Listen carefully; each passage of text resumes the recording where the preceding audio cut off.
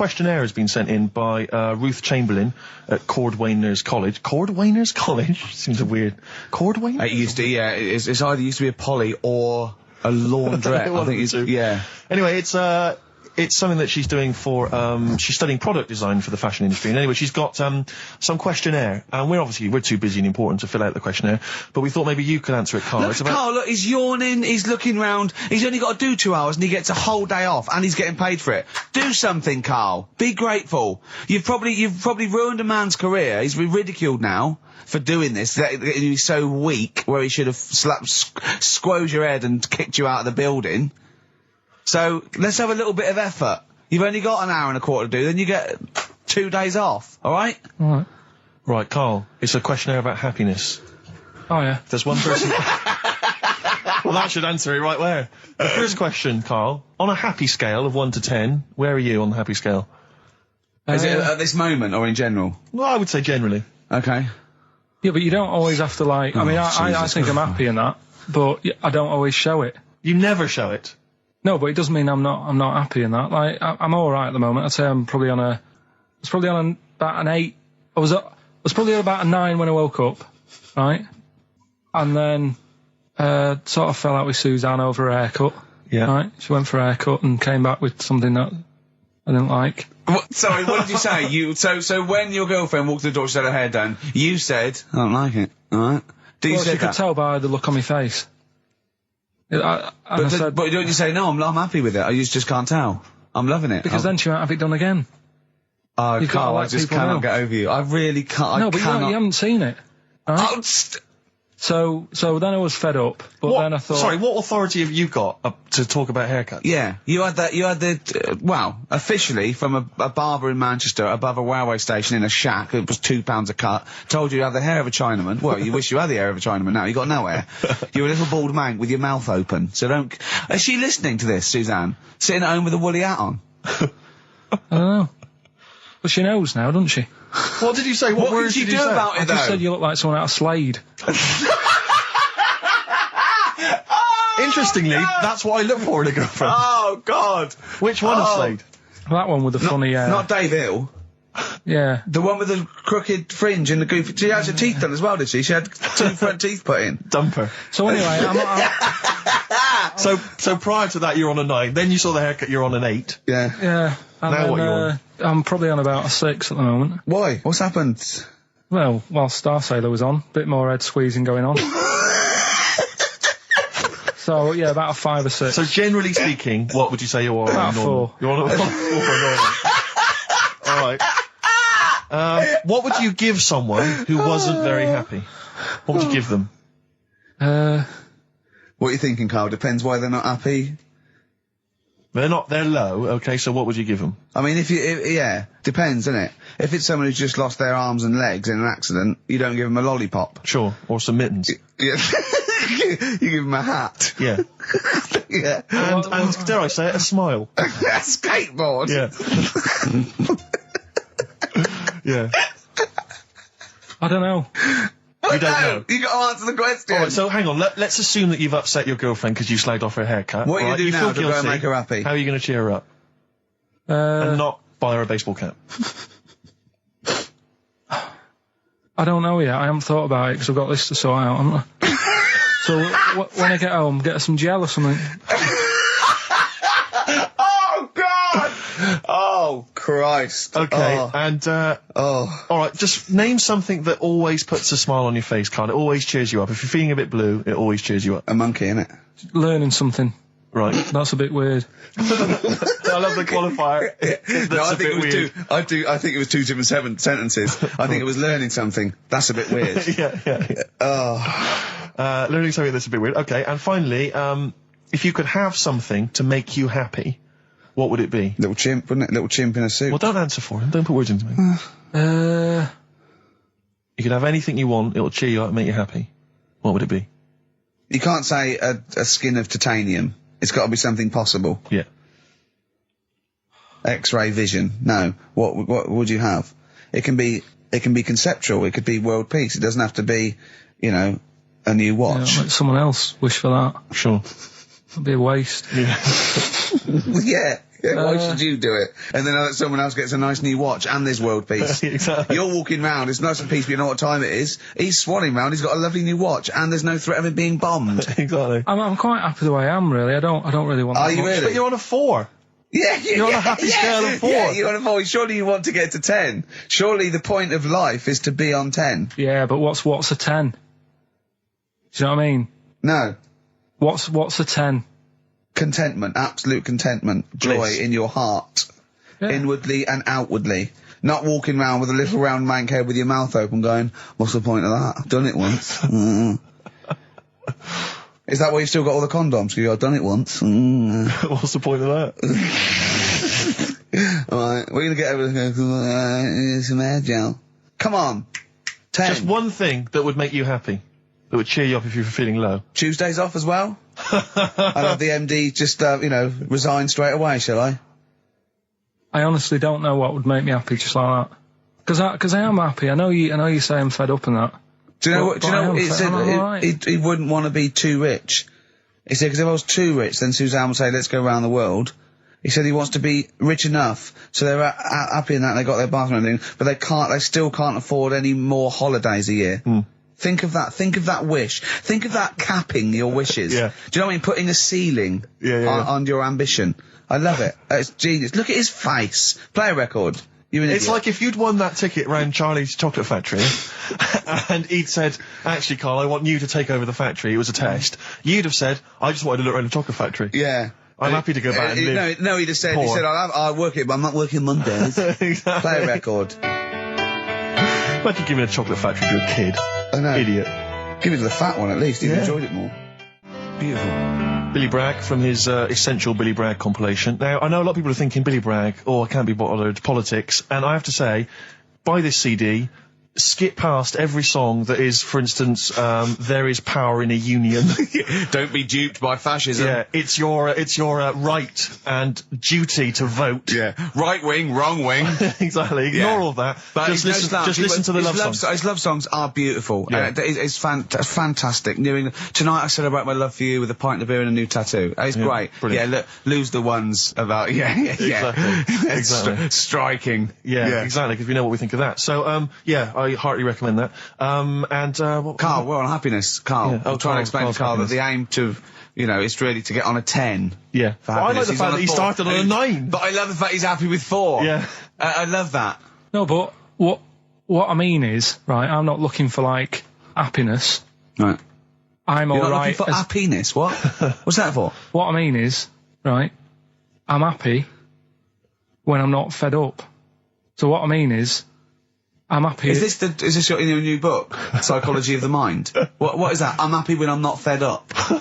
That's like an 8-year-old trying to explain happiness. Johnny, what is it when I'm happy when I'm not fed up, miss? Well done, good boy. That's it. You're happy when you're not fed up. Talk like an adult. Yeah, but that's what I'm saying to you, though. I don't. What? I'm happy most of the time. It's just that when things niggle me, I find that I realise when I'm annoyed more than when I'm happy. But Carl, every time we talk to you, you are whinging about something. You've got something that annoys you. But he's one of those people that if he whinges loud enough, he gets away with it. Like he's in here, I think he goes, I'm really busy. I come in and he's doing nothing. He's chatting, because he's having big long chats with everyone about how someone's wound him up. And they all come in and they go, Carl's fed up. Because he's got this show. You know what I mean? He's wormed his No, way. but hang on a minute. You came in moaning about the post and that today. Yeah. Well, everyone's annoyed and frustrated by that. There's small businesses going out of business. I'm not. You haven't heard me. No, you're know not, because that. who's sending you letters? No one. You've got no friends. You've said that yourself. Yeah. You've openly declared you don't want friends. This is a bit easier, but I still think it's a good one. So this is, we should explain what this is if you've just tuned in. It's one of those stupid lateral thinking problems. That Carl himself has created. Yeah, that was his homework. Right, this one. It's a fella. He has a normal day doing stuff. Nothing wrong with him. Right. And It's the twist in the tale. It's just like Tales of the Unexpected. Just a normal day, nothing wrong with him. Hold on, though, he's got the legs of a fish. Go on. So, that's why he's been hiding his legs. so Go on. he does his The normal, legs of a fish.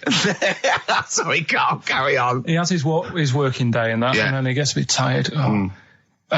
Goes to bed. He puts the light on, leaves it on, goes to bed. Oh. That's crazy. That's mental. I can't think what's happened. Anyway, here's Radiohead. Right, okay.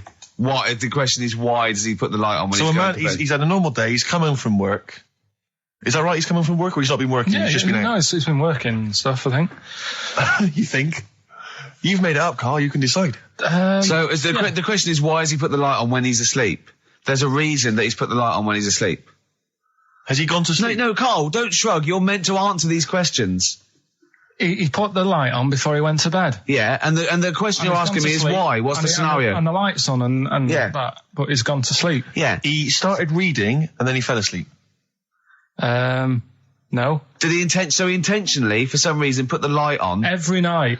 It's mad. Sounds mad. That's Carl, doesn't it? Every night he does it. Yeah. He puts the light on when he So- goes to Light sleep. on, it goes to bed. Carl, is the point of this, he puts the light on for a very good reason. Not for us, but for some people. He's blind and it's always been on, and he thinks he's turning it off, but it was on in the day, and he thinks he's turning it off, but he's turning it on because he's No, blind. that'd be stupid. That works. No, that works great, Rick. Yeah. Thank you, Carl. So you've got to come up with what? Hang on. If What? you're blind, why would you put a light on? No, he thinks it's off. Yeah. But why would he turn it on anyway? Just think so he doesn't get burgled, so people know he's in because he can't see him. So he just he puts the light on when he's there, then he turns the light off when he goes to bed, so people think it's fine.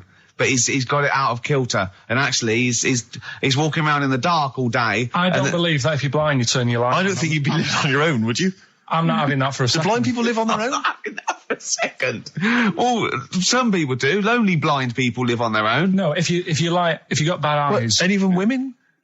Are there any blind women who are living on their own? Rick? No, I mean, if you know of some blind women. Oh, living on their own. 700, 800, 1234. We've gone through this. If you are a blind woman with no standards and you don't care annoying voices and smell, yeah, then get in touch with you. yeah. I mean, know- you've got to be within the ages of say 25 to 65. You know, Right. well, call it 75. You fussy all of a sudden. I know. Yeah, go on. If you were blind, would you live in London? Because someone said yesterday there was one struggling outside in Leicester Square, and I don't understand. If you would, I mean, you know, That might have if you, been a tourist. but why come to London if you're blind? It's the worst place in the world to come if you're blind. To hear the sights. To hear the sights. It's a bit mad, isn't it? They do the same job. They have tourist needs like anyone else. Yeah. No, but it sort of stinks, and you'd go away going, "Oh, it's not that good." I just thought that I thought it was a bit weird. Well, never mind your concern for the partially sighted or sight impaired people coming to London. Get on with this. Yeah. So there he is. Yeah. It's like, oh, a bit tired. Yeah. Just put the light on. Get to bed. Yeah. So he turns the light on and he goes to bed. Yeah. Oh. Should we play a track? He's not sleeping on the job. He's a lighthouse keeper. Well done. Is he a lighthouse That's not keeper? it, Carl. He's a lighthouse keeper. Right. Why wasn't the light on all the time? It's light in the day. You idiot. Play a record. What? Play a record. You're a buffoon. No, actually, the light isn't on in the day, is it? No, Rick? it's not. I think you're the buffoon. Oh, yeah. Carl has won! It's a long time since we've had any white van Carl. For those that don't remember this particular hot feature, we basically ask Carl some of the questions that are asked of a white van driver in the Sun. They always have this on Saturday afternoons. Anyway, here's the first one. They're not fascinating, Carl, but I'm just interested on your take, really. Yeah. What do you make of Cilla Black quitting Blind Date after her husband sent a message from beyond the grave? Are you familiar with this story? I didn't know that. What's that? She went to see a medium, and supposedly her husband passed on information through the medium, which was incredibly vague, but persuaded her to quit live on air. Well, it's about time, isn't it? If even dead people are saying enough's enough. But I'll tell you what, though. You're listening to XFM 104.9. Coming through today, it's noisy again out there. It's a nightmare. A lot of people marching up and down. What's that about? Well, from what I can work out, there's hundreds of them, millions of them, and they're all shouting really loudly. What do we want? Peace. When do we want it? Now. What do we want? Peace. I want to go, shush. Yeah, We all want a bit of peace on a Saturday. Yes. Keep it down. Please, I can barely hear myself think. I know. And he's not listening. Tony's not listening. He can't hear you from there. You may as well give up. He's not listening. There was 1 million of you last time. It didn't do anything. Hey, but Steve, there's no attitude. You know what? I couldn't find Boy George's War is stupid, so here's a bit of Dylan. Bob Dylan. The times, they are a-changing. The thing is, Rick, it makes me wonder if the times, are they changing? I mean, it seems to me that life's pretty much the same as it was way back in the 60s when Bob Dylan wrote that song. Got any idea what you're talking about? No idea whatsoever, You Rick. don't really know about politics, do you? Know anything about it. Don't even read the papers. Got no interest, really. Yeah. Not particularly. Informed my life's cushy. Won some awards and stuff. Doesn't bother me. So, On a good serious luck to note, everyone. though, it is a bit worrying. I want somebody to put on my... Do I have to get gas masks or something? No, because there are guys out there in Leicester Square today wearing novelty hats. If they don't sort this war out, then no one can. Okay, well, I'm not talking about it. You would worry about it. I would worry about it. Well, you, maybe Steve. Why?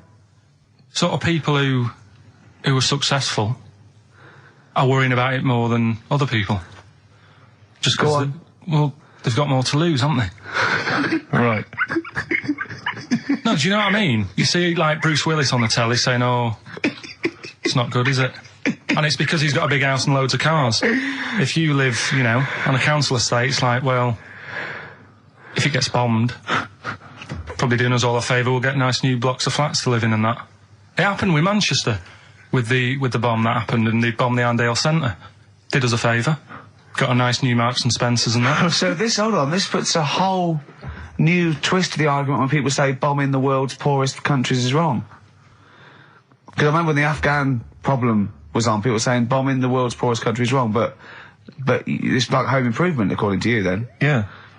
Because they've got a brand new B&Q, have they, over there? They're popping down there every Sunday. Anyway, let's not go on about it. I'm Ricky Gervais, with me Steve Merchant, Karl Pilkington, pressing the little buttons there. XFM 104.9. What's that little Well, I think I do more than press the buttons. right, you see, this is it, right? Karl has had a little strop on since last night, okay? And it's... He's had a little strop on. Yeah.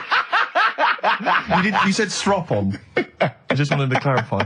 And, I don't know why. He says that I'm an annoying person. He says that I wound him up, right? Which I don't know. He says that you're winding up because you're sort of like negative about I'm everything. negative? Yeah. And, but what I think it is because we pointed out that his lateness is unacceptable. Yeah. He said, meet you at 6. He turned up at 20 past. He said, well, someone stopped me in the corridor. I don't care. I've got stuff to do. We had stuff to do. I think we're a bit busier than you, Karl. You've got one job. We've got loads of jobs. I keep telling you that. You've got one job in a little room, a 9 to 5 there, that you don't even get done in 9 to 5. That's why you're late and mucking around all the Yeah, 'cause time. there's loads of work to do. Yeah, one Right. job. No, it's Cool. not. It's one job with a lot of other jobs in it. It's like those little Russian dolls you get. Right? Well, it's So not, don't is have it? a go. Yeah, it is. Yeah. Everyone thinks, oh, he only sits in his studio messing about, making songs a phrase. That's what I do in my free time. Which we've got coming up later. Super slick. I still think 20 minutes late is an outrage, though. Yeah, Karl. 20 minutes late is... Yeah, but I didn't say bang on 6. I you said said around 6. 6. No, you didn't. You said 6, which means 6. Well, it doesn't.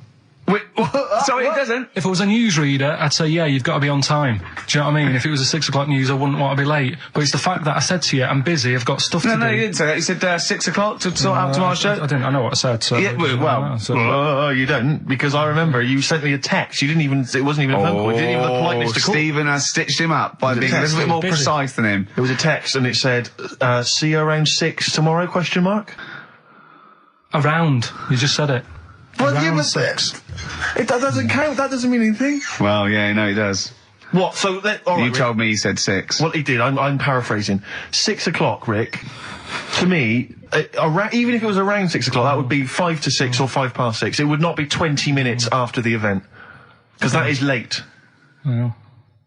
Well, you've got nothing. You see, you haven't even got an excuse.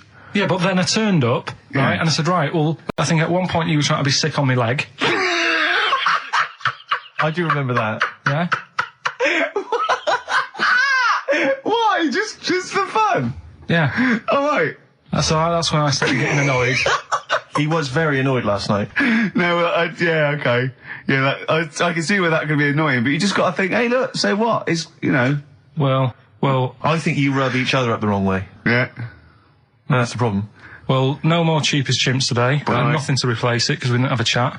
Songs of Phrase, we're doing that. You can win some stuff. Yeah, we've got the film that we haven't done for the last 2 weeks. The final film, we won't be doing that. Let him down. There's 2 weeks. So you're 2 weeks late on that. Can I just ask, guys, is there going to be some great music? Yeah, well, what I've got about something from the only ones? Yeah, The classic, Another Planet. Brilliant. Placebo, The Bitter End. That's the first single to be lifted from their forthcoming album, Sleeping with Ghosts, which you can hear in full on the XFM online listening posts. I'm Ricky, you cheeky little devil, Gervais. With me, Steve. All right, ladies, what can I get you to drink? What, you think I'm made of money? I meant half a mile or something, merchant. And Karl, oh, I'm stressed. If it's too hard, I don't want to do it. Pilkington. Indeed. Oh, well, it's nice to be back, Rick. Rick, I heard a rumour that you weren't going to be playing great music today. I'm assuming that's wrong. It is wrong. This is what I mean about the grapevine and just Chinese whispers. I'm not having it. There's some great music coming up. Right. I heard that there was going to be some boring chat. Sorry, it's that. Well, I want names. I mean, I don't want to name names, Rick, but that's the gossip I heard. It's totally wrong. I heard it was going to be inane, ill thought out, often stupid. No, Carl's not going to talk so much this week. We're going to try and sort of bring it back to real radio. So that's an absolute lie. Yeah. Great. Good. Good. All right, Carl, had a good week. Yeah, not bad. Have you? Going on holiday now, aren't you? Well, I will be doing later. Tell you about that later on. What? There's a hook. Can I just check? Because there are rules in place, aren't there? Yeah. There was a big bust up in the week. I'm only allowed to wind him up. I'm not allowed to wind him up socially now. I'm not allowed to. What am I not allowed to do socially? I think squeezing the head. Okay. Socially, it's been crossed off. Right, okay, and I agreed to that because it got to a head where Carl was really upset and he was thinking of just giving it all in, weren't you? Yeah. Yeah. Why was that? Because you were just winding me up too much. Yeah. I mean, do you want to bring it all up again? I don't mind. What was I doing? It was just. I mean, I should say now that there was a conversation where we were all sort of really walking on eggshells. It was frosty. It was a conference call, and Carl was on one end. And I'll tell you, it was. I was very much a media. I was very much a UN mediator. What do you think of that? It was difficult to sort of keep it serious when I'm saying stuff like, "I'm sick of you putting a Burger King bag on my head." Do you know what I mean? Yeah. There's a part of me that's like, I can't believe we're doing this. What I like about it is that I'm laughing and going, well, I won't do that anymore. And he's going, you can still do it on air. And like today, I came in, I went to squeeze it. He went at 1 o'clock. I love those rules. Yeah. I love those rules. Well, between the hours of 1 and 3 on a Saturday, you can squeeze his hair. You can put a Burger King back on his. I can't wait. It's terrible. Oh dear. That all started last week as well, really, because I got in a bit earlier to do an edit for you on some track that had swearing in it, right? Yeah. So I get in early, he comes in, first thing he does is go to sort of squeeze me head. And my reaction was, not now, do it later. As if it's all right to do it later. Yeah. So that's kind of what made me think this isn't normal. We should just point out, when we say squeezing your head, what exactly does that mean? I put my hand on the front. I do 2 experiments, right? Yeah. One is the side, because you can crush an egg sideways, so I think that's more dangerous. Right. And I actually put my elbows out, and I pressed like a vice, and I really go for it until it really hurts. And the front one it shouldn't hurt so much, if my experiment's right. I don't know. Well, it was all this that sort of, built up. Sure. And the research that you're doing there, Rick, is that going to be available online at some point? Well, that was the problem. That's what I was saying to him, because it kind of started last week. Well, it's been going on since we've known you. Yeah, but I just upped it last week. It got out of hand a bit. I upped it to when I think it got to ahead on Thursday when I filmed it. That was it, yeah. That's right, I brought in a cameraman to film me torturing him. And there was some people from the 6th floor being shown round. Yeah, some management and that, showing probably clients round. Sort of, they've probably been on all the different floors, same what all the different radio stations do. This is XFM, the sort of this sort of noise going on. Yeah. You see them all look down and saying, don't do that, right? Sure. They might want to spend a load of money. Yeah. And he's doing that, he's wrestling with me, he's filming it. So that's when I just thought, It's mad, isn't it? And then when we were having the argument on the phone, I was saying, has this been some sort of experiment? Yeah. He did. He said that, and of course I lost it. Yeah. But it's all good now. Well, do you want to squeeze his head before we play the next record? I won't at the moment because we've got to get on. It's not right, and that annoyed me as well because I was trying to find out where he was going. I was filming him. I was going on waiting for Carl. Told Johnny he's meeting a mate at 6, which annoys me on 2 counts. And I'm just doing it to the camera, So I'm gonna follow him and just turn up and go. All right, where you been? But then when I came in, he went, "I'm meeting a mate," and he told me where it was. So I told him that spoils my fun. Of course. Because you'd want to just track him down. I don't want him to like it. Yeah. Which is sort of pulled the rug under my carpet now that he's going to let me do. Because I think magpies go for shiny objects, don't they? And you were probably probably losing it a little bit then in the front. And so when the sun was out, there's a bit of a sheen on the front. They saw a glare and thought, I'll have that. Yeah. What is that? That's brilliant. Yeah. Or as it was sort of pecking away, it mistook it for a tree. Yeah, because of the noise. Because of the noise. Yeah, the hollow sound. Go on. Women wearing trousers and that, right? On the estate that I grew up in, on right? There was a woman about 4 houses down, right? Rough. She's the one. She was, or the estate? She was, right? Yeah. She's the one whose kid took a horse into her house. Yes. Right. Now, we won't go over that again. No. If you're a new listener, I think we're covered. I think they get That's the all you idea need to know. Right? Yeah. Now, she used to wear leggings. Yeah. Now, they're a bad idea. They are a terrible idea. I agree with you there, Carl.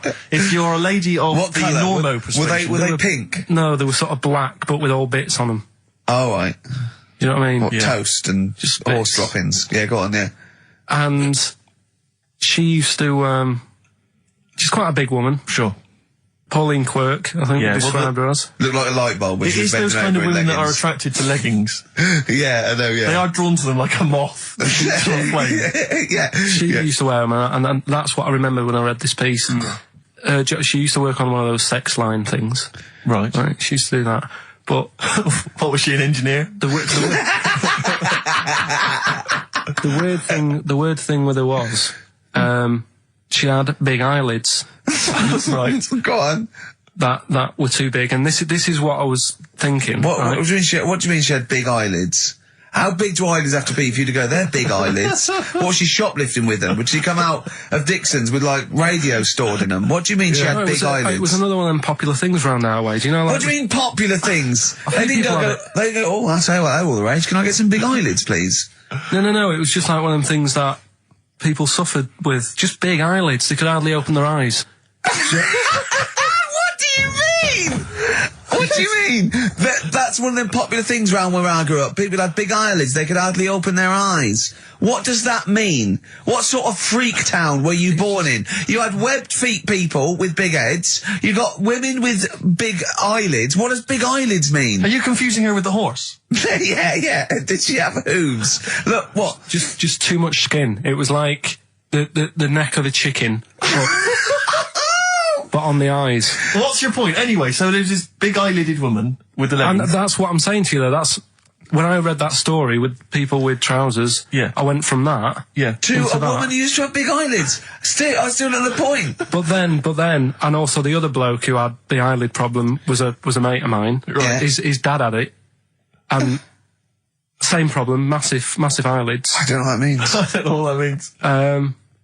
I used to say to my mum, I'm going round to Dave's house. Yeah. And or say, Pete, well, as you call it. That's all right, but make sure his dad doesn't take you out in the car because he could hardly. He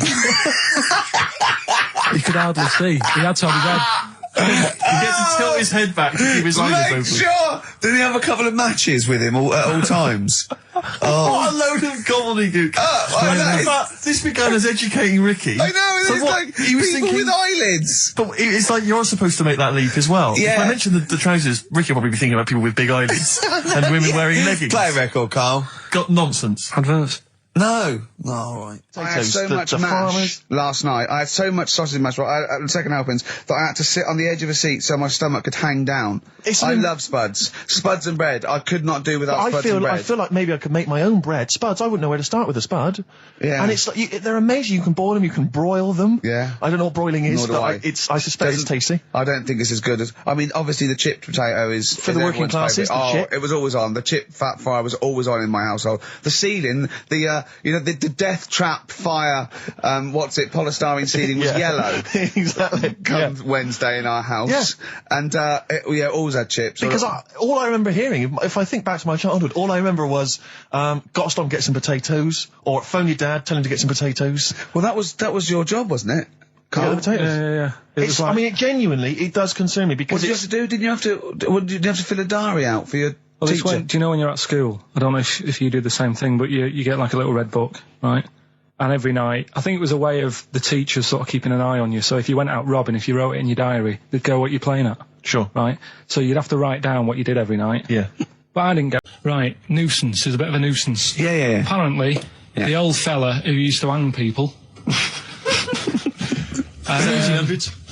Yeah. He used to be able to tell somebody's weight just by looking at them. Right? That's a bit of a bonus fact. We'll be the judge of that. The thing that I wanted to tell you is money for old rope. Do you know what I'm saying? I can't even be bothered. Yes, you're going to tell me now. Come on, Carl. Right, I mean it. Basically, money for old rope came from the... right. What was all that about? He can tell someone's weight. What was all that bonus for? fact. And blind blessed shitting himself. What are you...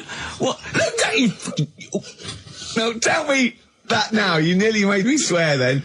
I'm getting really annoyed. I'm getting really annoyed now. Tell me this back, Carl, or I'm going to go mental. Come on, Carl, time's running out. More that people years ago, when people used to be hung, right? Right. If you didn't like the person who's been hung, you'd go, God, I really don't like him. And so you never forget the time. Because even if they're being hung, we take that as read. Yeah. So they never forget afterwards to get the hangman to get the rope and to cut it up into little pieces, and he'd sell them. He'd sell the little pieces of rope to people. Carl, that's the most interesting thing, if it's true, that you've come up with. Right, okay. And so so they sell the rope? They sell the rope, and it's money for old rope. Money for old rope? Meaning, like, God, it's easy to make money, all they have to do is cut it up and sell it. I'm cynical. I'm not so convinced. Listen, we're really tight. We haven't even got time for a last track. We've got an ad break and we've got to give out... Okay, do the answers then. This is ridiculous. So, Steve, do you want to pick a winner? I've got a winner when you give us the answers. Okay, so the first clue was that army has got some well nice trenches. Yeah. That was DW. Who's that? Dandy Warhols. That's brilliant. That's brilliant. All right. That's good, yeah. The second one, the top of them curtains are wrecked, all the material is worn. Yeah. HV, that's Holly Valance. Oh, he got a phone call for a woman saying I haven't heard it, and he was talking to her off air, and she went, what is it? So-and-so said them curtains. She went, oh right. He said, you know the thing around the top of the curtain is a palmet, not a valance, and he went, cut her off. Yeah, but... My auntie's always making balances on everything. I'll tell you about that next week, right? I'm looking forward to that. Right. Is this the one that farted for 5 minutes? Yeah, the very same. Yeah. Right? So we'll talk about that. I was in Texas, I tripped up, I landed on my knees in a puddle, WH, wet knee Houston, right? Wet knee Houston. Yeah. So, you're a maniac. So, who's a winner? We've got Pete, Catherine and Laura in Newcastle upon Tyne. They're listening online, I assume, and they're going to get Digital. those great places. And remember, they got loads of stuff. They got the DVD here. They got Linda Green. They got Stone Roses. They got another compilation and Executive Decision. What did you read about Brian Blessed? Is it actually true, or have you lied with someone else? It was an interview with him in it. And what did he say? Oh, come on! What did he say? He said I climbed Everest and I played off it with me belly. Let's talk about it next week. We've really run out now. Oh, you're a fool. Have you got some educating, Ricky, for me? Got some education. I need some education, Carl. I desperately need some education. I want to learn about Chinese kids that are born hairier than average. I want to hear about deaf girls that can hear after their mum hits their head against a wall. These are the things I need to know. I mean, I don't wish to be disrespectful. He doesn't look like a genius. He doesn't look like But then I don't know what a genius looks like. Exactly. So, Steve. I don't want to be an look at Einstein. Yeah. His mum thought he was mental as a child. Where'd you get that information from? That was in the Einstein book. Well, it was in the Einstein book, then it's presumably true. Which Einstein book is that? His Theory of Relativity? The big book of Einstein stuff. Oh, yeah. Yeah, the big bumper book of Einstein stuff. It's for a coach trip, and you have to fill in E equals MC1 squared, 2 fish, or 3 hello, and then it's multiple choice, and you fill it. It's great. Did his mum think A, he was a genius, B, mental? Most people go for A, but it is in fact B. She thought he was mental at the age of 28. Oh, Carl, you never let me down. You never let me down. So have you got Educating Ricky for me? We've got Educating Ricky coming up. We've got Rockbusters. We've got Rockbusters. Great As seen and talked about in Heat. In Heat magazine. It's got really tough this week now. We're not messing about anymore. Right. Got some good prizes. Absolutely, yeah, we'll talk about those later. Because, I mean, was it last week that you had the classic? Was it, I can't remember, I'm paraphrasing, Carl, apologies. Something like, I'm here in Texas, I've fallen in a puddle, and my knee has got wet. Yeah. Whitney Houston. Whitney Houston. Yeah. Also, it was last week when there was a little bit of confusion over the one for Holly Valance. Right? Of course. I don't think it was confusion, I think it was your error. Yeah. No, it wasn't. And it was Holy Valance and you meant Pelmet. Then Becky, who called up that time and said, if you're getting mistaken with Pelmet, right, she sent me an email in a week saying, I've done a bit of research. Yeah. It was my fault. I've made an error. Yeah. It is a Valance. Okay. And I know about Valances. As I told you last week, at the very end, my auntie loves them. Yeah.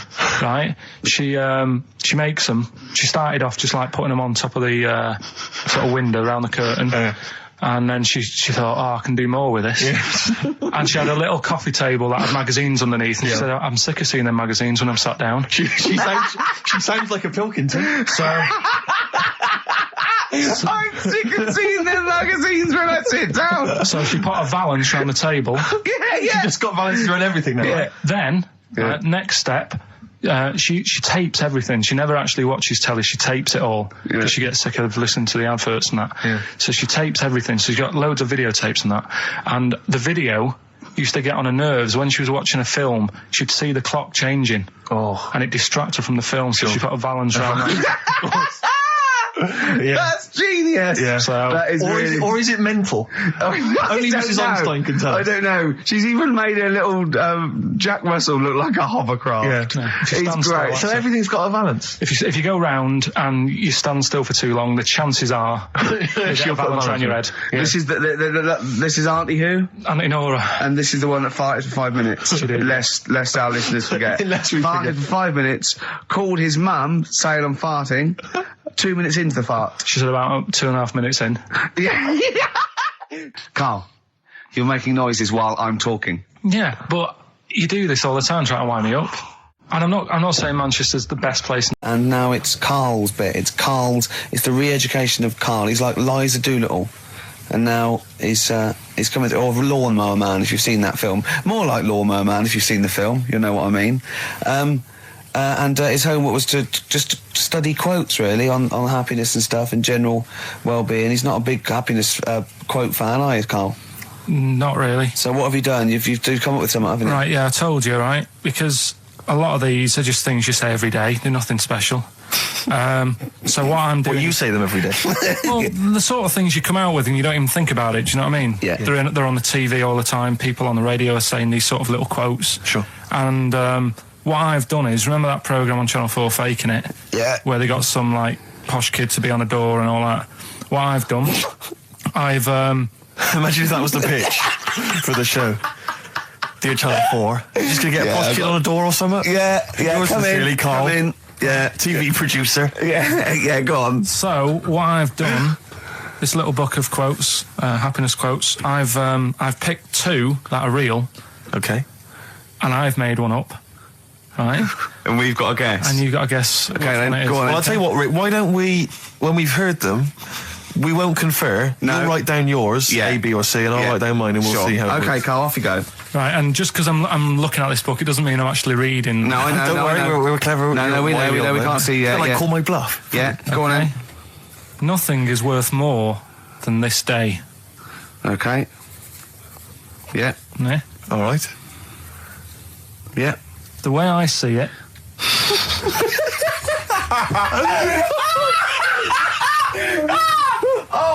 Oh God, my head's gonna burst. now hang on. My head's gonna burst. No, Hang on. this might not be Carl's. Oh, it might not be. How do you know I haven't tweaked them a little bit? Yeah, good Okay, point. fair Good enough. point. No, good point. The way I see it, if you want the rainbow, you got to put up with the rain. Yeah, okay. All right? All right, yeah. Okay, hang on. Yeah. Come on. cat food. Cat food, come on. It stinks a bit. But if you don't put up with the smell, the little kitten will die.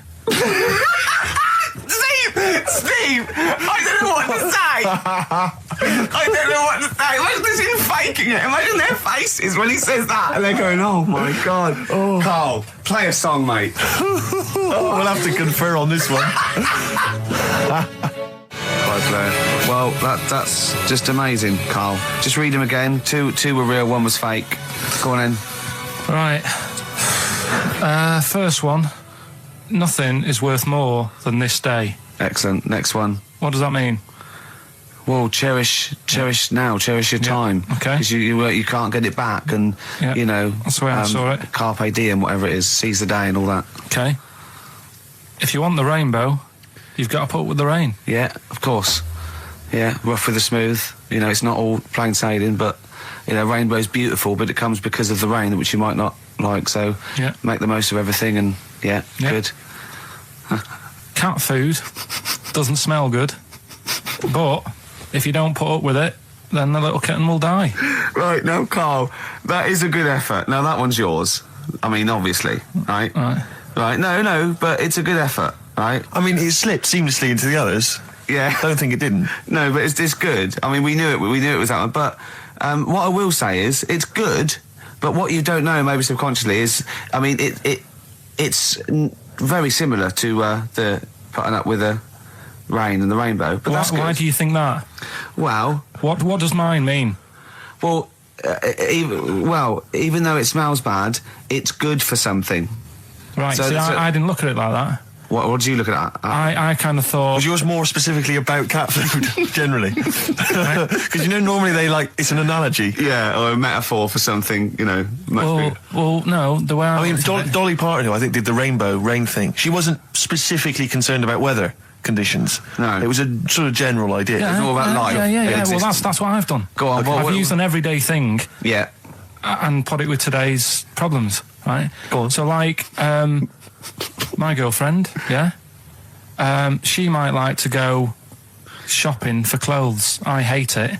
Right. But because I love her, I put up with it. Ah, that's nice. Yeah? Yeah. So, you love that little kitten. You can't stand the smell of the stuff, you got to feed it. But because you love it, you go, well, you know, I'll put up with this just for a few minutes, and then I can, like, squeeze its head later and give it a little... Sorry? Squeeze its little head? No, yeah, well, that's just the thing that I do with cats. Put it in a bag and drown it in a lake. I can feed it and then I can throw it against the wall. So you didn't see it like that, did you? No, that's very good. So it's about love, is it? It's about putting up with the bad things for something you love. Yeah. Well, that's nice. But Carl, you seem now to be convinced and rather smug that you've tricked us and that you've fooled us and that we didn't understand it. Well, I say that's your fault, not ours. No, it's not, though. I mean, look, that man in Forrest Gump, he was a bit of a nutter. And he came up with the life as a box of chocolates thing. Yeah. Now, if that was in this book, you say, oh, yeah, brilliant, you know, good bit of work. But if he was sat here doing the show with you, you'd be taking the mickey out of him. Sometimes I feel he is. No, but, Carl, I could, in fact, if people are out there, we're too lazy, could you write down everything Carl's ever said? Because I think we could publish that. Yeah. He said one today, he saw my salamander, it's not you. I get hassled a lot by the homeless. Don't we all? You should go home to sleep. Yeah. I'm here, mate. But no, I do treat them a lot. You know? You treat them. I love that. You had a good day? Yeah. You've been good? Yeah. There you go. That's 50p. Suzanne does the Save the Children thing. You were talking about, you know, charities hassling you all the time. She does that. And I sort of say, well, you do that. I'll look after you. You'll take care of the homeless. I'll take care of the odd tramp around where I live. And how do you treat them? Loads of different ways. 50p I might give them. Yeah. Or I might, you know, they'll sort of say, oh, have you got any money? I'll say, what for? And they'll go, I'm really thirsty. So I'll go, well, hang on a minute. And I nip and get them a little Diet Coke. Sure, Diet Coke. Yeah, they want to watch their weight. Yeah. They're going full fat. Oh, what an insult. Yeah, exactly. To a man like me. Yeah. You know, I'd rather treat them than... Because a lot of people spend money on, you know, problems abroad and stuff. Right. Oh, I just think, you know... Yeah, I'm just saying. Oh, God. Like what? What do you mean? Like famine relief? Well, you do get sick of it, don't you? You know what I mean? It's that... You get sick of it. No, I'm just saying. Wait. No, I'm just... I know, just let whatever you do now, Steve, don't interrupt, because I'm scared, but I just think it's worth it. There's so many issues. There's freedom of speech, there's we're not responsible, there's he'll get away with it because he's a buffoon, and it is entertaining. Exactly. So, go on. All I'm saying is you're saying, who do I give me money to? Is it little, sick kids or whatever, or is it old people or whatever? HMV. That's where he gives his money to. Particularly, they get a lot of it, Yeah. And for me, I just get sick of, problems abroad. It's like, what do you do? What do you do with famine and that? What are you meant to do? How can you solve it? It's gone on for years. Yeah. And it just keeps going. We keep giving them money, they keep spending it. And you're not getting any return for your cash. Well, it's just how many times, they've got to learn. What do you mean they've got to learn? What, you're going to teach them a lesson? What do you mean they've got to learn? What do you mean? Well, what are they doing with it? They must have, like, better interest accounts or something where... look after, put the money in the right things. Sorry, do you think that Bob Geldof sort of writes him a cheque? He goes over and he's in the helicopter and there's millions of them, and they go, it's Geldof from Boomtown Rats. Brilliant. They go, if there's one man that can help us. Yeah, I hope he doesn't sing. He's not going to sing, he's got some money for us. And he comes down and he goes, do you want a cheque or do you take Switch? They go, we don't take Switch. He goes, there's a cheque. They get things doing like... it again, though, isn't he, as well? He used to work here, Bob. He's a lovely fella and that. But, yeah, he's a lovely man. But how many times can you save the world? He's over there again helping out, and it's like, well, what do you do? Are you saying don't bother because it keeps happening? Not for well, I'm not saying that. You know what I mean? I'm not daft. So that's what you're thinking. And Carl, you are daft. Yeah, exactly. I don't know what the answer is. Do you know what I mean? So you're just saying wash your hands of the whole affair, leave them to it? Yeah. Sure. Are you really just saying it's nature, it's tough luck, just don't interfere? Like a wildlife programme. Is that what you're saying? Don't interfere. Are you basically just saying it's not my concern? This has got a bit heavy. Can we do Cheeky Freak of the Week? Let's play a record.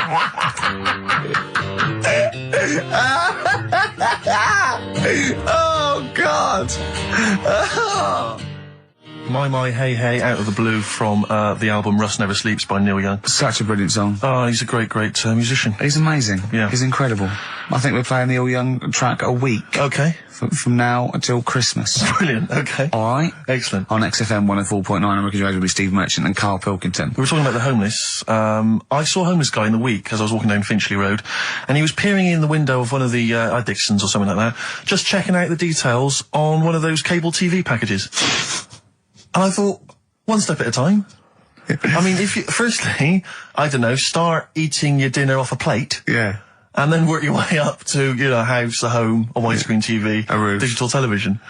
But it's odd. Well, that might answer one of the questions. Because I keep getting recognised by homeless people, and I never know what to say. I go, I think, well, either they're not really homeless, and they've got sort of digs or something, and they watch television, or the scariest one is that they've become homeless in the last few months since the office. And I think, oh God, that's really scary. Or they are watching it in Dixon's. They're going, the office is on tonight. Yeah. What are you doing? Yeah. Going down to Dixon's. Or they think you're one of them. Or that, well, I am. Because I mean, the way you dress. Well, no, some that are probably not quite, got their faculties, maybe a little bit worse for wear, think they recognise me. And they whole scenarios where they're going, remember we were chatting, I was going, yeah, how are you? And it's just they recognise someone. Right, yeah. But that's a bit weird. But I mean, I think that's the worst thing. On a serious note, it is outside health. We're talking about charity, and I don't know, I sort of, got these stand orders where I've been sort of caught in the street. But the ones that I'd choose, I'd always think, charity is what touches you. You can't change the world, but you can change your bit. So cancer, obviously, because I'm mum, so I give to cancer. And I think outside health, the next one must be being homeless, because there's nothing you can do. It's got everything. You're scared, bewildered, you're cold. It's just everything. Even if you're healthy and homeless, eventually you're not going to be. Well, I do feel bad because, I've always felt that I want to give to the health charities, like cancer, for instance, because there's that fear that I might get it. Well, yeah, it's not just that. It's just like, if you're not healthy, that's the first thing, isn't it? If your life's being threatened, there's nothing else you can really worry about. Yeah. But I don't know if that makes it wrong, though, that it's like I'm investing in a possible future. Yeah. Well, not really, because it's the same for everyone, isn't it? But,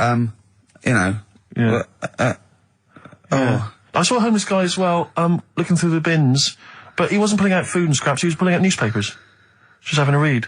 Yeah. I always found that odd. I see that a lot, homeless guys. I don't know if they're just checking out the TV listings.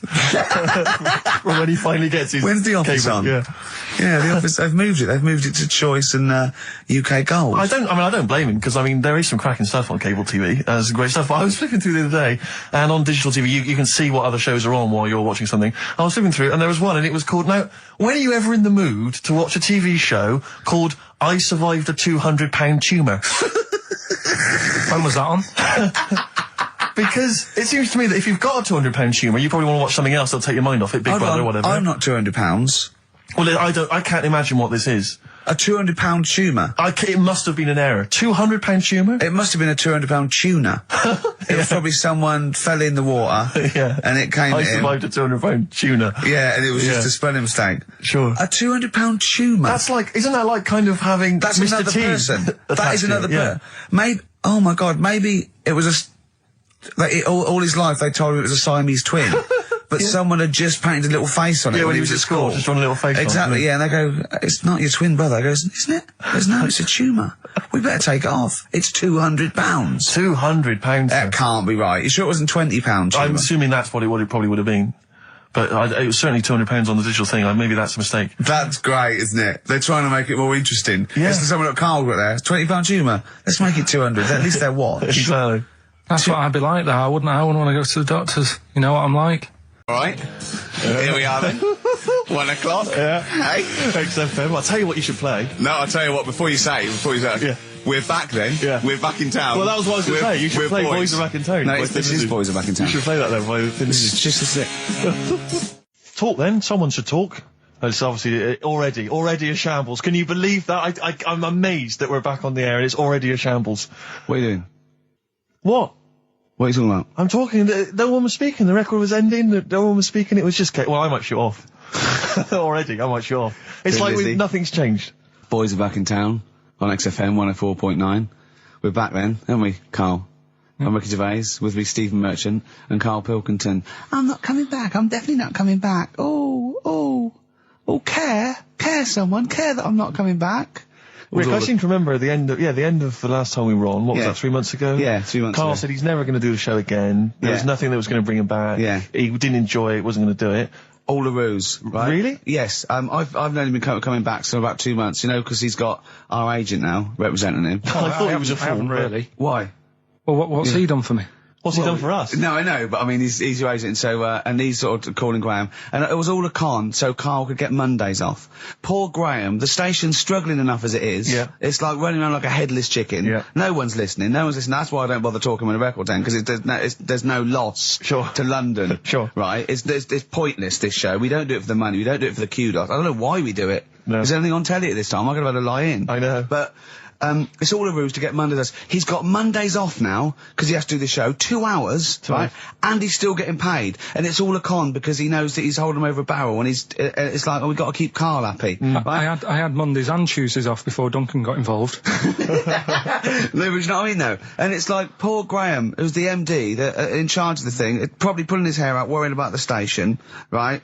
It's a sinking ship. And then Carl comes along, well, I'll do it, but I want Mondays off. He's probably sitting home now. His family, he's probably ridiculed by his wife. His kids almost certainly would have lost all respect for him. That he's been fooled by Karl Pilkington. He calls his mates and goes, I'm busy, Graham. I don't, I just can't think. It's embarrassing. But do you know what I mean? And you think it's funny, and you think you've got one over him. He's going, Monday's off for 2 hours. Yeah, you do. You think it was, and now you're embarrassed we've said it on air. But you're only conning yourself in the long run. Because, do you know what I mean? I hate that sort of, the world owes me a living, what can I get out of the world? What are you going to give back to the world, Carl? What are you doing now then? Are you going to prepare Mondays? What have you prepared for this show now? You've had 3 months to prepare. Yeah. What have you got? What have you got for us? Okay, what's happened in the last 3 months? What? In this place or just my life? Well, what have you got for us? 3 months, we're turning about, you get Mondays off, you're getting paid for it, you've got a cushy deal, you're having a laugh, you're taking the piss out of the management, right? So, what have you got for us? Give it to us.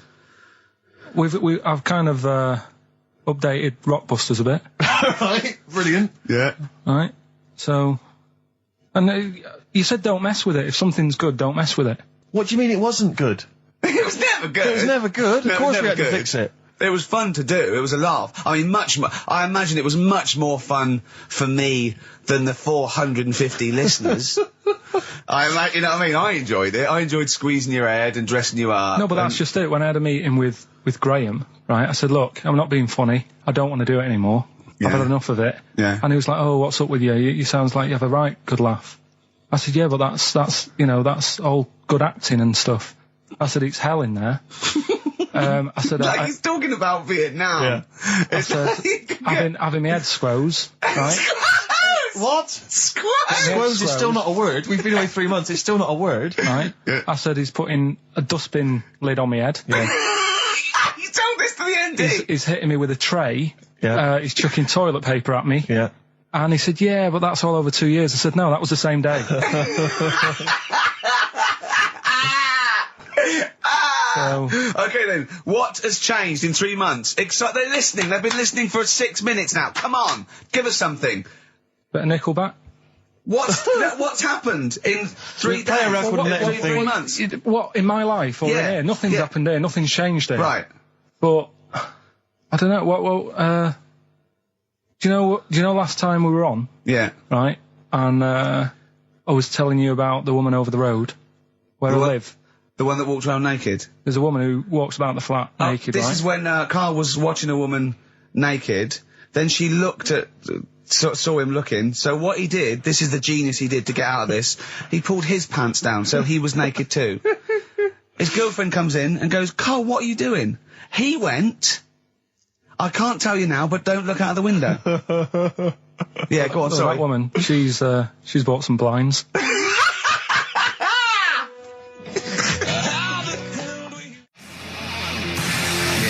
Darkness. I believe in a thing called love on XFM 104.9. I'm Ricky Gervais. You're Steve Merchant Short. That's little Karl Pilkington over there. Where is he? There he is. There he is, yeah. All right. Yeah. Hey, back together again. The old gang. Yeah, it started last week. Yeah, I think triumphant return. it went well last week, didn't it, Carl? Good show, wasn't it? You loved it, didn't you, Carl? Brilliant, right? Yeah? Yeah. Now, you weren't speaking to Suzanne last week at this time because you said she had a haircut, probably quite an expensive haircut. She's a lady in media. She's got to look good. She probably doesn't go to the barber like you or just shave it at home.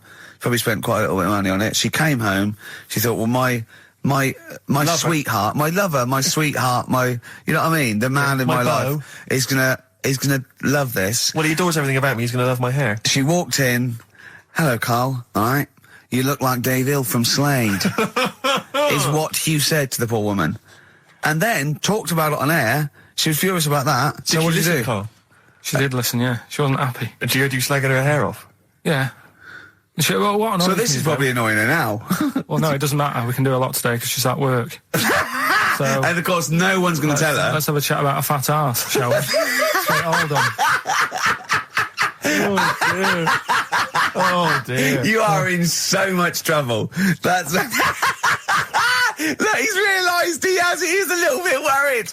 Oh, didn't you go and buy her a coat or something? Took her out on Sunday and treated her to a new coat and that. Yeah. But I offered, I said as well, I said I'd pay to have it done again. Oh no, Carl! You have. Oh God! Oh my Christ! So she listened to the show. What did she say? You got home, she'd heard you slagging her hair off. Imagine that. He thinks that's a good thing. We've won the pools. Brilliant. What are we doing? Well, you can have facial surgery now, love. It's sort of like, it's just, Christ.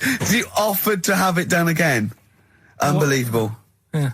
But I got home and she's like all being moody with me, right? Yeah. You thought something's wrong, so you must have listened to the show when I was slagging off her hair.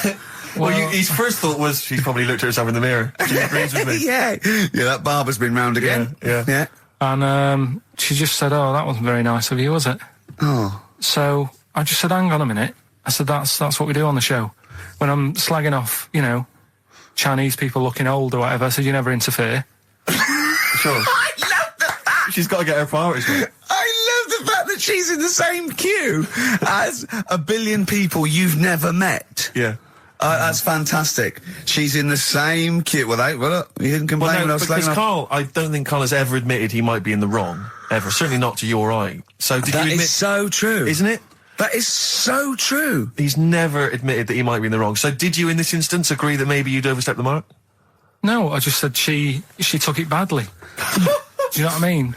I mean, it's only a haircut. Yeah. Yep. Well, So, Steve, you haven't seen it, so you can't start interfering on this one. No, okay. No, I haven't seen it, but I very much doubt she looks like Dave Hill from Slade, who, if I'm, unless I'm mistaken, used to cut his hair with garden shears blindfolded. Well, So, you know what I mean? And did her teeth stick out and she started speaking with a Brummie accent as well? I've got used to it now anyway. So, And so did you bought... So at some point you came crawling back and you said, do you want me to buy you a coat? I just said, let's leave that. Let's go out and have a good weekend. Sure. But get your hat before we go. And, treat it to a new coat and that. It's a nice coat, so people will look at that rather than looking at the head. So if anyone... Does it do flash? It's got obscenities across the back. If anyone who knows Carl's girlfriend is listening... Tell her. And maybe you're a work colleague and you're listening to the show. Because I think this is terrible. Get her to phone him now. Get her to phone him now. I mean, forget the phone on the hair. XFM number. What's the fat ass complaint line? Because you are in deep shite. That's Michael Stipe and his boys from Rapid Eye Movement. Bad day. I hope you're not having a bad day. It's Saturday. It's 1:05. I'm Ricky Gervais with me, Steve Merchant and Karl Pilkington on XFM 104.9. Big up and a big thank you to Alex Zane for the last 3 hours. Next, we've got White Van Carl. Oh, excellent. Stereophonics, Vegas 2 times, XFM 104.9 into the last hour. Yeah. And then 3 shows to go. That's true enough. Until we're off the air. I'm Ricky Gervais. With him, Steve Merchant. Carl. Oh, yeah. All right? Yeah. Go on, tell you, we cut short last week, weren't we? You had an amazing story about Neil Armstrong, didn't you? Well, we've been doing quotes, haven't we? Like famous quotes. Sure. Yes. I've, gone down in history. Yeah. And I was saying, quotes don't really matter. It's more the situation that you're in than the quote itself. Go on. So like Neil Armstrong, if he'd have said, tie bacon round your head. I'm as happy as a pig in dust. Yeah, that would have still gone down in history as like being the thing that Neil Armstrong said, wouldn't it? Yeah. Yeah. But Space is driven in mental, probably would have been. But he chose to say something profound and meaningful to befit the situation. He got it wrong. Actually, it's a small step for man, one giant leap for mankind. But he was meant to say. We discussed this last week. Stop showing off. Well, no, but people might have been listening last week. It doesn't matter. I can't imagine. Well, people we better tell them every week then. Yeah, but he said he should have said this is one small step for a man. Yeah. But anyway, he had a good effort, and that's quite. And that's an example of what I'm saying. The fact that he got it wrong, but it still went down in history. Right. But anyway, the bit that and it didn't happen anyway, did it? What do you mean it didn't happen anyway? That's what a lot of people say. That no one's actually been on the moon. Ah, yes, of course. They filmed it in Teddington Studios. Well, they were saying something about there was shadow on the film, and you wouldn't get shadow on the film, and there's all sorts of things. See, these people that you always quote as they. Who are they? Are they living in jars? Are they little fellas in jars? Look, Go on.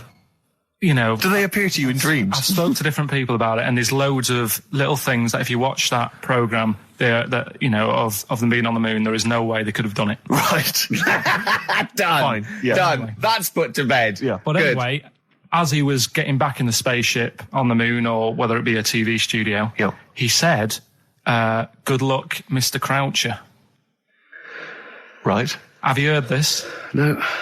And the reason he said that was because when he was a young kid, and he was, I think it was Croucher, but when he was playing as a young kid in his garden, he was playing baseball with his mate, and he chucked the ball to his mate, and his mate hit the ball, and the ball went over the fence to the next door neighbour.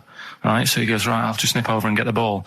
And as he was getting the ball, the window was open to his neighbour's house, and he heard like the woman shouting at her husband saying, I'm not going to be giving you a bit rude, so if you've got a kid in the car or whatever, turn it down. What, yeah, that's covered that, yeah. Right. Genius. I'm not, no matter how many times you ask me, I'm not going to be giving you oral sex. The day I do that, man would have walked on the moon. Right? Yeah. He grows up, he gets on the moon, and he remembers all that story, and as he gets back in the spaceship, he says, good luck, Mr. Croucher. Now, do you know, we'll have to say, I've heard that story before, but when I heard it, the woman said, the day I give you a blowjob is the day the boy next door walks on the moon, which makes it all the more profane impossible and enjoyable. Yeah, and unlikely. Yeah. But yeah, no, I've heard the same story, Carl. Yeah. Look how pleased he is. I love that. Right, so not only have you remembered that anecdote, which may or may not be true, but of course you've also proven The that... day I give you a blowjob, that kid in the garden's probably going to walk on the moon and say something about giant leaps. Exactly. But, you must have heard the thing that it never actually happened. Yes, we've all heard Yeah. it. We've all dismissed it as nonsense. And moved on. Yeah. Yeah. And got on with our life. Right, Carl. What? Should we do White Van Man? Oh, you didn't prepare me for that. We better play a track and then I'll I'll fish out the newspaper and stuff. This is a good little bootleg track here from Meats and Poultry here. They've mixed A with Outcast. Right. Chorus is great. Is it highly illegal? It is. So people shouldn't rush to their tape machines now and press play Okay, and so record? whatever you do, don't record this now if you're recording it. Hold on, don't say anything. Well, that bootleg's going under the name of Nothing, Miss Jackson, I think, by Meats and Poultry. So there you go. I do love these bootleg things because they're so pointless, but they're so enjoyable. Yeah, it's great. It's just fun to do. Yeah, exactly. they're really good they're fun. great. But not as much fun as White Van, Carl. White Van Carl, absolutely. Do you want to explain the premise? Well, we take the Sun asks someone else and asks Carl. It's as simple as that. That's The Sun have just taken a normal person. We flipped it. We're going to ask Carl the same questions about the week's news. Yeah, just basically your opinions, Carl, as ever. What do you make of, well, obviously the big news, David Beckham's broken foot? Is this a big concern for you? No, I mean, he's sad. You know, he's sadder for him more than anyone because, you know, to like be in the World Cup is like the main thing for him, isn't it? Yeah. But he's still a young lad, and I don't think he'll give up. I reckon he'll still turn up. He'll be all right. And, yeah, good luck to the lad. You know I like David. I'm not going to slag him off. Wise words. Yeah, he says that like he knows him, like he's popping round for drinks later. Yeah, like we tried to stitch you up. Go on. But obviously yesterday, was it yesterday? I think maybe Thursday. The Sun printed a big picture of David's foot and encouraged everyone to touch it at midday, because hoping that this would somehow, if we all thought and prayed together, somehow that would help his foot heal. Do you believe in that? No. Any belief in that? No, you're going down the old like Yora Geller route, aren't you? Sure. And it's stupid. Yeah. I'm sure. I mean, it's nice effort and everything. It sort of cheers everyone up. Hold on. You believe in ghosts and warlocks Yeah. and licking toads. Why is that any more stupid and all those things? It's not going to work, is it? All right. Fine. It's rubbish. Okay. Eminem, Without Me, on XFM 104.9. I'm Ricky Gervais, with me Steve Merchant. Hello there. Little Karl Pilkington. Into the last hour, 3 hours of broadcasting to go, Karl, for us. 3. Yeah. What are you Three going to be amigos, doing while Three we're away? Musketeers. Because you'll obviously still be working here. You have a day job, don't you? What is it you do exactly? I make stuff, You make stuff. What, like furniture? promos and stuff. Oh, right. Sort of a bit of in talk there, but basically like little trails for the station. Yeah. Yeah. That's what I do all week. Yeah. So you'll be back to doing that when we're off? You don't talk to anyone, do you, in the week? You just hide in your little sound booth thing, and you really don't talk to anyone, do you? Much? Not really. No. I mean, you might call up. Yeah. But no, I keep myself to myself. Yeah. Then you don't get bogged down in the office politics and stuff. Yeah. Is there a lot of office politics here? I don't know. I don't get involved in it. Oh, yeah. Proved your point. So when we're away and we're like out of action, who other than Suzanne, who will you talk to of the day? How will you get a sort of feedback from the world? How will you get sort of like input and... I always, if ever I've got like a question on anything, the internet's sat there and I can just go online and find out. The internet is good, It's brilliant. but it's not all verified. What do you mean? It's not all verified. It's not all necessarily factually accurate. Anyone can put things onto the internet. It's it's freaks and things that put on things like... Here's one that I read in the week, right? Go on. About this woman. Yeah. She was a bit of a punk. And to get her hair done like she wanted it. Super glue. Right, no. She got lard. Apparently it's a popular thing, you might know. Put lard on your head. Yeah. And you put it in the oven. Oh. Now, apparently the heat that you get from the oven is different from the sort of heat you get from an hairdryer, right? And she had to do that to get the style that she wanted. But anyway, she comes into money or whatever, treats herself to a microwave, The one that I was reading, the world record with the fella who's pulling a train with his teeth. Does that make any difference that he's done it with his teeth? What do you mean? Well, what difference does it make? Well, isn't it? It's quite hard to pull a train with your teeth, I imagine. Well, it's pretty hard to pull a train. All I'm saying is it because he couldn't beat the fella who's pulling it with his hands? Well, this is my point. I think there was one bloke with the record for the running backwards 100 metres was sort of like 11.5 seconds. And I was thinking, turn around, you'd probably have a really good go at that. Do you know what I mean? Yeah. It's sort of like doing a marathon with a milk bottle on your head. Take the milk bottle off and see how fast you can go, you twat. But you can just tweak it, like the fella who has done the pegs on the face, right? Yeah. His name's Gary Stretch Turner, right? Right. So you're sort of cheating already if he's got a stretchy head, right? but you are, right, you are one of the most stupid humans I've ever met. Well, get me in the book. Yeah. Right? Well, listen. So Gary Stretch Turner, right? His record is 153 pegs. Yeah. He did it again, and he only got 150 on. So he hasn't broke his own record. Right. But what I'm saying is, if he tweaked it a bit more, would that make a new record? What? Well, if he said, I've got 150 pegs on, but at the same time as eating a burger. I see what you mean, yeah. He'd be the world record breaker for pegs and eating burgers at the same time. Yeah, just change it a bit. If you know you're not going to make it, just do something else. I'm assuming the rules are set at the beginning, Carl. That's it. That's where they say, right, you're just going to do the pegs thing. You're not going to introduce burgers halfway through, are you? Definitely not. And then they have a go. I was on one leg, not interested. How many pegs? 150. Can I just ask very briefly, I was quite interested by the family had to move because they lived on Butthole Road. Yeah, I quite like that one. Now, I don't know if I've told you before, Rick, where I used to live. I'm not going to tell you the name of the street that I used to live on, not on air, because my parents still live there and I don't want, you know. But I'm going to write it for you now. This is the genuine name of the street I used to live on. Just imagine when you're at school. Yeah. And like in class, for instance, in French, you've got to say, you've got to answer where you live. Yeah. J'habite, wherever. Yeah. That's the name. This is actually the name of the street we lived on. No, it's not. I swear to God.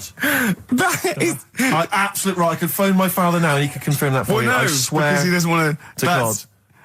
And I tell you that... But listen, do you know what worries me? It's the apostrophe S. I know. Because that's blatant. Yes. Amazing, isn't it? That is incredible. Imagine how embarrassing that was. So if I look that up in the Bristol... You will find that in the Bristol A to Z. I swear to God. That is really... Why have you never told me that before? I can't believe I haven't. That's I'm incredible. still embarrassed now. Do you know, whenever I have to phone up, if I have to give that address, I always spell it instantly. Really? Like, somehow that'll hide it, that'll disguise the name. But I can't get over that. Anyway, if you perhaps live in Tits Avenue, yeah, you know, or... Wanklin Drive. Wanklin Drive, just get in touch. Will you be buried or cremated? What? Will you be buried or cremated? I don't know. Cremated. Like you, Steve? I don't know. It's out of my hands. Yeah, I haven't thought about it. I've not thought it through, and I don't care either way. Have you heard the one about... Sorry. I'm just worried that we're getting into a macabre world now of ashes, boiled heads. So I think we should play some music, let people just calm down. Levi's. Just think about some of the urban myths they've maybe heard, assess them. Maybe they are absolute bollocks. Yeah. And they can move on from it. Well, it's just that the death thing, right? Yeah. There was an argument on there about, do you know that Twilight Zone or whatever it was, Tales of the Unexpected? Oh, yeah. Where the woman got buried alive. Yeah. They were saying how, like, years ago, they'd bury people thinking they're dead. Yeah. And they've recently, like, dug coffins up, and then the people who were in the coffin weren't dead. They might have just been, like, in some sort of deep sleep or whatever. And they've lifted the lid off. Yeah. And there's scratch marks on the thing. Yeah. And that's pretty scary. And makes you think. I mean, I hope they check these days. That's all. Carl, you went to Habitat this week, didn't you? You're not going to believe this, Steve. Go on. He told me this morning. No. Do you know I told you about those lads at school with big heads? Sure, yeah, the big head lads, yeah. Right. And the web feet. Yeah, webbed hands. Webbed hands, was it? They weren't there, were they? They weren't there, but do you know, like, Ricky was always saying, oh, they don't exist, they only went to your school, you know, la la la. It was in Habitat, there was only one sat on a sofa. Not one of the lads, but one of the... big-headed lad. A big-headed lad. What? Is that like, I when you nearly say a called big-headed him. lad, is he like Frank Sidebottom big head? I mean, is it like... I don't know what it... This is why, you know, it'd be nice to... You think it's maybe a medical... Well, it'd be nice complaint? to, if there's a doctor listening, Sure. right? Yeah. A doctor listening to XFM thinking, I must phone up and fuel Carl's obsession with the deformed. Yeah. No, but it's not really deformed. But It how was just big is the head? probably... You see, it's weird how it's always kids who I see with it, so I'm wondering whether they have a grow into the full-size head. Right, And yeah. then when they get older, it works out all right. Like jumpers. My mum used to get me jumpers a size too big, Yeah. so it'd last a year. So I'm just wondering if it's the same So So sort of- how old are these generally? Are they not like adults? They're like kids, Well, aren't when they? I was at school there, I was probably about 7, and this kid on And do they have to on wear any Sunday- kind of apparatus to sort of keep their head from kind of, you know, not tipping them over or sort of staying Well, like a upright? I mean, breast well, I'm just worried that the head's kind of too heavy for their body or something in there. No, it's not that big. Right. It's just not right. You kind of go, you sort of do a bit of a double take. Yeah. Yeah. Like the fringe isn't sort of, you know, just above their eyes. It's quite high up. Sure.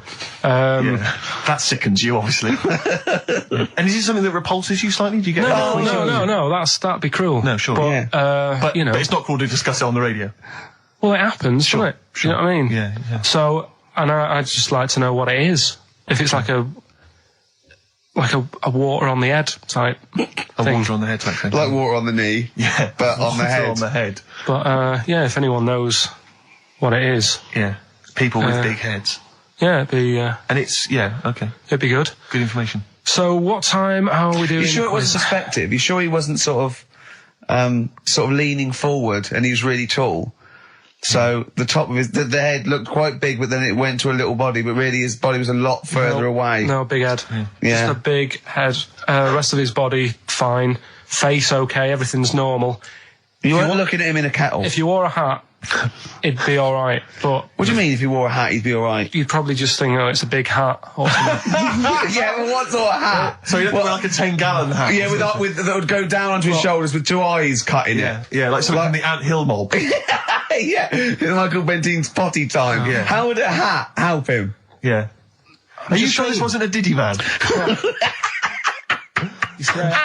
I'm not being mean, I just want to know No. what it is. No. Okay. Right. Well, if you are a doctor listening and you want to use your kind of free Saturday... Not the to waste- doctor who phoned the bloke in America and said, where do I get blood from? Sure. Not that doctor, because I assume he's been struck off now, giving... Sure, give us a call and sort out the whole big head conundrum. What's the number?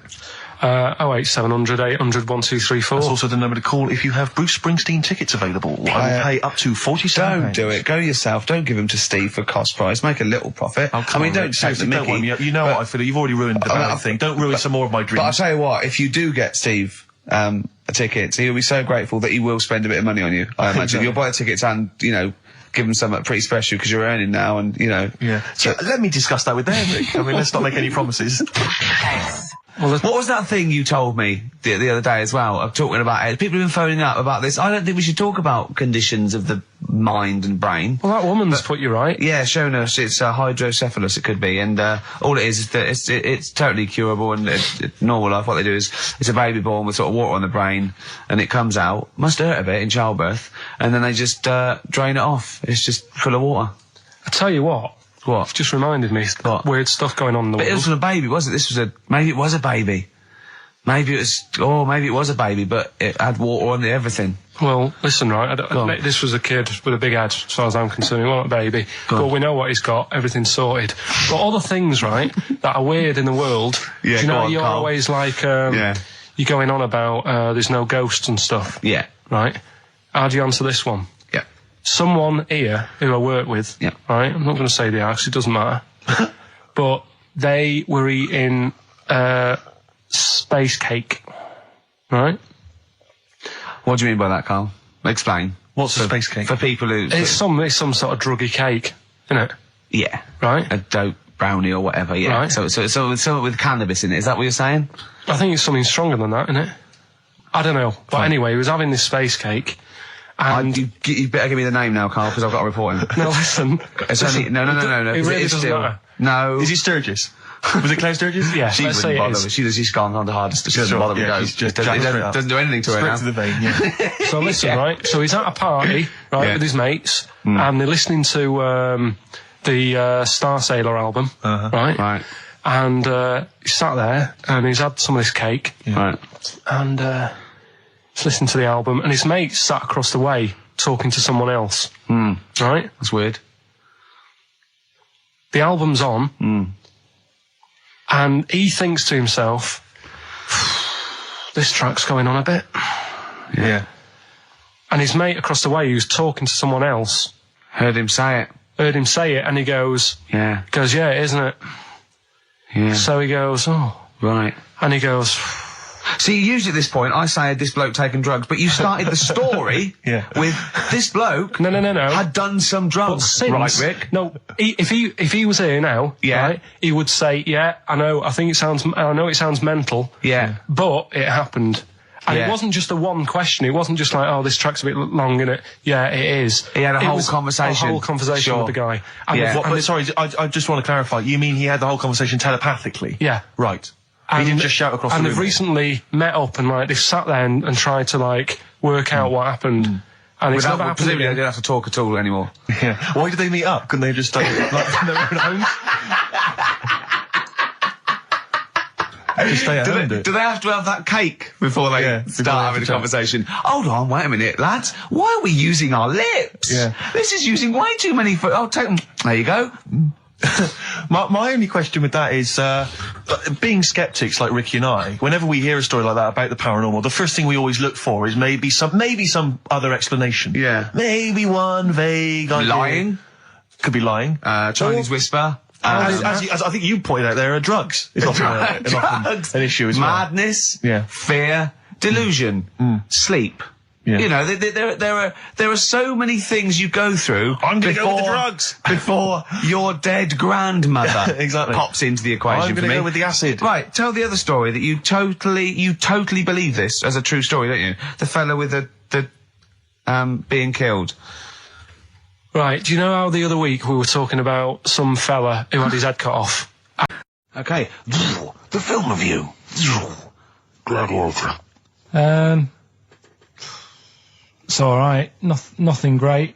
It's like an old, sort of an old version of Rocky done in the olden days, really. Right. A bloke fighting other people. Sure. How sort of well known is the story? Do you reckon people know the basics? Well, just very quickly, just do the plot. Quickly. There's a guy called Max. Maximus, yeah. Yeah.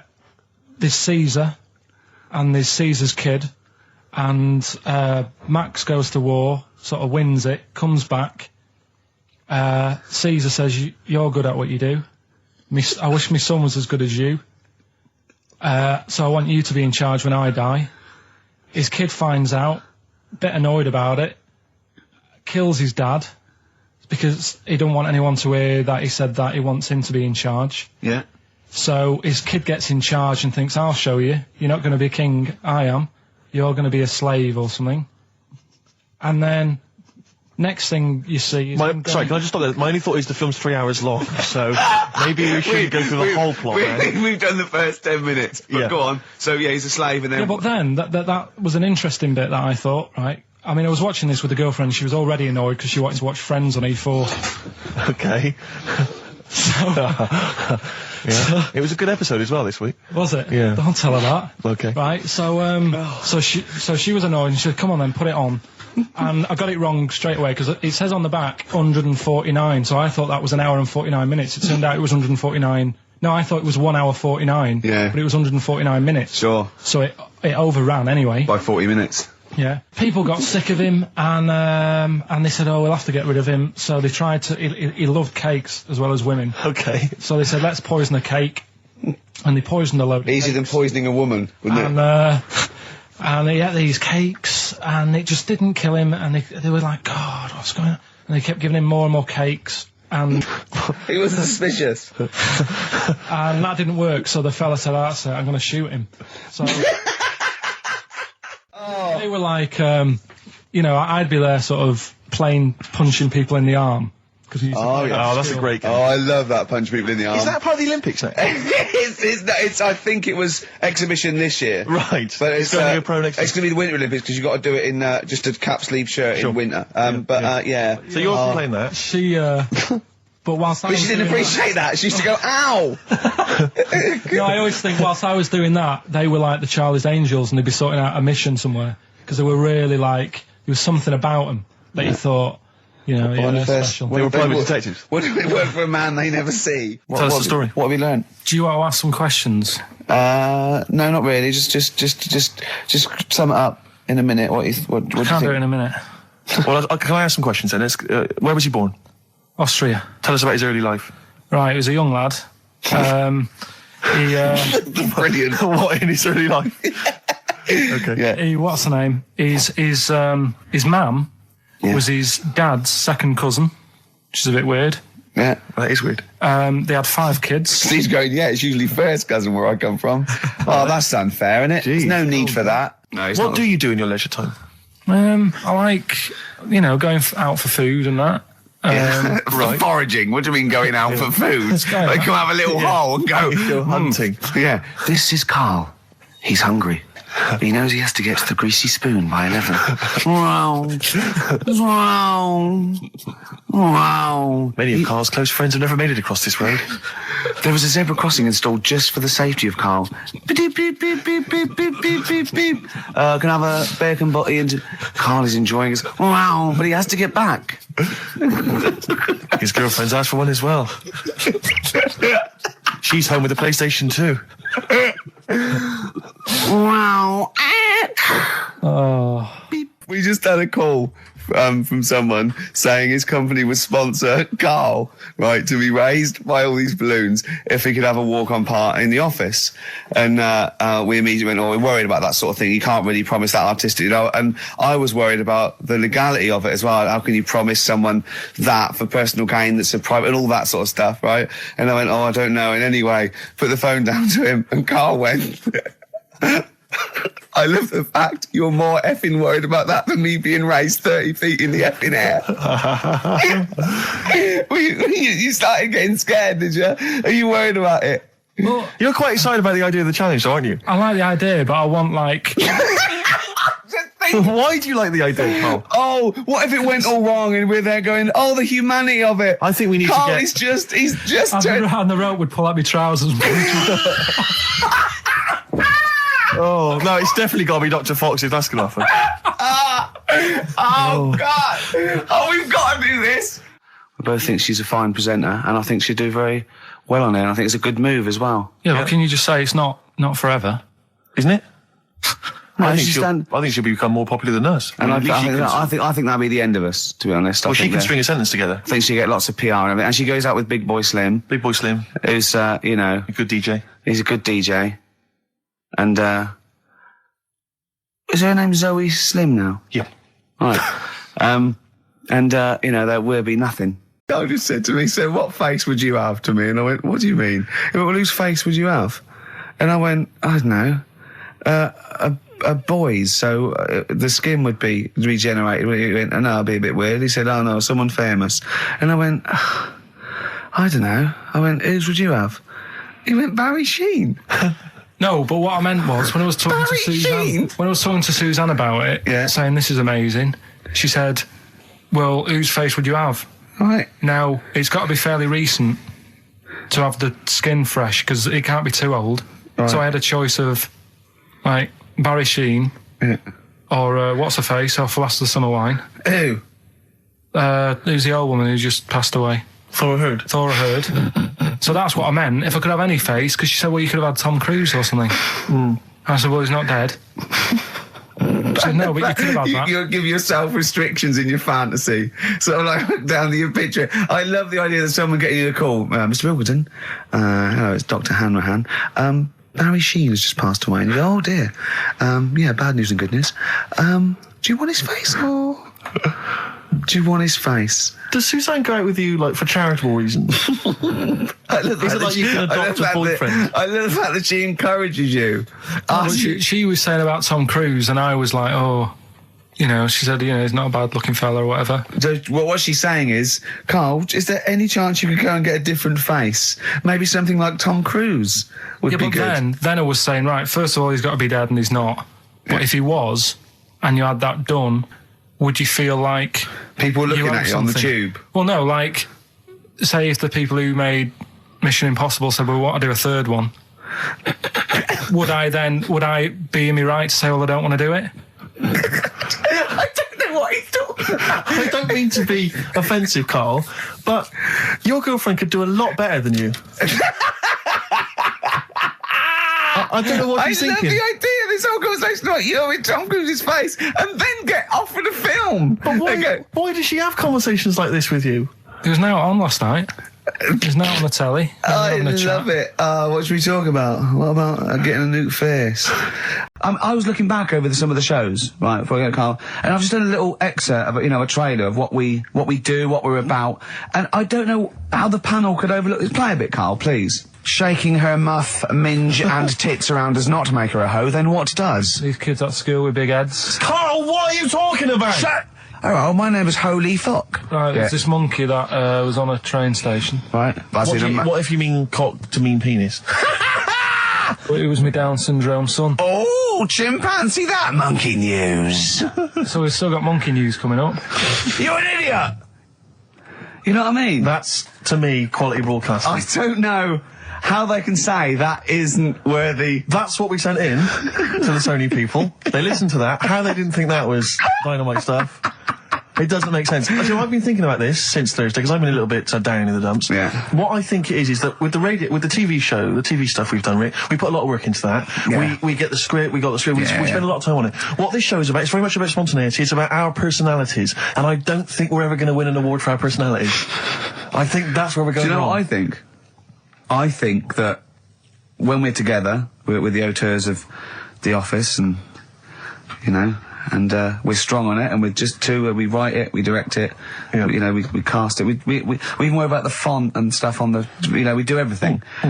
There's a weak link in our midst, I think. On the radio show? Yeah. Right, well, I'm just trying to think what the common factor is, because on the award-winning TV show, it's Bliss You and I. Yeah, I don't know. Well, I'll tell you what, can we play a record and let me think about this, because there must be something. There's got to be a factor. That isn't in The Office that's in this, that means that The Office is award-winning, and this is a pile of shite. Brown Sugar by the Rolling Stones on XFM 104.9. I'm Ricky Gervais with Steve Merchant, and with us, Karl Pilkington, the third member of this team. Me and you do The Office, award winning. Yeah, and us three do this show. No awards. Nothing. Karl, what are your thoughts? What do you think's wrong with the show? Why do you think the panel listened to our show and said that is awful? It's not actually a radio show. Well, can I just point out, many people may not realise that last year we won a bronze, so we've actually gone down. We've actually slid off the list entirely. I know, but I mean but Karl wasn't really as involved last year. Well, I remember last year it was very much you and I. Yeah. I mean, we just started out on it. Yeah, so I mean, so you can't really compare. Hold on, though. Well, interesting. What do you think, Karl? What do you think the reason thoughts, is? Karl? Any thoughts? I see what you're getting at, right? But you're not stupid. But when I put the compilation together, I made sure that it was mainly you two. So don't be doing that. Don't be playing that game. So you put the compilation together? Yeah. Right, again. Ah, right, interesting. Because we weren't involved with that. We usually do The Office, edit The Office and everything. We have the final cut on The Office. So you... Oh, I see. So you... Oh, right, no. So you're the producer. You had your fingers all over it. Interesting. Oh, that's interesting. So, so the tape was the smoking gun, and whose fingerprints were on it? Karl Pilkington's. Yeah. That's interesting. We didn't get a sausage. But, do you know what? Seriously, though, Well, I don't mean seriously, it is his fault. I know, but I mean, it's our fault as well, because we should have known better, right? But... Than to employ him, yeah. But, I actually think it's a slap in the face. I want to know who the panel was. A lot of Sony are thinking, just handing it out to the same old people. Do you know what I mean? Every clip they played was a funny phone call. Do you know what I mean? And so Did we send any of our funny phone calls in? So if anyone cares, I think we should knock this on the head as a protest against Sony. And that's how I've never complained before about Luton, but I mean this one Don't know what they're thinking. I want someone on the panel. It was entertainment. I want someone on the panel to phone up and say why they think this show is rubbish. Well, I'll apologise. Well, I'll not apologise if they stand by. If they tell me why, you know, because you know, listening to that clip there, I can't see anything wrong with that as as sort of, you know, daytime radio. It's interesting. I mean, I don't think our number one fan, Dickie Anderson, Richard Anders, was on the panel, although he here has emailed in. He's got a couple of thoughts as to maybe why we... What is Dickers doing, man? Dickers says, commiserations on not winning a Sony. I can't believe you didn't win, naturally. I mean, apart from your show's obvious lack of quality and effort, having a monkey for a producer, offering the biggest load of tat as competition prizes, saying hairy Chinese kid 48 times every show, Rockbusters, not bothering to turn up for weeks on end, only having 3 listeners, introducing the comedy characters Camp David, Harry Fook, which I think he spelt wrong there, Stephen Merchant. I'm not a character. Apart from insulting every race, religion and sexual orientation, bickering like schoolgirls... We haven't done everyone yet. We have not insulted everyone yet. There's loads to go. Despite the fact you generally bring misery into the lives of anyone who listens, I thought you were surefire winners. Better luck next year. Well... I mean, a couple of constructive, you know, criticisms there, but generally, I still can't nail it. Was he on the panel? Well, I don't think so. I don't think so. Well, he's a fan, so... Yeah. Well, no, he's clearly a fan. I mean, he obviously loves the show. Because he has hit the nail on the head. Oh. Which... Yeah. But, what should we do? Should we give up or should we try harder? That's always my dilemma in life. Sure, yeah. I mean, I've always gone for the first one. Give up? Yeah, why bother? Yeah. If they can't see, just give us the award.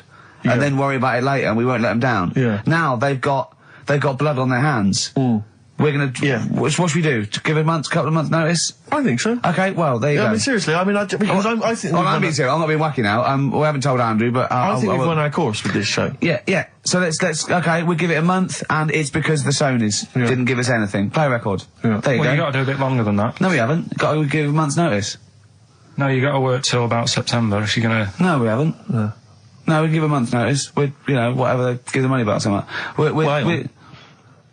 Well, you give your money back. Yeah, I know. What are you going to spend your 80 quid on? True. By the way, Red Hot Chili Peppers on XFM 104.9. So, a few more shows. And I hope Sony are happy. They should encourage.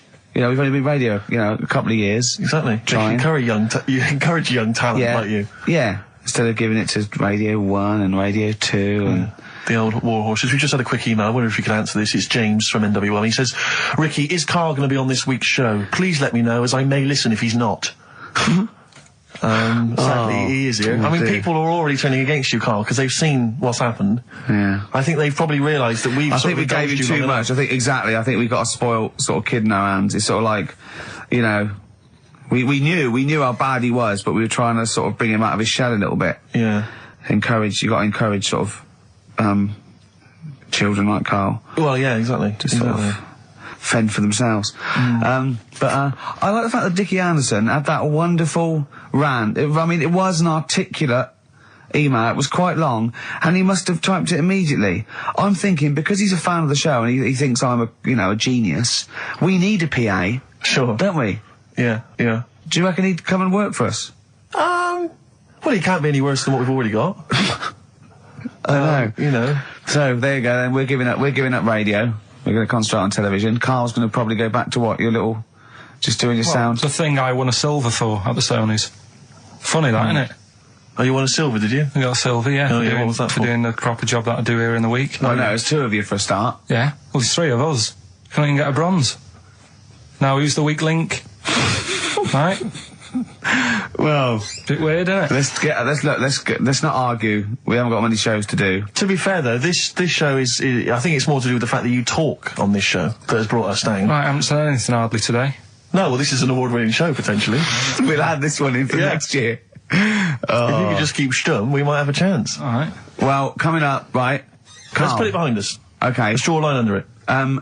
We had a meeting yesterday. We thought we better, you know, for the last few shows, plan it a little bit. And me and Steve came up with a great idea. We're going to offer Karl money to do stuff. Yes. That's the quality of the ideas on this. Yeah. And I bought some money in, little stuff, because we had him showering with our mate Johnny for £1,000 yesterday. Yeah, didn't we just got into a discussion, and then one of us suggested that how much would it cost us to pay you, Karl, to have a shower with another man?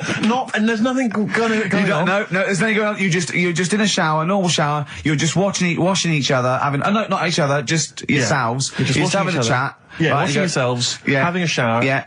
But it's a regular shower in a regular house. It's not a shower in a swimming pool. And he went fine. He got £1,000 out of it. He wouldn't do 900. He got £1,000 out of it. But then we said, and we'll have to watch to make sure you do it. Yeah. And he went, no, that's weird. So, but why? What's it? But this is what annoys me, though, right? The whole idea of, what would you do, right?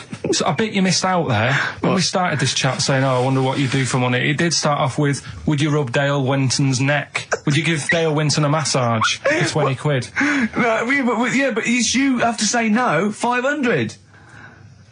We're trying to find out what your price is. What price, Karl, is the name of the show. So would you give Dale Winton he's got a knot. He's got a bit of a knot. He's stressed. He's been doing supermarket sweep, and he's furious. One of the contestants was answering back, calling him names, and he's got all knots in his neck. You just give him a little bit of 5 minutes. A little neck massage. How much would you do that for? He's naked, and it's just a little neck massage. There's nothing going on. It's like... See, there You're naked as well, but it's just the two of you naked giving him a little massage. No, seriously. Would you give him... okay, would you give me a foot massage? For how much? Well, that's what's your price? And what are the rules, though? Can I wear gloves? No. No, just let's start off simple. Would you take off my shoes and socks? I'd do it for, like... £50. You've got okay. 20 quid to take off one shoe and one sock, but like you mean it. You just take the shoe off, you go, and as you're pulling down my sock, you pull the sock down slowly, you look me in the eyes and go, what lovely ankles. Seriously, how much? What price? 20 quid a foot. 20 quid a foot. That's got to be worth it. So 20 quid, you will take off my, we'll put on some soft music, right? I don't need it today. That's what I was saying to you yesterday. You always need it. Do you know what I mean? No, you don't. At the moment, I'm quite happy. Give it to a homeless person. Give it to a charity. We'll get him in here. Well, are you still going to shower with Johnny for £1,000? Not now, because you said, and me and Steve are just going to stand in the corner and watch. Well, we've got to make sure you do it. You might go in there and just, wet your hair and come out, pay Johnny 500 quid and go, yeah, we had a shower. How will we know? Sorry, I'm quite interested about the shoe and sock. I'm back to the shower. You just have to wash yourselves. Now, we have to inspect that it's really clean, because we want you to wash certain parts really... Right, well, why have you both got to be in there, then?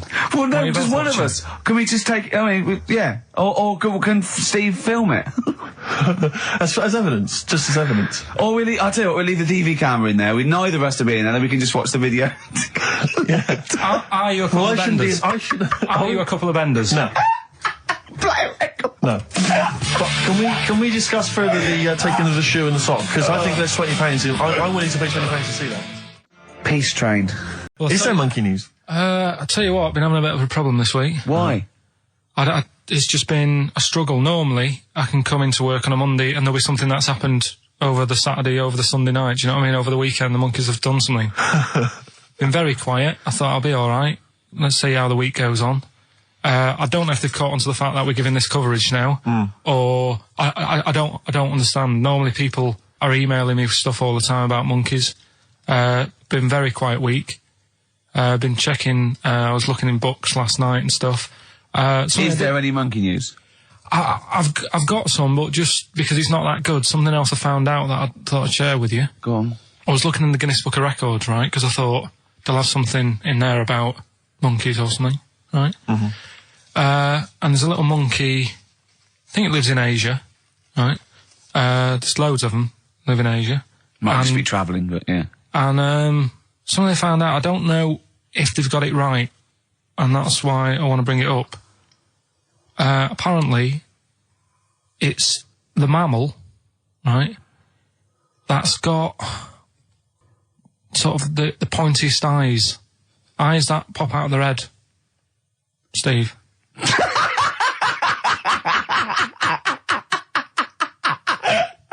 Now, the thing is, right, I thought that's interesting. Yeah. Apparently it's the biggest with the sort of goggle eye type thing.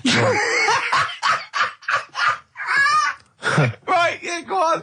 Apparently they come out of their head 1.6 centimetres. 1.6 centimetres? What, you mean they protrude? Yeah. They protrude from the head at 1.6. Okay. What? How long? Have you got a ruler, Rick? 1.6. He's having a go. I'd say I'd be a little bit annoyed if the monkeys beat me. Well, I don't think it has. That's what I'm hoping. Is there anything we can... I mean, what's 1.6? Oh, can you... It's about... Drop your trousers. It's, about 3/4 of an inch. What do you think? I don't know. Have they got it right, or what? Maybe I should come down to Monkey World with you next week. So anyway, so that's not the monkey news, that's just something that cropped up and... Sure.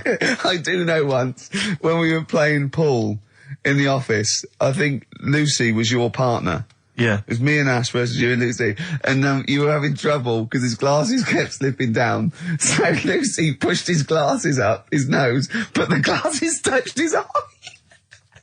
Do you remember that? Yeah.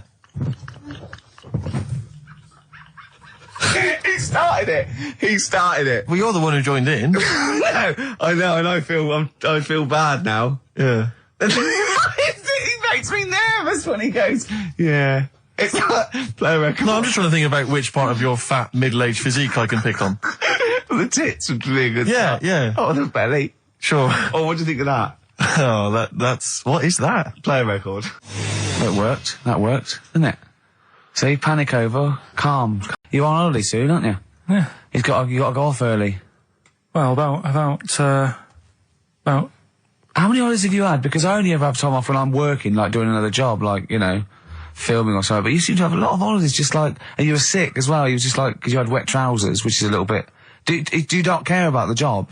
I mean, I've got to ask because, you know what I mean, if I was in charge, I'd worry about your motivation or... Because yesterday we were trying to work out what you enjoyed doing, and we got to Manchester United and moaning. And that is the two we came up with. I don't know where you get the moaning thing You're from. always whinging. About what? Everything. When did I last have a moan? Just before we came on air. Right, and why was that? I don't know, I can't remember. Because we were in good mood. We were in a good mood, me and Rick. I'll tell you why. Go on. Because you brought a song in at 10 to 1. Yeah. With a load of effing and jeffing in it. Yeah. And saying, can you edit this? Yeah. Yeah. But that's your job. You could have brought it in yesterday. No, I couldn't. Why not? I hadn't thought of it. But why are you whinging? That's your job. And I didn't come in 10 minutes before. It was a good 20 minutes before. It just took you ages because you were whinging and moaning to even get started. I'm not being dragged into this. You are always... I'm on my holiday now. Well, not yet. No, you're not on yet. You're still working. Well, that's what's funny. This isn't even work, right? And yet it should be. Compared to what I do in the week, this is a doddle. Well, it's because you're not putting any effort in, clearly. I mean, I know what Steve's like. He is tight, right? He is. And you know that, don't you, Steve? Financially, you mean? Well, no, I mean, just the way you are. You're very sort of, you know... You're not wasteful with your money. I'm careful. No, I'm not wasteful. Absolutely right. No, but to the extreme. Not towards the extreme. Not towards the extreme. No. Look out for the pennies. The pounds will take care of themselves. All right? Simple to remember. Good advice. Yeah, all right? But the thing is, right, I know that I take the mickey out of you for, like, you know, the way you look and stuff. Sure. Right? Well, I'm right back at you. But the thing is, you can't help that. Absolutely. But I'll tell you something that women don't like. Sure. And it's fellas who are tight with the money. Sure. I'm not frugal with money with ladies. I'm frugal with money with you. Well, I've got no reason to splash money out on you. I've never seen you splash money out. Well, you've never been out with me. Steve, have you ever splashed out on a lady? No, but I hope to one day. The right lady. Play a record. XFM 104.9. Yeah, with Steve Merchant. What I was saying was... Yes. We could have a little trivia quiz, right? What I was saying was, Yes. we could have a little trivia quiz, right? This is how it works. Their phone in, yeah, right, and they'll pitch a question to us two, right? We won't know it. They'll tell Carl, and Carl write down the answer, yeah, or on his email, right? And then it might be something like, who was the first woman MP? And write down the answer, and they go, okay, Steve Ricky was the first MP. We'll write it down. You know, and you'll write down something like the Queen. Yeah. And I'll write down Britney Spears. Yeah. And they go, well, Ricky says Britney Spears. And the answer is, did I see? Yes. And then whoever's... So they phone in, or can they email as well? They can email as well, Steve. Right. Okay, so let me just try and clarify this, because I didn't really follow that, and I know what the competition is. Right. People listening, phone in or email in with a question, a trivia question. It can be about anything. I don't right? do game shows. But one which we may be able to get, right? They phone in with that, or they email it in. But only Carl knows the answer. He asks us here in the studio the question. Ricky and I write it down independently. We hand it to Carl. We see who's got the right answer. It's like 15-1, but 2-1. And the great thing is that the best question that we'll vote on at the very end of the show can win these 3 CDs. We've got Feeder, Echo Park, The Essential Bob Dylan. That's a 2 CD set, Rick. Maybe keep the questions highbrow to show our intellect, not things like pop and trivia. And good idea. And we've also got this big compilation, Reloaded 3. That's also a 2 CD compilation. We'll start phoning and emailing now. Phoning, emailing go with berserk. your trivia Absolutely questions go berserk. For Gervais. I'm best at science. Well, don't start Well, don't giving say hints. That's that. not fair, because I'll say I'm best at films if they want me Yeah, to but I've win. already said don't do trivia and entertainment and that. Well, they should do. They should do trivia and entertainment. Music and films is what they should do. No, they shouldn't. Or That's old stupid. TV. That's the cliche of XFM listeners, and I know they're more intelligent than that. They're not. They're not, Rick. They're stupid people. They're stupid people, and they only know about a few things. Garbage, Cherry Lips on XFM 104.9. Well, either they really want those CDs or they want to embarrass us. Because the phone lines are going mad. And They are going mad. We didn't even give out the phone number or the email, Rick. Shall I just give it out now? Well, obviously don't need to. Well, I ought to anyway, for those that didn't hear it but didn't know it already. Of it. 08700 800 1234. Sorry, that's not 08700 08700, because I started again because I sort of fluffed slightly. Yeah, go on. 08700 800 1234. And when he says he fluffed, like that's not how he got into television. Exactly. Ricky.gervais@xfm.co.uk if you want to email the question, and only Carl can see the screen, so there's no cheating. Probably people don't know what fluffing is, do they? No, I don't think so, Rick. Carl, have you had a question? What, already? Are we doing it now? Should we do it now? I think we should just drip them in throughout the course of the show. Yeah, you could one dripping them in. Go on. Ask us a question. I thought this was a good one. It's from Clive. Go on in. Clive, we've got a listener called Clive. Wow. That's all right. Who was the first James Bond? Oh, it's this film one. I know. No, but wait a minute. I know this ambiguity because we've talked about it. We've talked about this ambiguity before. You see, he might be deliberately embarrassing us because the old myth is that someone played it on radio that we all know and love. Yeah. Now, he should have specified, did he mean the film James Bond, the first film James Bond? Can I just say, we won't count this one because the definitive one, I've talked to Glyn about it as well, it's Dr. No was the first one of the team that we Sean Connery. So Sean Connery's the first screen James Bond. So we agree on that even if we're both wrong. What did he say it is? I bet he said it was Bob Holness who played him on radio in like the 1950s. He didn't say the radio bit, but he said Bob Holness. From Blockbusters. Yeah. And I was drawing a little Blockbuster thing. That's really spooky. That's weird, isn't it? But the thing about that is I'm worried if it might be a myth. It may be a myth. I don't think it is. It's that we can't. 1 point to me then. No. Yes. No. Well, did you know it? Did you know it? We talked about it. No rubbish. Yeah, but if we talked about it, did I say it to you? No, we agreed that it was Sean Connery because it just like we didn't count Casino Royale because you said it wasn't by the same team. And but that wouldn't have been the first James Bond anyway because that came later in the series. No, Rick. No. Don't play the music. There's no way. That's clearly a point. You didn't know it was Bob Holness. He meant it was Bob Holness. I knew the answer, wasn't it? Well, fun-loving criminals, Scooby snacks. Anyway. It doesn't matter, because we both agreed once in a pub that the right answer is Sean Connery. Yeah, but wait a minute, Rick, the point's not that. The man phoned in with a question, and the answer the man was after was Bob Holness. Oh, okay. And that's the answer I'll tell you what, the answer I was after was me. But that's nonsense, Rick. He's the question master, the man who phoned in. That's ludicrous. You to face the facts. You can't say what number am I thinking of? It's got to be the real answer. No, but I knew the answer he was after. So brilliant. Yes, because that's, even if he's got it wrong, it's such common parlance now that Bob Holness was the first James Bond that I knew the answer. Face the facts. Right, give us another question, Carl. Jeez. Give us another question. God, he's a bad loser, isn't he? I had a good one here, but You've forgotten it? Or I sort of scribbled it down. this is brilliant, isn't it? Hang on a minute. We can edit this out, can't we? It's not live, is this? It's only a pilot. It's gonna this is going to look great when it comes out. Go on. Which food? Yeah. Carl, you now making up the question. No, it's just that I sort of took down the important bits. But this is amazing. This is amazing radio. Go on. Which food kind of doesn't make you fat? Jeez. What kind of a question is that? Oh, this is No, it is proper. I love it. Imagine this on the weakest link. What kind of food doesn't sort of make you? I mean, it doesn't make you fat. This is ludicrous. Okay, do you want me to? Basically, no sort of calories in it. Celery. Water. Well, I mean, what do you mean? Do you mean a vegetable? No, do you mean you're right. Apparently, it uses up more use calories to eating bite it than. Yeah, but wait a minute, Rick. One all. No, it's not 1-1 because you're supposed to write it down. You didn't know. But you didn't. What do you mean I didn't know? You're supposed to write it down. That's the whole point. We're writing things You down. said water. You said water. But that's because I thought we weren't taking the question seriously because he didn't know what he's talking about. 1-1. We got to set the rules. Bit too much like Portishead for my liking. Was it? Yeah. I quite enjoyed it. Beat a band. Well, it's because Portishead are from your neck of the woods, isn't it? Was it? Portishead, I think you're fine. Yeah, I embarrassed myself. Right, another question, quick. Is this question a real question with a definitive answer? Or is it like, what is my most comfortable chair? I don't know why people aren't going to maybe like Trivia Pursuit or something, just getting a question off that and then... Because they're a little bit more discerning than that, Steve. Wait, have you heard the questions? They don't know what they're talking about. This is stuff they've overheard in pubs. Come on, ask it, Carl. I look at the Carl takes down and goes, what's that? I know. What am I meant to write? Go on then, ask this one. Right. What sort? No. The Pope. Yeah. What semi-precious... Sorry, Anne, Mrs. Robinson, we're going to have to let you go. Yeah. Go on. You are the weakest link, Carl. Goodbye. Yeah, go on. The Pope. Yeah, the Pope. Yeah, we've got the Pope. Yeah, that's not strictly a question. He wears a... He wears a dustman's hat. He wears gall-blimey trousers. Does he Yeah. live in a council flat? Yeah, he lives in a council flat. He wears but- a semi-precious stone. What's the stone? The Pope wears a semi-precious stone. What is the stone? You mean, what is it called? Yeah.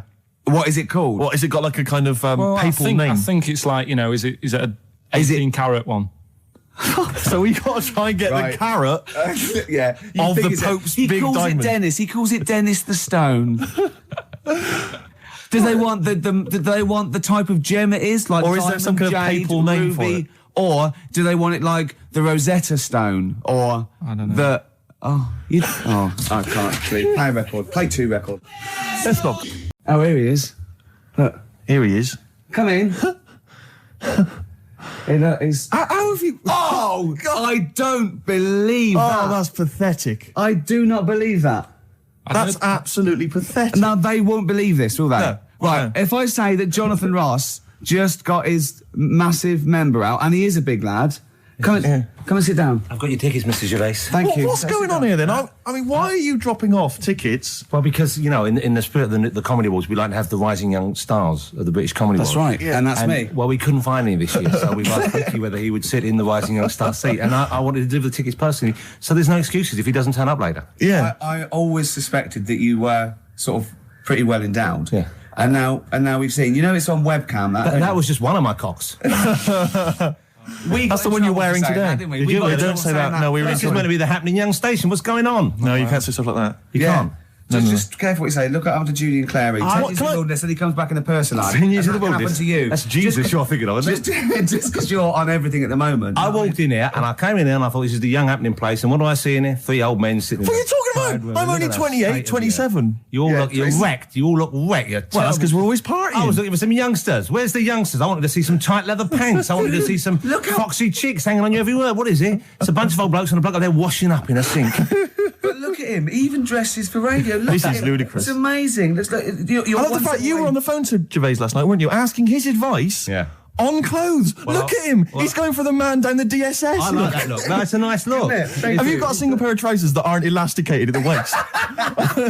They're maternity jeans, aren't they? They've got a whole panel that pulls The forward. thing is, what I do at the end of the week, I can pop these in the pan and I can make a nice soup with all the food that's encrusted in At them. his years as a homeless coming to the fore there. Look at you, But one why- step away from Lawrence Llewellyn Bowen. I'd like to be that bit closer. But why are you dropping off tickets? Are you a little bit... Because I thought you were married and stuff. Why do you suddenly got this obsession with Gervais? Because I'm a bit rough, ain't I? yeah, it's like when you see Dale Winton out with those rough boys. I'd like to get one of my own. When a top celebrity in a lovely looking suit walks down the corridor with his penis out, Yes. Yeah. I know that I'm still an You attractive know man. you've arrived. I was inaugurating the same way. For me, it was Des O'Connor. It's like it's the passing on of the baton, if I may use that euphemism. and you've been battened. But it's fantastic. Well, it is a pleasure. I don't think I'm complacent just because I'm mixed with people like you. I still wake up and think, I don't believe it. I'm mates with Jono. Can I just point out one thing? Jono. I was listening to the show last week, and I heard you, as always, revealing a little too much about yourself, if you don't mind me saying so. Steve tried. Not as much as you. No, but that was just for the benefit of the room. Yeah. And talking about when you used to occasionally urinate in the sink. Yeah. When you were around my house last time and I came in and you looked a bit shifty.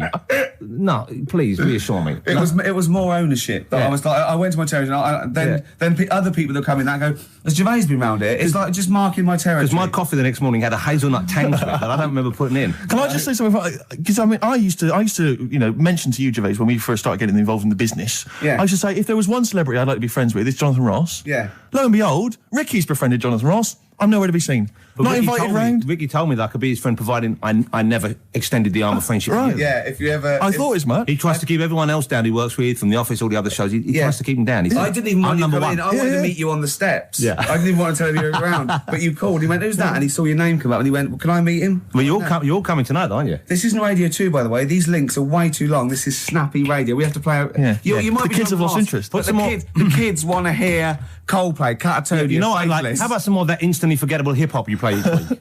One of those obscure hip hop hooray. That's the worst feature on British radio. You should be ashamed of yourself. Wait a minute, I heard your As I was quiz on saying to Radio Bruce 2. Forsyth You're the having a other day, I laugh. said the hip hop's had its day. You should be that one. Put it away. Put it away. I'm Carl. Carl, how you doing? I'm all right. Got a question for you. Quiet man. Got a question. Yeah. The Pope. Yeah. What semi-precious stone does the Pope wear? That is easy. Go on. Topaz. Is that the right answer? I don't know. I might have wrote it down. I'm really sorry, Jonathan. It's not what he publicly admits to, but I have to know because I was hanging out with him at the Groucho one night and he was saying, oh, look at this, look at that topaz, go and buy that, look Look at that. Vatican City. Look at that. We can make a nice ring out of that, he said. Didn't go anywhere, but thanks for asking. I better go, I've got to go and buy you. some winkle pickers. Thank you very much. Okay. Enjoy Nice to it. meet you, Steve. Yes. Carl, I wish I could say it'd been a pleasure, but actually it was quite creepy. See you later. Yeah. Rick, we've got a couple of emails in here, and they're saying they enjoyed your performance over the Christmas period on a programme called 100 Greatest TV Moments. Yeah. Did you do an interview or something? What was the deal? I didn't see this. Yeah, the Office was in there, wasn't it? And I was interviewed for it. But what are they talking about? They enjoyed your performance. Come on, tell me You what know, do you? No, I don't. It's the thing that I did on Razzmatazz. Oh, is this where they found a clip? Or Yeah. No, I was in a band and we had one single out or something, and I did one TV appearance when I was about, oh God, and they showed a bit of it, about 7 seconds, me on Razzmatazz. Oh God. Razzmatazz, for those that don't remember, was like a kind of, I suppose, what was it? Like a kind Kids. of CD UK of its time. Yeah, exactly, yeah. And, oh God. And it was of the time, sort of new romantic. And they showed a clip of this? I looked about 10 and about 5 stone with hair and makeup and girly clothes. My sister actually said I look like Posh Spice. Brilliant. There's a funny story about that, right? Because we were rushed and we had to do this thing, and oh God, and we were meant to take a flight to Newcastle. And Where were you travelling from? London? Yeah, but we got there and we didn't have tickets, we were told to be there, but the A&R man overslept. Right, for the record company, overslept, and it was terrible, and we were fretting, and eventually it was too late to get the plane, we missed the plane, we had to get a train, and it was really kind of fine, they were back and forth, they're going, yeah, if they come now, we can still do it, we're going to miss it, and this was like a big promotional thing, and we got there, and they went, oh, God, right, and I had this sort of like jumpsuit I was wearing that I'd cut off, put that on backwards. A jumpsuit? Yeah, Brilliant. I know, it was Is this bad. what was on the clip? Yeah, I had that on back to front, and there was no time, and I think I even mimed wrong at one point, and it was awful. But the funny story is this, that when we were there, we didn't have our tickets. This was at the airport. We bumped into Bucks Fizz. The guys and girls from Bucks Fizz and their manager, so there's like 5 of them, right? And there's 2 of us, and they had 5 tickets. And Bucks Fizz tried to smuggle us through. And so they went through the things, right? And they went, tickets please. And he just waved 5 tickets that he had, like that, goes, this is us, right? And they went, well, can I have a look at them? And they went, there's only 5 here. And they just looked at us and went, sorry lads, we tried. We were nearly smuggled through. By Bobby.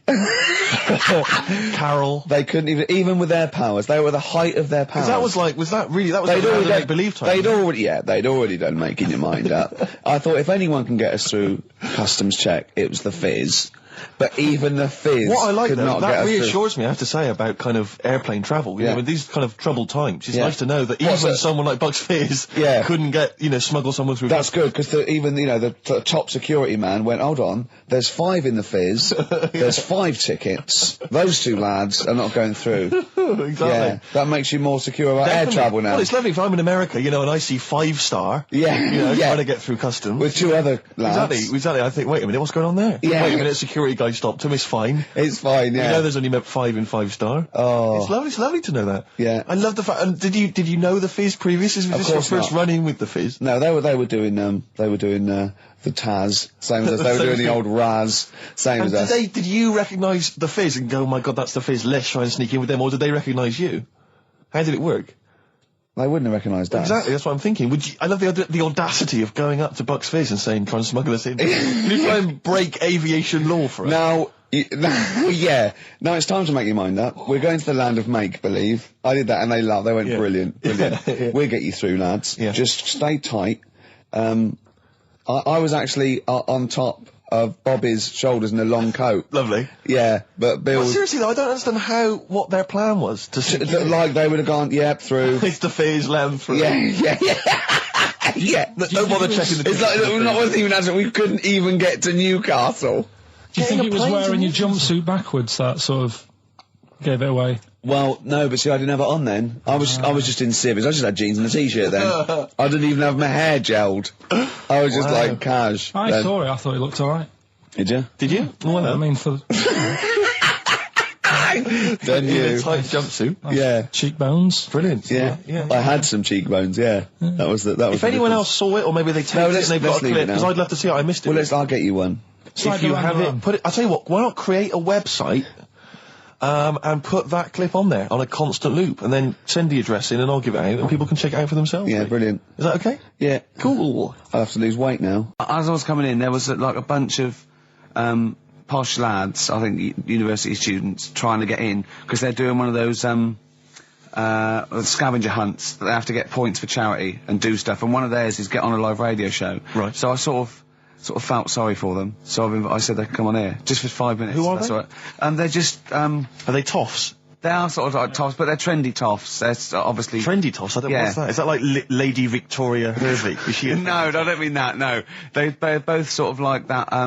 Will of Pop Idol. Right. They're like him, sort of like trendy but posh. Okay. They seem nice enough, and they're doing it. They're just for a cancer charity, and they just get. They got for what is it like? They got their sponsor to do various. Exactly. I don't know quite how it works, but they're gonna come on and because we get for coming on this live radio show, they get 17,000 points. Right. Good. If I can put that in context. Yeah.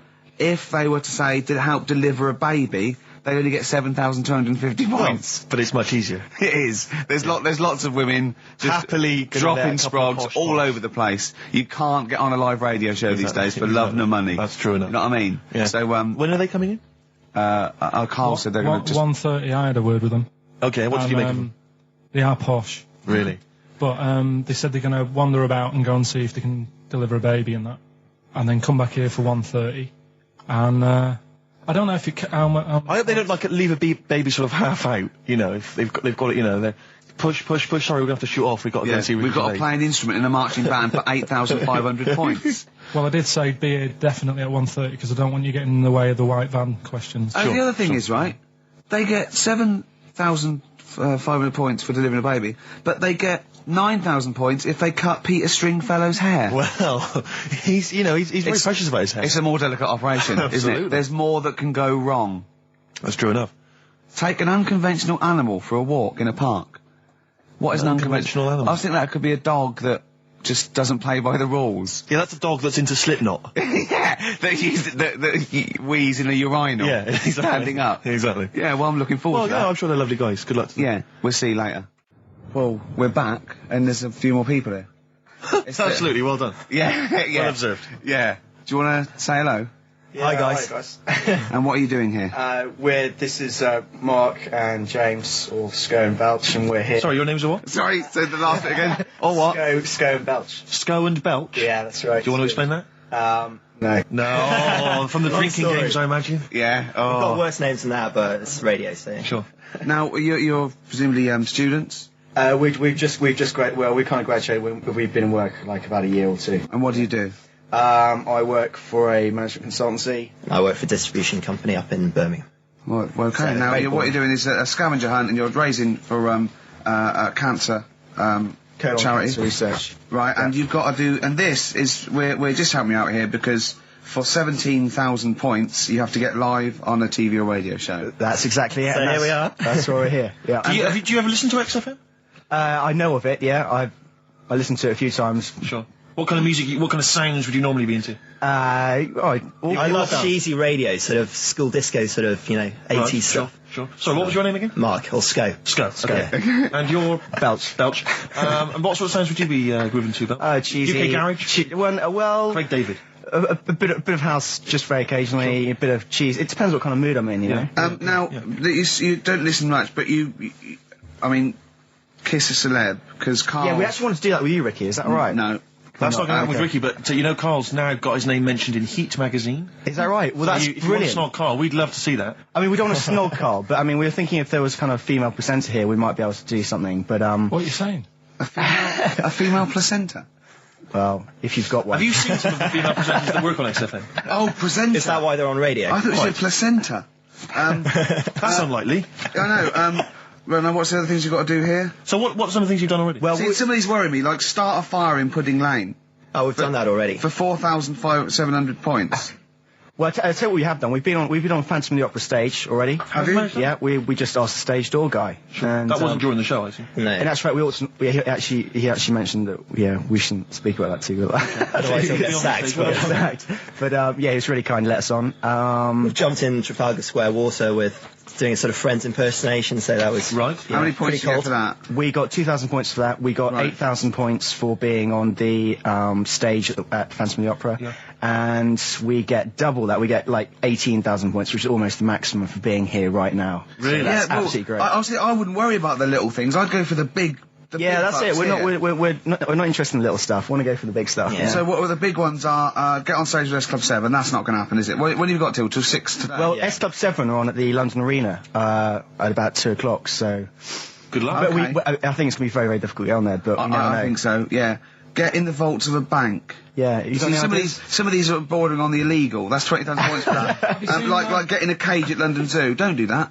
I mean, it's 10,000 points, but don't do it. Unless it's a penguin cage. Well, that's what we were hoping. Just some kind of timid animal we might be alright with. You know? Yeah, If sure. anyone's got any good ideas for sort of funky things to do on air, then Okay, well, if you leave your number and anyone calls in, they can help you then. Well, maybe some of S Club 7 Yeah. are listening. let's hope so, because I mean, we love them to bits. If they are, it is for charity, and the points get awarded into money for colon cancer research. So it'd be absolutely fantastic if we could. Yeah, so Bradley, John, Tina, if you're listening. Yeah, if you're listening, or any celebrity out there who's a female celebrity, we need to snog them. It doesn't Hold need to be a on, long wait a minute, snog, wait a minute. but if we can, that'd be This great. is good for 7,000 points. This looks like a good one. Play the organ in a church. That must be easy. Is that a metaphor? Yeah, but you know what church people are like. It says the bigger the better, so it might be. That's got to be euphemism. Yeah, it's got to be, hasn't it? Yeah. Well, thanks very much. Good luck. Good luck, guys. Guys, Get thanks an very much. Thank you Frenchman very much. standing outside Les Mis looking Miz. That's going to happen. That's good. Man a big gun type thing on the HMS Belfast. That won't Well, we've got a happen. big gun, it's just finding the boat, which is the problem. Oh, so. calm down. What was your name? Bo? Poe? No. Poe? Go. Go. Thanks very much. Guys, thank you very, very much. Cheers, guys. Cheers. Bye. Now, we just had a call from someone impressed by Karl, and Karl's very pleased because this guy has actually done a PhD on Che Guevara. So in theory, whatever subject he chose, in theory, he's probably one of the experts in the world on this particular field. Now, hello, are you there? Yeah, I'm here. Hello, what's your name? My name's David. David, now where did you do your PhD? Did it at UCL. Did it at UCL, mild college. And what was the actual title of the PhD? It was Che Guevara's influence on class struggle in Europe in the 60s. And what did you think of Karl's performance? I thought he did really, really well. The only thing, I'd never heard those last words before. So Karl actually knows something you don't know. Yeah, possibly. Although you presumably not take that as verified information. You probably wouldn't take everything Karl said as gospel. You'd probably look it up yourself, would you? I probably would have a look, yeah. Did you know about babies' eyes? Sorry? Did you know that babies' eyes don't grow? I didn't know that. You see, that's why you shouldn't take things Karl says as gospel. Because it come out with something, vaguely intelligent, and then say, "Did you know about babies' eyes don't grow?" Any questions that you'd want to test Karl on? Any thoughts? Any things he missed there on the history of Che Guevara? I think he did really well, and I think he should be congratulated. Because Karl has problems with understanding why people are interested in history, and even though he's been reading these books, he keeps saying, "Why does anyone care about history? Why is it important?" What would you say to Karl? I think he should maybe then look at who Che Guevara did influence and why he still influences people today. Yeah. Well, he knows that he influenced Citizen Smith, and he knows that if McDonald's ever wanted to swap Ronald McDonald for Che Guevara, it would cost him an awful lot of money. So he is trying to apply it to the modern world. He is having a go. Well, maybe you should think like why Rage Against the Machine have him on their T-shirts. Good point, Karl. Why do you think of that? Why do you think they have him on the T-shirts, Karl? I don't know. Maybe that was a design of the T-shirt. Maybe they wanted another T-shirt. Maybe they wanted Ronald McDonald, but didn't have any in. Sure. And they said, "Oh, we'll have that one there then." Well, thanks very much. Just before you go, do you think Karl would be an interesting subject for a PhD? Yeah, very much so. Yeah. Okay. Well, if you're not, well, hopefully one day you'll become a professor and you can maybe set that as some coursework. I could do, yeah. Karl Pilkington. Imagine that. Cheers, Dave. Having an MA in Karl Pilkington. Thanks very much, Dave. Okay, bye. Cheers, bye. That's good. My teachers never did that. What, encouraged you in that way? Never said well done. So, really? Yeah. But you never showed up. Yeah, you had to be in the same room. They were too really. busy saying, "Who are you?" yeah. No, but Mrs. Matthews, me head teacher. Oh, let's not lay into Matthews again. Not Matty Matthews. Not Grimble Matty Matthews. I'd never be a high flyer. If she could see you now. What did she say? You'll never be a high flyer? She said that to me, mum and dad. On a parents' evening.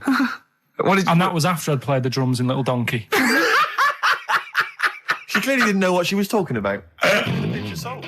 No, I'm talking about someone who's done a study of him and who's done a PhD. Oh, okay. I'm not talking about any old nutter. And also, Karl's lottery numbers. He's a little bit more confident this week. Okay, good. He went there more like it. And I looked at him and I laughed. He went, no, even Suzanne said I'm on more on the right lines there.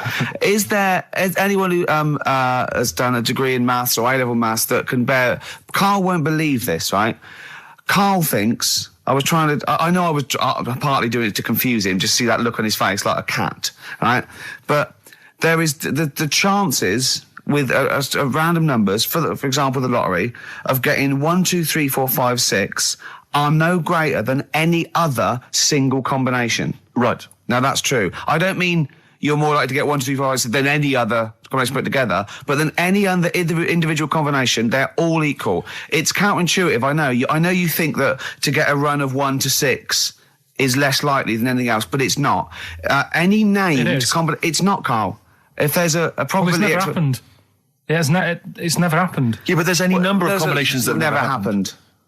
Every one of those combinations that have come up have happened, and they're just as likely or unlikely as any other combination, right? It's just that you feel intuitively, right, that 1, 2, 3, 4, 5, 6 is less likely than 1, 7, 12, 34, 60. You know what I mean?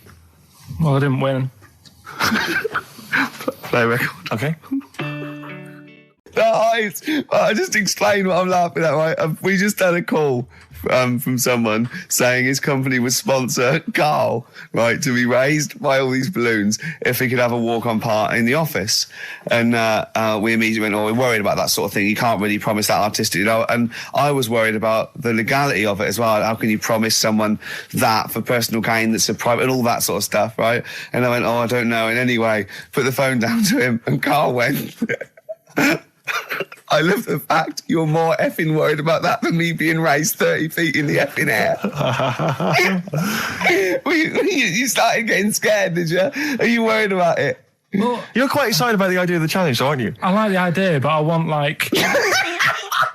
Why do you like the idea, Carl? Oh, what if it went all wrong and we're there going, oh, the humanity of it? I think we need Carl to get... he's just And the rope would pull out my trousers and Oh, no, it's definitely got to be Dr. Fox if that's going to happen. God. Oh, we've got to do this. So hang on, but let's just think about because wait a minute, we say this, but we'd have to get all kinds of health and safety people involved. No, we wouldn't. Of course we can't just start raising it in the air. No, you're allowed to do it on private land, aren't you? Look what happened to the Hindenburg. No, but I was just saying there was lots of people died. Listen, look, all we do is we get someone right. But what if he gets loose and he just floats off into the air? And he meets his magpie that he lost. He used to peck his grifter. balloons. So I'm so excited about this. Listen, we've got to do this. No, but please. shut up a minute. Let's just stop and think about it. It's 60,000 balloons. Look, no, it's not. It's 6,000. But 6,000 balloons, that's a lot of balloons. No, it's not. No, it's don't not. be silly. For sponsorship, people pay for... no, listen, it's worth it. There must be a company out there that'll pay for this, just so we can film Hang it. on, is there not an easier way of just getting one big balloon? Then the challenge is there's no challenge then. No, it's got to have people coming up and hooking balloons. It'd be like Buckaroo. And the person who puts the balloon that actually raises him 10 feet wins a prize or something. So hang on, so what we've got each person with like 500 balloons. Yeah. That's mad. Can you imagine how many balloons that is? That's ludicrous. 6,000. Yeah. That's an awful lot of balloons. I don't know, there must be someone that could do this. Oh, look, people have walked on the moon, for Christ's sake. We can raise Karl Pilkington with some balloons. Yes, but they had a NASA budget. We've got XFM behind us. Yeah, but balloons, balloons are cheap. You can get about a pack of 25 for about 150. Right, fine. No, true. Yeah, the helium though, Carl. You can't just like attach yourself to a pack of balloons. No, but... What, you think we blow them all up? With helium. Right. Oh. Off you go. But then we can do something with the balloons, can't we? Like release them afterwards. Oh, we'll release them back into the wild. Brilliant. As a sign of peace. Fly, my pretties, fly. Listen, be free. I am so excited. I've not been so excited about when I thought that Robin Ince was going to stay in my cupboard for £1,000. Look, we've got to do 6,000 balloons. I don't think it's going to happen. That's an awful lot of balloons, and I just don't see how we can tether them all to Karl. He's a small man. No, but because you have them at different lengths, don't you? Yeah, exactly. Karl knows. Can you think about the logistics of this? Oh, someone must know. There must be a company. There's a bloke willing to do it. I know he doesn't know the technology of it. He's willing to sort of stump up. And so the company just has access to helium like that. No, we can do this. Come on, London. Someone's done Londoners. It was on the internet already, so someone obviously has done it. Yeah. So they didn't say, "Oh, we can't get all of the balloons." No, they probably worked it out, didn't they? Karl, you're more excited about this than anything else. About your education, about your exam results. You're so excited. And we'll have a little rope. It'll be like flying a little kite, a little Karl. Let's go, Karl. What will you wear? Like a one-piece jumpsuit? Yeah, it'd be lovely. With sponsorship all over it? Oh, it'd be great. You're like Jackie Stewart, and just as you go up your little face, oh my God, I'm not going to sleep until this is done. This is the most exciting thing ever. Only 10 feet. 10 feet, yeah. We need some kind of rope to sort of tether you to the ground. Yeah. We don't want you sort of flying off. This is going to be great. And he'll have a little crash helmet and everything, and little Dee Dee boppers on the crash helmet, like he's a little flying ant. Definitely. We give him a little, oh my God, can we give you an outfit like little wings and everything? Can we paint your face with like children's paint? I'm not doing all that. Why? Oh, because that would be silly. Oh, please, Karl, do this. Do it. We'll do it for charity. Yeah? Right. Yeah? Oh, this is We'll do it for brilliant. children in need. Please, just phone in if you can help us. Lift Karl up 30 feet. Let's say 30 feet. I think it has to be a decent... Yeah, it has to be a decent height. Is there a world record? Because we want to break that if we're going to want to break that. What is the world record for raising a man by balloons? Yeah. Okay, so listen, let's just finalise details here. We've got... I'm so excited. Email address, ricky.gervais@xfm.co.uk. Ricky.gervais@xfm.co.uk. What's the number? The number, Karl? 08700 800 1234. Give it again. Lift Karl. 08700 800 1234. Sponsored by Heat Magazine and or something. Maybe even if you've just got an idea about how we might be able to organise it, how we might be able to get it done, if you've got contacts, anything, just get in touch, give us some information. Oh, that'd be great. I'm going to play a Beatles track for the lovers. Oh, man. It's off the Help album, and it's You've Got to Hide Your Love Away. Oh, just think of his little face as he goes up. Maybe tell it, XFM. Well, XFM, we're nearly the end of the show. I'm Ricky Gervais with me, Steve Merchant. We've enjoyed company. Carl, we're going to try and get Carl in the air. Anyone that can help us, take him up with helium balloons. Our friend Johnny Mango called again. And apparently the record's 11,000 feet. Carl is getting a little bit nervous. Yeah, the world record is 11,631 feet raised by hot air balloons. Yeah. How tall's Canary Wharf? It's 11,631 feet. Exactly. I don't know, Carl. Is it how much higher? It's a long way. More. I'm not doing that. Because I'm like 6 foot something. Yeah, think of that. Just look at Steve. All right. Yeah. But you can change your record. You could say, well, the sort of balloons are the one with Mickey Mouse on it or something. Yeah, could I just say something? That man did 11,000 feet, but he wasn't naked. All right? Come on, Carl. Your 30 feet will be the world record for naked ballooning. Yeah? Think about it. All right, it's for charity. Well, thank you for listening, everyone. We are going to raise Carl. And after Carl said, just to think, my teacher said I'd never be a high flyer. So this is your chance, Carl, to shine, to fly. Steve. It'll be brilliant. This is a bit easier, but I still think it's a good one. So this is, we should explain what this is if you've just tuned in. It's one of those stupid lateral thinking problems. That Carl himself has created. Yeah, that was his homework. Right, this one. It's a fella. He has a normal day doing stuff. Nothing wrong with him, right? And It's the twist in the tale. It's just like Tales the Unexpected. Just a normal day, nothing wrong with him. Hold on, though, he's got the legs of a fish. Go on. So, that's why he's been hiding his legs. so Go on. he does his The legs of a fish. Sorry, Carl, carry on. He has his working day and that, Yeah. and then he gets a bit tired. Goes to bed. He puts the light on, leaves it on, goes to bed. Oh, That's crazy. that's mental. I can't think what's happened. Anyway, here's Radiohead. Right, okay. What? The question is, why does he put the light on when So he's a going man, to bed? he's had a normal day, he's come home from work. Is that right? He's come home from work or he's not been working? Yeah, he's just been out? no, it's been working and stuff, I think. You think?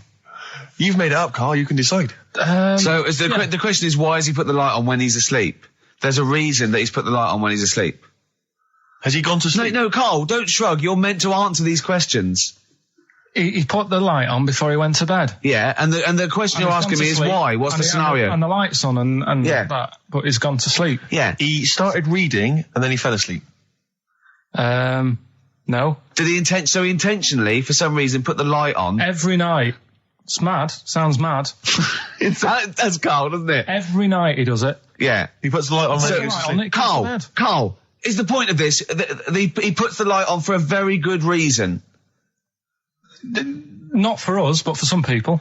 He's blind and it's always been on and he thinks he's turning it off, but it was on in the day and he thinks he's turning it off, but he's turning it on because he's blind. That'd be stupid.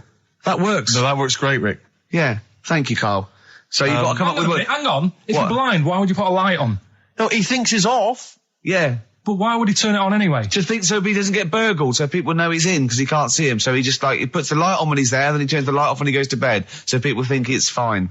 But he's got it out of kilter, and actually he's walking around in the dark all day. I don't believe that if you're blind, you turn your light on. I don't think you'd be living on your own, would you?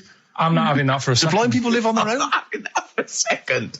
Well, some people do. Lonely blind people live on their own. No, if you got bad eyes. Any of them women?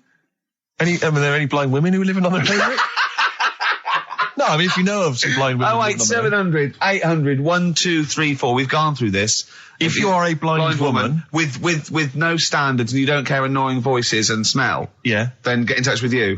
yeah. I mean, know- you've got to be within the ages of say 25 to 65. You know, Right. well, call it 75. You fussy, you fussy all of a sudden. I know. Yeah, go on. If you were blind, would you live in London? Because someone said yesterday there was one struggling outside in Leicester Square, and I don't understand. If you were, I mean, you know, That might have been a tourist. but why come to London if you're blind? It's the worst place in the world to come if you're blind. To hear the sights. To hear the sights. It's a bit mad, isn't it? They do the same job. They have tourist needs like anyone else. Yeah. No, but it sort of stinks, and you'd go away going, "Oh, it's not that good."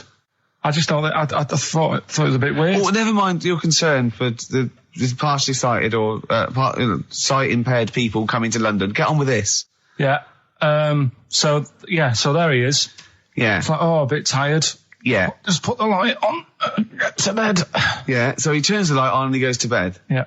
Oh. Should we play a track? Look, he's not sleeping on the job, he's a lighthouse keeper. Well done. Is he a lighthouse That's keeper? not it, Carl. He's a lighthouse keeper. Right, why wasn't the light on all the time? Because it's light in the day. You idiot. Play a record. What? Play a record. You're a buffoon. No, actually, the light isn't on in the day, is it? No, Rick? it's not. I think you're the buffoon. Oh, yeah. Carl has won! It's a long time since we've had any white van Carl. For those that don't remember this particular hot feature, we basically ask Carl some of the questions that are asked of a white van driver in the Sun. They always have this on Saturday afternoons.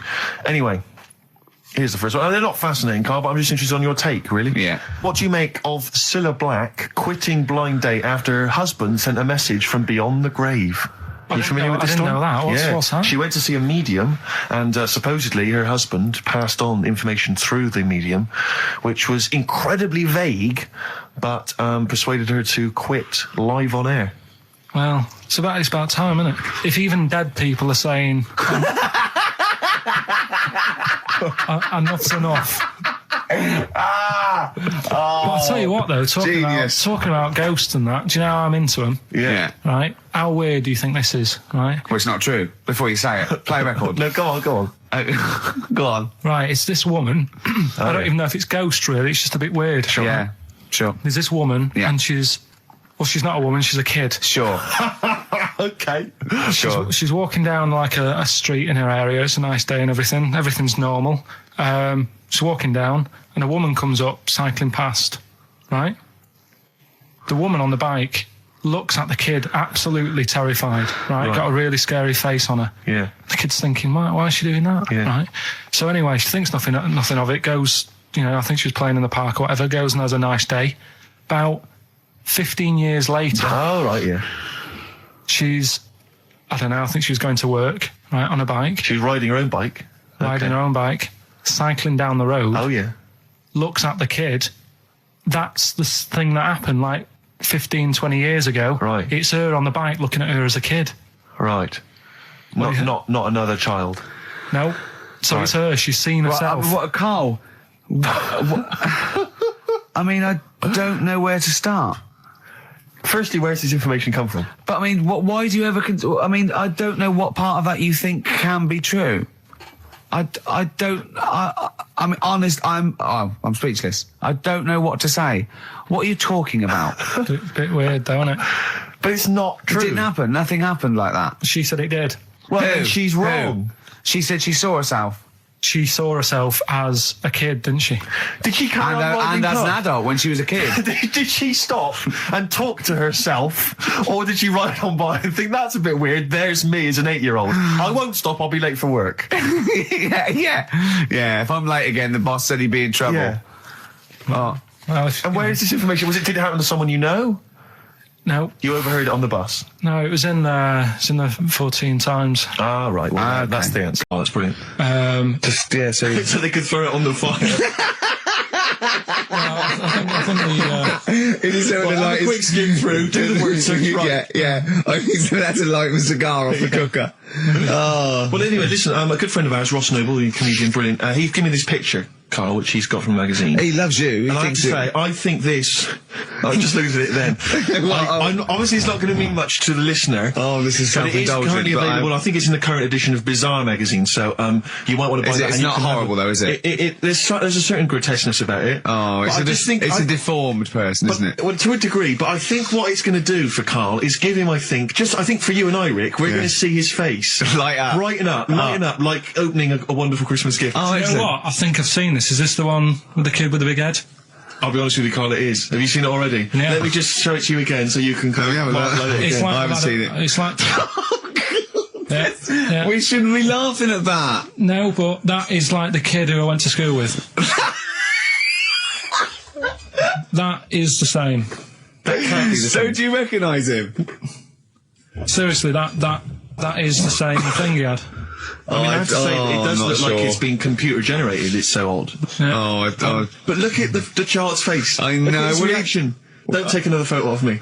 I'm not sure this is right. It's not right. It's not right. But I was hoping that would give you, Carl, just a little glimpse of. We've had a request as well on the best bits. So someone wants to hear you talking about your mates with the big heads. I don't believe it, because every time we go there, we get some sort of complaint about something. About what? Just leave it. Well, that for some reason that always goes from the story with my dad going to Blackpool for taking those kids there. And what kids? And, leave it. No, what? No, I don't know. There's people who don't know what you're talking about. I'll tell you when we put a song on. No, well, I know what it is, but you can't just say that. Is it when? Is it when your dad put a kid in the wheelie bin because he was getting out of hand? Yeah. So we're going to be can't go through it again. It's too controversial. We're going to. What's the name? No, well, the thing is, right. You were just saying about what are you about Christmas. That's the funny thing, right? Because in our house, there's no one who's religious, right? No. My dad got annoyed when I went to church that day. He was like, what are you doing that for? Of course. I went to see a gig in Liverpool. Remember the band The Christians? Yeah. He thought I'd join some club. Yeah. I said, I've been to see The Christians. He was saying to me, man, what's he doing going out with them? Yeah, yeah. And then the other thing is, because I'm not christened or anything, my mum used to say to me, don't tell anyone that, because there's witches and stuff. I want to go back and see his upbringing. I just want to go back and see him at 7. One day in the life of Carl, age 7. Just to have 3 ghosts visiting tonight. And take him back through time. But we could go with him. We could be some of the ghosts. Yeah, the ghosts of Christmas past. Remember this? That's incredible. Because there's witches. Don't tell what. Just say she thought. So she wasn't Christian, but she thought maybe someone could take your soul because you weren't christened. It's like there's cults and that, isn't there? And if they find out you're not christened, then right. So I don't think they care. I don't think a lot of cults care. Well, but what can they do if you're not Christian? I don't know. I just said all right, because then through that time there must have been a time when. But hold on, now they know. Yeah, but I'm older now, so I'm all right. She used to worry about me playing out on the street. Oh, she was worried about whether you were naive and stupid and easily led. Well, yeah. No. Good point. No, you're right now. Yeah. So yeah, good. Yeah. I just have to show you something, Rick, before we move on. I know we've got another Educating Ricky, but someone just sent this in. Yeah. They've been looking on eBay for Victoria Plum. You're joking? Come here and see the photograph. Oh, God, that's fantastic. Show that. That's it. Oh, God, he got that for his mum. It's the worst piece of tat I've ever seen. Carl! Carl. Imagine how... Oh, gutted. Oh, imagine how... Look, think of him now, right? There it is. I've ever seen. I'll tell you, it looks like a Diddy man gone wrong. It looks like a Diddy man prostitute. That is. Is that the one, Carl? Well, it was a different colour. It had a yellow at mine. No, but look. How do they get? Tell them they go into eBay. So you need to log on to ebay.co.uk. I'm sure you've used it before. It's the online marketplace, ebay.co.uk. And if you type in Victoria Plum, I'm assuming that you can track this down. That's amazing. It's the worst piece of rubbish I've ever seen. Just think how cute he was as a kid, though, doing that. Just think of him, just going... just seeing that and thinking, she likes gnomes! It's the worst thing I've ever seen! I mean, to be fair, I don't know what her prize collection of gnomes looks like, but I can't imagine they're much better than that. I mean, gnomes are a fairly grotesque thing. But certainly your mum's taste and discretion is... Did you have those houses on your estate? You'd go in there and it was just loads of those dolls still in their packaging all around the room. And sort of like one of those homes that keeps the sort of packaging on the 3-piece suite. Why don't you buy another one for her for Christmas? Yeah. It's $3.99. It looks, but that's £2.49 because that was $3.99. Well, oh, buy it, Carl. No, I've sorted out her passport this year. Anyway, I'll get her that next year. I've had an email from Andrew Forrest who has just simply entitled it Karl Pilkington. Oh, Karl Pilkington. What do you think of that? That's got to be your new name from now on. I had a mate who used to use it. What, used to call you that? Yeah. Was that your nickname at school, Pilkington? No, it's not my nickname. It is now. No, it's not. It is now. Pilkington. Oi, Pilkington. Oi, Pilkington. Pilkington, do my homework. Where do you live? Where do you come from? Pilkington? No, there's this lad who called Mark, right, who I used to go to school with, who used to call me that. And his mum, right, was like obsessed with cleaning. And I was never allowed in their flat. He makes the place look untidy. So she used to, I don't know if it was just me or all his mates, but I used to turn up and she goes, yeah, he is in, but you know what you've got to do? And I used to have to go round the side of his flat, and he had a computer, right, which I used to play. I didn't have one at that point, but he had one. And I used to have to go around the side of the flat and stand at his bedroom window with his window open, and I'd be sort of leaning in playing the game. You are joking. I'm not. His mum. You had the weirdest upbringing I've ever heard. The things you were willing to do. It's the strangest. What is this town like? No, I stopped going once. Was there always music? Right? There's the horse in the house there. Oh, look at these two kids with big heads and webbed feet. All right, Ronnie. All right, Reggie. What was it like? She was obsessed. It is like you've grown up in a cartoon made for children. Yeah. No, his mum was really obsessed with cleaning. Can I play through his window? I used to. Mrs. Ramsbottom, can I play through Mark's window? Aye, you know what you have to do. She used to be up till about 3 in the morning. Pilkington again? Have you washed your hands? What, up till 3 in the morning? Washing? She used to be up doing the tiles in the kitchen. Washing until 3 in the morning? It's at 3 in the morning. And for ages and ages, that's saying that out on the tiles, I used to think that came from, like, his mum. Because she was out, like, cleaning them late. So, till I was about 13, I thought that saying out late on the tiles. Yeah. Was. And now you're not confused by anything. Well. There's no misunderstandings in your life now, is there? So he was allowed to walk in and out of the house, was he? No, he was alright, and he used to come round to ours a lot, and my mum used to get these pies from Hagenbach's, right? So. I don't know what that is. It's at that bakery where they used to chuck the cakes out the back, I'll tell you about. Yeah. And you ate six? He loved it, but I could never go round to theirs, or if I did, it was like, well, yeah, he is in, and I'd go, alright, and then I'd walk round the side of the flat. Stand outside. Why did you ever knock at the door? Why don't you just go around and knock on the window? Just to check he's in, because he wasn't always in his room. If he was in the lounge, he'd have to go to his bedroom, and then that's you say meet you. This is the strangest. And you'd play a computer game through the window. You say it was a flat. It wasn't like a 5th story one, and you had to get in one of those kind of cleaning contraptions and like winch your way up. I love the idea of that. So. Pilkington. Clocks from the Coldplay. On XFM 104.9, I'm Ricky Gervais, with me Steve Merchant, and back, Karl Pilkington. Hey. He's raring to go. It's nice when you have a bit of time off, isn't it? Yeah, how long have you had off now? About 3 weeks. About 3 weeks, yeah. We can't do that because we're sort of self-employed and we'd be letting people down, but it's different when you get paid anyway whether you turn up or not. But good to have you back. I'm never off ill. That's the first time I've ever been off ill. Like, well, no, I mean, just you're off 2 weeks and then you're off. No, I just wish I was the kind of person who could let down an audience of regular listeners. Yeah, but like I say... Well, no, we spoke to you, weren't that bad. A cold, you don't go home for a cold. We were discussing this last night in the pub, and, you don't go home for a cold. Okay, so moving on, what have we got then? We've got some great songs. I've brought in the Smiths, I've brought in Buzz Cox, I've brought in Neil Young, I know Steve's got some hip-hop. Some great hip-hop. I've got some great Elvis Costello. It's going to be great. Karl, come on, concentrate, you've been away for 3 weeks. Just annoys. No, stop saying that, because you're annoying me now. Why? What you do? Go home ill? Oh, he's annoyed me. Oh, has he? Yeah, I got wedgies and I'm a little bit annoyed. Can I have some time off but still get paid? Yes, of course you can, Steve, right, he called me up, winding me up about this. And, right, I'm 30, right? I'm 30 now. I can only remember being off 2 times. Oh, his memory's going as well. You had some time off. And both of them were when I was at school. What's school? One when it was windy.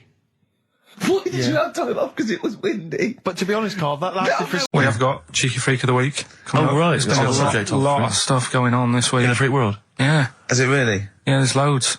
I mean, stuff that we can... The one that hasn't made it. God, this is what hasn't made it, so we'll judge it on that. Go on. There's a woman, right? Do you know how, I mean, in a way, I thought Elephant Man, it was a bit tight because, they sort of took him on a freak show, did a bit of a road show with him and stuff. Yeah. There's some woman, I think she's in India, like now, who, makes a lot of money because she's got 3 legs and 7 toes, stuff. And she was saying, people pay quite a lot of money. Not Squiddy Patel. It's not that much money, compared to here, but over there, it's loads of money. Sure. And all you do is, you go around to her house and you pay this lot of money, and people just go, oh, look at that. Extra leg. Leg. Right. It's quite a lot of money in that. So she hasn't even got to go out on the road anymore, like in the old days? No, that's what annoyed me. It's well, you could get to them faster. You go and see them if they're paying the money. Sure. But yeah, there's... What she could do is go in and buy a pair of shoes, right, and then nick one on the way out, because they only put one out, don't they? Good idea. So she could get, 3 for the price of 2. Just offer. one of the many perks of having Just 3 one legs. of the perks of having 3 legs. The other one is, I mean, keepy uppy. But she'd be good at that. Shouldn't do that. She just stays at home and puts the feet up. But anyway, that's not even Cheeky Freak of the Week. That's coming up later. Coming up later. Oh, brilliant. Now, Rockbusters, Dead in the Water, isn't it? We've killed that off, have we officially? We killed off Monkey News and Rockbusters. Didn't I tell you that there was some sort of petition for Monkey News? Was there? What was the story? A lot of, it's loads of emails and that. You mean you've done Monkey News? You mean you want to do Monkey News? No, but seriously, there's uproar. And people were like, you can't get rid of Monkey News. Yeah. Don't be doing that. Loads of people. Was it monkeys? Trying to write the complete works of Shakespeare? Did Tony Blair get a whiff of it and he's coming down we're like a doing ton of Monkey bricks? News. And Rockbusters, Steve, if you've got a better competition, then we'll do yours. That's fine. Do you know what I mean? If that's what you want to do, we'll do. What did you want to do? No, I was just wondering whether we should perhaps not do a quiz at all rather than do that piece of rubbish. Might be better to have nothing. Might be better just to have silence during that part of the show than have Rockbusters. I don't know. If I give you the clues and that, and if you think they sound rubbish, we're not doing it. Well, I know that. I guarantee they're going to sound rubbish. All right, let's make it the last Rockbusters then. This is the last Rockbusters. Well, it depends. This is okay. This is just, if it's good, you get a reprieve. It's all about this. Okay. Okay. Go on then. Let's do Rockbusters then. Oh, we're doing it now. Should we play a record and do it after that? Do it after. Well, I'll tell you what. I'll tell you the prizes and then we'll come back with the clues. Because I've dug out that REM track. Excellent. So it's an interactive show. Okay, we've got the best summer holiday album ever. What we got on there? It's got Elvis versus Junkie XL. That was brilliant. Holly Valance is on there. Yeah. Laz Ketchup. It's all the stuff that the XFM listener is craving. A tribute to the Ramones album. We got Red Hot Chili Peppers are on there. Metallica. Street Legal from Bob Dylan. That's nice. Brilliant. Did you just buy that in the 4 for £20 from HMV deal? Fair enough. Once That's again, a good album. The Talons of Weng Chiang, a Doctor Who classic. Yeah. And there's something for the XFM listener, 8 Mile on DVD. I thought that was nice, that film. That was the last bit was funny. It's a good film. Some good rap-offs in that as well. Yeah. So let's play a tune and then we'll come back with the Rockbusters clues. REM, go on. Give it to him. REM, Electrolyte, on XFM 104.9. Ricky Gervais, Steve Merchant, Karl Pilkington. I walk down Oxford Street every day to go to the office, and it is like running the gauntlet in Gladiator. It's not only is it just like, you have to dodge people and they're dawdling or rushing or, keeping into the road to get past some people but avoiding taxis, but it's like hands everywhere, like leaflets. I don't know, there must be 1 million leaflets given out. It's all mobile phones, sandwich shops. Teach yourself English. Teach other people English. I know, and those charity people, something for Alzheimer's, and I've been caught about 6 times where I couldn't say no. I've got about 8 standing orders now because I just couldn't say no when they confront you. Yeah. Which is, it's amazing how often I'm on the way to a meeting. I'm always on the way to a meeting, and then I always feel guilty if I walk past them again 2 minutes later with a HMV bag. Full. Yeah, exactly, crammed with bargains. I know, yeah. No, but, it's actually weird. They're like zombies. It's like you're fighting them off. You need a flaming torch to get past them. Or if it's not them, it's tourists. Just constantly, excuse me, can you take my photo outside HMV? Or outside Topshop? That doesn't happen to me a lot. I always seem to have tourists. Just in the way, just kind of dawdling, looking up at the buildings. I walk so fast. I walk so hard. I put my head down and I just try and walk so fast everywhere now. Because it's, But Oxford Street is just, it's unbelievable now. And I think it's age that I've started noticing it. Even if the window's open and I hear just like cars and they're on the mobile phone, it's the loudest place in the world. Yeah. I don't know what we can do. Well, isn't it one of the busiest streets in, is it either the world? The universe? It is mental. I think if we carpeted it, that would and put some curtains up, it would just deaden. It's like pubs with those polished floors and metal tables, and everyone's having to talk like that to be heard. The jukebox is quite loud, and I want to go just turn everything down. Yeah. Let's put some carpet down. Just talk quietly like this. Yeah. Let's put the music down a little bit.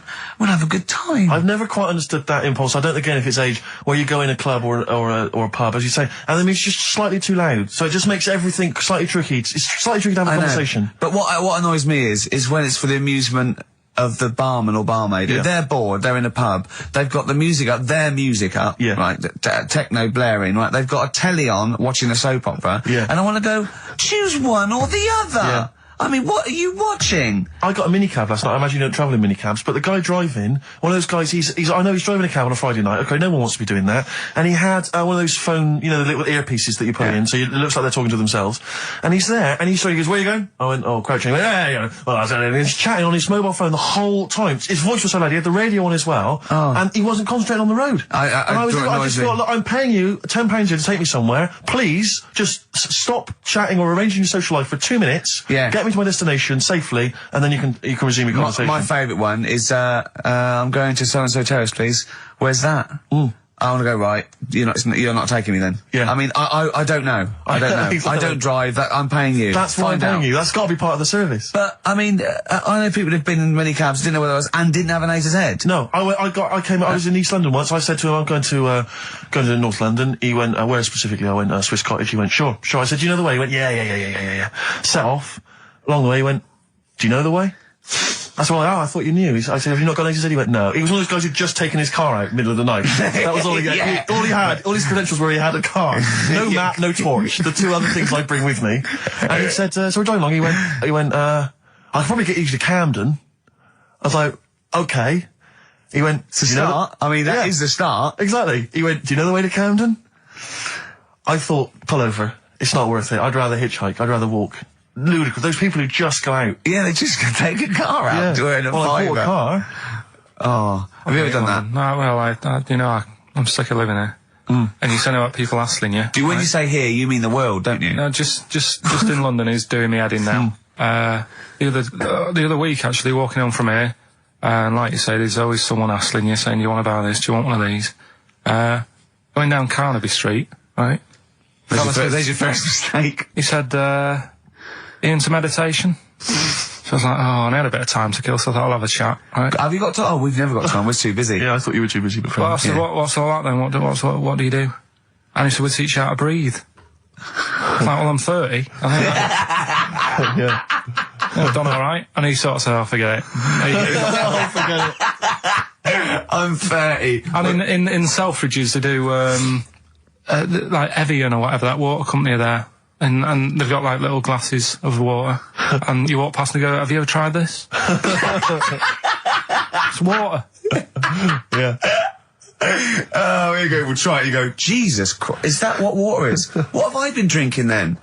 You've been drinking piss and mud. Have I? I'll have a bottle. Anyway, listen, Rockbusters. Oh, come on then. Let's get it done. Really? Yeah. Come on then. Right, so cryptic clues and initials, you work it out, it's a band and stuff. Yeah. Right, Brilliant. First one. Bob Holness. The first clue, the doctor said part of the foot and the leg was no good, so he took him off and he threw him away. That's the clue, the initials TB. TB, right? The doctor said part of the foot and the leg was no good, so he took them off and threw them away. Second one, the Scottish Monster has got a bit of a tan. Right, the Scottish Monster has got a bit of a tan. Okay. That's TD, right? And the last one, the 60s singer had a heart attack whilst he was having it away. We won't be seeing him again. Right, and that's FNM. Well, the 60s singer's had a heart attack. He was having it away. We won't be seeing him again. Email in. Ricky.Gervais. Remember, this is to save Rockbusters. If people don't get this, right, it's no more. So you better, if you want this feature to stay, you better get the clues. Right? Good work, Carl. Out of Time by Blur. Luckily, we're not out of time. Got another hour and 25 to go. So it's not over yet on XFM 104.9. I'm Ricky Gervais, with me, Steve Merchant and Karl Pilkington. We've had quite a lot of emails, as ever, Rick. I should just say, because we're very lazy. It's a much listened to show. We're very lazy people, and we rarely reply or read out the emails, but we do. I never read the emails. Absolutely. So I rely, if I haven't replied to them, or my mail, Steve opens my mail and reads my emails. So if I haven't replied, it's just because he hasn't passed it on to me. Yeah. Okay. But I haven't passed it on to you because I know you'll never reply. Sure. So, I'm just cutting out that. But I just want to say thanks for the emails. We do read some of them, and we do appreciate the fact people send in jokes. I appreciate it. I love it. So I don't have to do anything towards it. Sure, we had an email from Jack. He just said he missed the last 2 weeks' shows. Has he missed anything? Not really.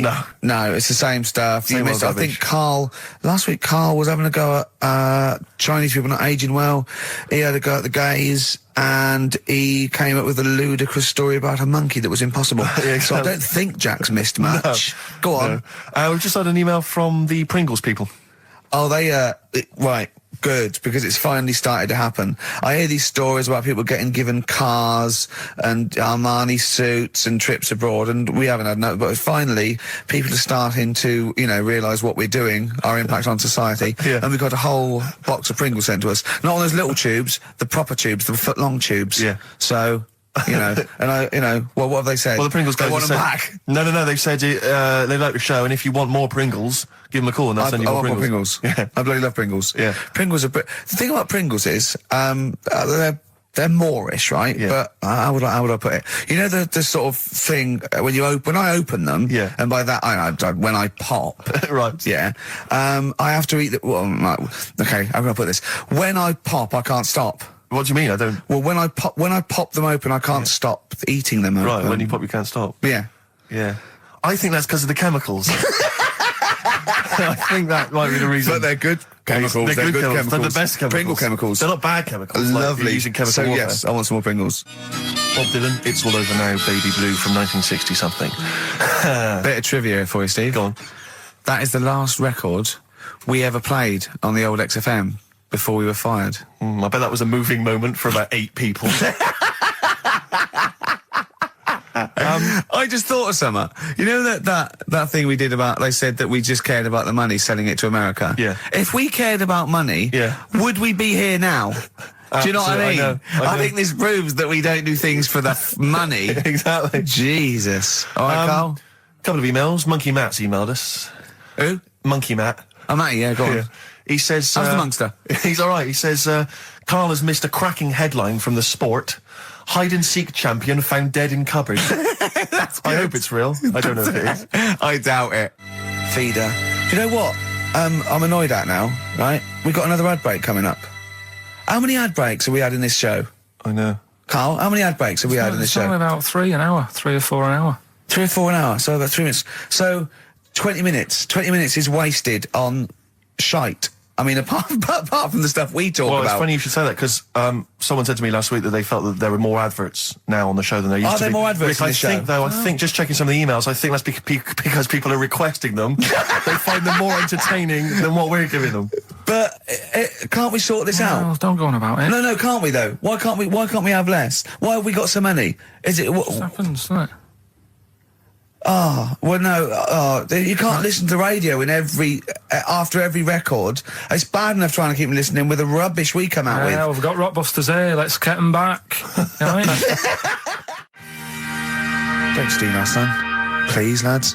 Thrills on XFM 104.9. I'm Ricky Gervais. With me, Steve Merchant and Karl Pilkington. Yeah. Little Carly Pilkington, little baldy mank whinging little twat. How are you? Yeah, all right, yeah. What are you doing? Happy? Feeling a bit happier today? You look as full of spunk, as they say in America. Yeah, I'm all right. Just a bit of a miserable day, though, isn't it? Yeah. A bit miserable. Yeah. Walking in today, right? Do you know I walked through, like, the sort of the gay district of London and that? Right. You don't walk, you mince, don't you? Well, just walking through on the way to work, and I'm always interested in their little shops and stuff that they have, right? Loads of their little shops. That's don't be ashamed of. If you want to go in and buy something, go in and buy something. I'm just having a look at, looking in the windows and stuff. Little postcard just near the entrance. Yeah. That's meant to tease people in, to make people go, that sounds good, I'll nip in. Right? Little postcard. Free butt plugs with every sale. That's great. How did we get from 5p off milk to free butt plugs with every sale? Wow. What's society come to? Well, it's because we're liberated, Rick. Yeah. It's an open society. What did you buy to get them? You didn't buy... No, I didn't. But what's the purpose? What, of the poster or of butt plugs? Butt plugs. Because I really, honestly You don't... shove them up your arse, don't you? Whoa, slow down, bum. Shove them up your bum. Yeah. But when? Is that just like when you're doing whatever, doing stuff around the house, or I think it's not to keep things out. Is it like you would use a plug in the sink to keep, the water in the sink? Oh, if you're not gay. Get that? Oh, yeah, no, I know what you mean, yeah. I don't know. No entry. What is it? I mean, I don't understand what that's I don't know. I assume it either feels good or are they... well, I've got to be careful here. Or are they sort of like breaking it in? Right, yeah. Do you know what I mean? Like it's like a shoehorn. Sure. or It's like when you stick paper in your shoes if they're a bit tight. Or those people who sort of like put little bits of wood in their lips, and then as soon they've got big plates in their lips. Yeah. Same with the butt plug. It means you can, you're ready for anything. I don't know, do I? And look at Carl's face. Well, if you know what butt plugs are used for, then I'll get in touch. Gervais at XFM.co.uk. What do you think? If there's any... I can't believe we're already on this subject. I know. It's 1:05 and we're I was going to say then, if there's any people who use butt plugs, and I was thinking that Carl would have said, well, they're not up yet. Yeah. Because they go out late. no, but what is it? We're award-winning people. We've written a TV Not on show. It's radio, highly though. respected. Not on radio. We're rubbish on radio. I know, but We've got nothing to lose. But I always say to you, Steve, that I like educating people and that. Now, the way I see it is I didn't know what they were. Let's phone to go. Someone might know about butt plugs. All right, we'll get No, some. get them on. Get them on. Ask them. No, because they might say something dodgy. Oh! Yeah, whereas, what have we just been doing? Just take a chance. Take a chance and tell them not to swear. Well, you tell them. Okay. Right, Steve, I haven't got my headphones on. Hello, who's that?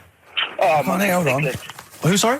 Nicholas. Nicholas, hello, mate. You're not going to swear, are you? No, I'm not going to Keep it clean. Yeah. Keep them keen. What were you calling about? I'm phoning about your plugs. About, not my plugs, but sure, plugs in general. Do you know much about them? No, Are you a plug user yourself? No, I'm just thinking if maybe you've got some gay friends and you're spending the night at their place, you might want to use one. Right. What, you mean experiment with them, or...? No, so you can make sure they're not going to do anything while you're asleep. Could I suggest, just lock the door? I mean, that is easier to me. Can I make a bigger suggestion? That's probably the most homophobic thing we've had said on the show today. Thanks very much for your call. Right, okay, good. Well, that's why we shouldn't put people on the line. Just, without checking first. I think Carl's made a good point. That's the calibre of listener we've got. Carl, come on, what's the matter with you? Oh, Thorns. that's No blue sky. Beautiful, isn't it? And that great track. it's all right, yeah. Just had an email, yeah. That woman who opened the Office script could have her head cut off. Apparently. When a letter is posted, it becomes the property of the Queen until it reaches the person it was meant for. By opening it, she's committed treason and could be killed. I don't know if you're familiar with this story, Carl, are you? Go on. Apparently, some copies of the Office Christmas specials, scripts, got sent to the wrong address. Some woman. And, I don't know what you do in that situation. Normally, if I get mail that's not addressed to me, I just give it to the postman or put it back in the postbox. Radio 1 tried to speak to her, but apparently she's got a gagging order, which makes us think that she sold it to the Sunday. So we'll read it. We'll read the plot of The Office tomorrow in the Sunday papers, which ruin it for some people. Ruin it for a lot of people, yeah. But the other thing is, I mean, if it was sent to her, obviously her name wasn't on it. Oh. If that's true, in which case, I think that's quite a serious offence, isn't it? I would hope so. I mean, I would hope that, if I sent something in an envelope, it was... But the BBC, the BBC, thinks that because the person they said it was meant to be sent to got his, he thinks maybe that's an excuse. Maybe someone gave her the script and said, don't say it came from me. Yeah. So... I don't know, maybe she's protected someone, I don't know. Yeah, well, if that is... Well, either way, don't sell it to a newspaper. Well, It's just the kind of mercenary nature of it that I loathe, It's the fact that it's only just now makes me wonder if she had it there lying around in her house and someone said to her, well, why don't you go to the papers? Yeah. Try and flog it. But I just don't think she's going to get a lot for it, because people are going to see it soon. It's not like it's the Hitler Diaries. Well, they're not very well written. But, I mean... I don't know. I'll tell you what I'm frustrated by. It's just the fact that it's like we've worked hard to give people some kind of pleasure for this Christmas, because a lot of people are very depressed, Rick, very low at this time of year. They've not got what they wanted. But we're trying to cheer them up, give them a bit of happiness. Yeah, but I think she'll be happy if she gets a lot of money. True. True. I don't know. I think it's just tacky, really. It's like, well, I just say, if you're a fan of the show and you don't want to know what happens, then don't read the Sundays Tomorrow, or at least avoid it when it says we tell you what happens. The papers might not ruin it. The papers might go, we've got them, but we're not going to ruin it for people. That'd be a nice, ideal. Be a nice gesture. Ideal. But I don't know. All I can say is it's a good job that I send out the prizes. Because that Michael Palin around the world in 80 days will be going to the person who won it. Yeah. And if someone else receives it, they better not try and... Right? It's not true. Opens the door, jams the things, you know, like the little catch. So the microwave works. She jams it with a screwdriver or a knife or something. Yeah. Puts the microwave on, sticks her head in, boils her brain. Don't be ridiculous. Right? Well, why is that ridiculous? Boils her brain. She boiled her brain. She boiled her brain. And this is what's good about the internet. I went straight from that, and there was a subject about brains. And do you know that Russell Crowe, when he dies, is giving his brain to charity or something, some sort of some people who can do stuff with it. She gave hers to Pot Noodle. Vesta. Yeah. Oh, That's boiling the a sort of skull. Yeah. That's not true. It's not true, Carl. It's the same as the woman who put her poodle in the microwave, isn't it? And all that. Just urban myths. They're urban myths. But again, where does it start? Someone made it up. Yeah. For a laugh. They're just too convenient urban myths. Everyone's you can tell an urban myth's not true because it's always this happened to a mate of mine, and when you say what happened then, they go, don't know, that was it. Was it? Was that it? Was it? Someone boiled a brain and that was it. There was no more story. Well, Were there any dates, locations, times? I think it was in Belgium. There's that one that a bloke, right, was going to get a phone call at 4 o'clock to find out if his business was, okay, right? And if he didn't get the phone call, he knew he was broke, destitute. So dead on 4 o'clock, the phone didn't ring, so he went up to the roof, his office, and he jumped off to commit suicide. And as he was passing his window, the phone was ringing. Oh, no. Carl, it didn't happen. Didn't happen. Think it through. Think it through. Who told that story? Who told that story? As he hit the pavement at 120 miles an hour. He's the only person who could have known that series of incidents. Also, why didn't he wait? dead. As his life's at stake, why didn't he wait till 5 past? I'm going to give it 5 minutes just in case. Just in case the lines are busy. Yeah. And what sort of bloke goes out, I'll call you at 4, okay, if your business, well, call me anyway. No. If I don't call exactly 4, then, no, you commit suicide. Commit suicide. I would, because if I don't call at 4, that's the end of it. Well, call me anyway. No, that's not the way I work. Why can't you just call me and tell me the other way? Well, I'm telling you how I do it. If you're bust, I don't call. Can't you just call to verify in case something goes wrong? What if it's engaged? If you want to be engaged, just commit suicide at 4, please. It didn't happen, Carl. The other one, right? A bloke, right? He's on a train station, and I say I heard it. He's waiting for a cruise station, whatever, and he shits himself. As you do. And so he goes, my train's in 5 minutes, so he runs across to Millets and goes, quick, Levi's, 36. The bloke just puts it in a bag, he runs onto the train, he goes into the toilet, takes his, It's already good, isn't it? I'm loving it already. No, right, there's a shadow, I think it was in America. Yeah. And it's on a quiet road, I'm guessing somewhere like Boston, that's what you mentioned. Okay. Right? No. Somewhere like Boston, and people at night used to see this shadow moving about, and they'd go, what's that? Right? And it got known, the little local town got known for this shadow, but it didn't cause any problems.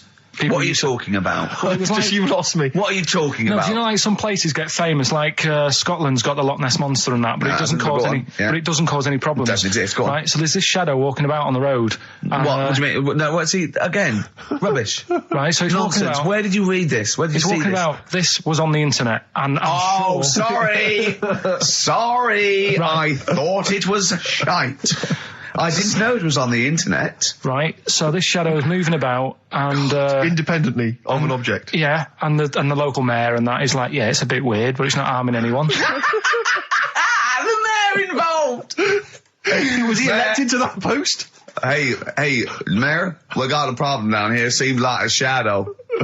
Well, it's not causing any problems. No, it's just causing any problems. Yeah, go on. But that's the thing. It was left for years, and then it did start causing problems. I see, that's it. If you leave these shadows to go unchecked, Rick, they go crazy. Yeah. You let them run amok in the city. Yeah. You've got to stand What around did it do? on What did it roaming do? shadows. What did the shadow do? It was pushing people off the bikes. It was what? It was pushing people off the bikes.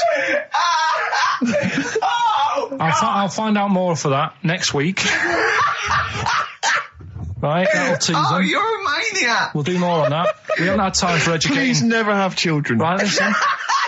Just promise me now you'll never have kids. Okay. It's not his fault. Let me have it's not his fault. You've got to save this. This has got to teach me something. It'll be an interesting story. Right, it's not his fault. This fella. Yeah. What year? Ages ago? Olden times? I'd say in the 70s. Okay. Would you? Any evidence for that? And does he wear flares in the story? Right, Is that your reason? No, it's a bit like Yuri Geller, this fella, right? Where he's electric. He's electric. And if he walks past the telly would fizz. Uh-huh. If he walked past the radio, it all goes like that. Ooh. His hair stuck up all the time. Ugh. And he'd be having a bath and everything would be all right, and then the power would sort of switch on in his body, and the electric in his body made him jump out of the bath. So... What do you mean so? What is that so? What does that so mean? You've given us nothing.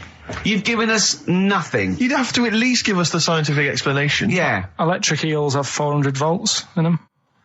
Oh, is this the running away again?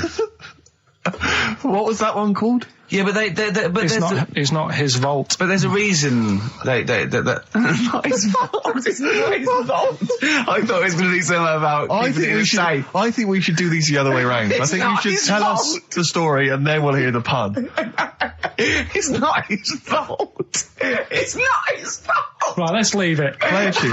Forget it. Educating Ricky. Doing it. We're not doing it. No, we are. Right, anyway, Rockbusters. Yeah, go on. I give a cryptic clue. Yeah. And a letter, and it makes up a band. He Right? never said the word cryptic a few months ago. I love it. Do you know what I mean? I feel it's like our own little Eliza Doolittle. Yes. Right, even Richard will like this one. Here we go then. First one. There's three of them, and you email in. If this doesn't turn Dickie round, nothing will. This is an email-only competition. Email only. Right, here's the first one. Initial is B, so it's a band starting with B. Okay. And the cryptic clue is, I don't like them birds, they shouldn't be allowed in this area. I don't like them birds, they shouldn't be allowed in this area. Next one. Right, the next one. He doesn't like women, yet he's got a couple of kids, that's a bit weird. Is that a cryptic clue, or is that just a general point? Is that That's the cryptic clue. Okay. And the initials there are PD. Okay. And the last one. I've got that one. That's terrible. That's terrible. Okay, quickly. Oh, God. And the last one is that bloke who does. Come on! It's making me laugh. Come on, Carl. Be professional. Right, the last one. Right. I can't do it. It's making me laugh. Oh, come on, I'll come and read them then. No, hang on. Come on, Carl. Right, here we go. They don't do this on Blockbusters on TV, do they? No, come on. That bloke who does sport on telly. He's got a little kid, right? Initials DC. What? Is that I'm the completely clue? confused by that. Was that the clue? Yeah, that bloke who does sport on telly. Yeah. He's got a little kid. Initials DC. Okay, is that a band? Or an artist? It's I'm not A cheese. This is a well-known sandwich. Is it? What is it? Is it a band or an Right, artist? so just quickly recap. Okay. It's a Come on, Carl. Right, Come on. Quick recap. The first one is B. I don't think them birds should be around in this area. Right, that's B. Right. Second one, he doesn't like women, yet he's got a few kids. It's a bit weird. That's PD. And the final one, that bloke who does sport on the telly, he's got a little kid. Right. DC. All right, and it's ricky.gervais@xfm.co.uk if you want to enter for Hellraiser. Oh, I'll tell you what, continue with a little theme of like some old stuff people haven't heard of. If you're under 30, you probably never heard of this band. It's also a new thing I want to introduce. It's Show Up Camfield. Camfield talks the talk, he doesn't walk the walk, he doesn't play some rock classics on his show because he's scared. I'm going to play the tracks that Camfield's too scared to play. This is Kansas and Carry On Your Wayward Son, alright? Yeah. Right, okay, Educating Ricky, part 2. Right. I'm committed to this treatment. Yeah. Is one. Oh, I've got to go for that one. Yeah? Yeah. Or the other one is the police are causing a bit of a stir. He still says it like it's the best thing he's ever come up with, which in a way is. It could be. Right, go on then. I'm committed to this treatment. Right. Do you know the saying... Is it just sayings now? Are they all sayings? This no, they're not. Okay. No, the other one isn't. Frog in your throat? The saying, there's a frog in your throat? Yeah. I assume it's when you croak a little bit. You sound like a frog. No. Right. Might seem a bit weird, this one, right? But years ago... Oh, yeah. Sorry, well, what is that clue? Committed to this treatment? It's about frogs Kermitted.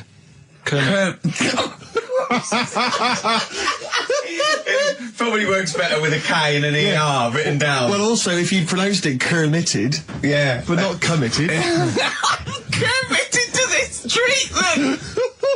Right, go on then. That's genius. So, yeah. Well, what? You go to the doctors and you go with throat hurting a bit. Right. And what they did ages ago.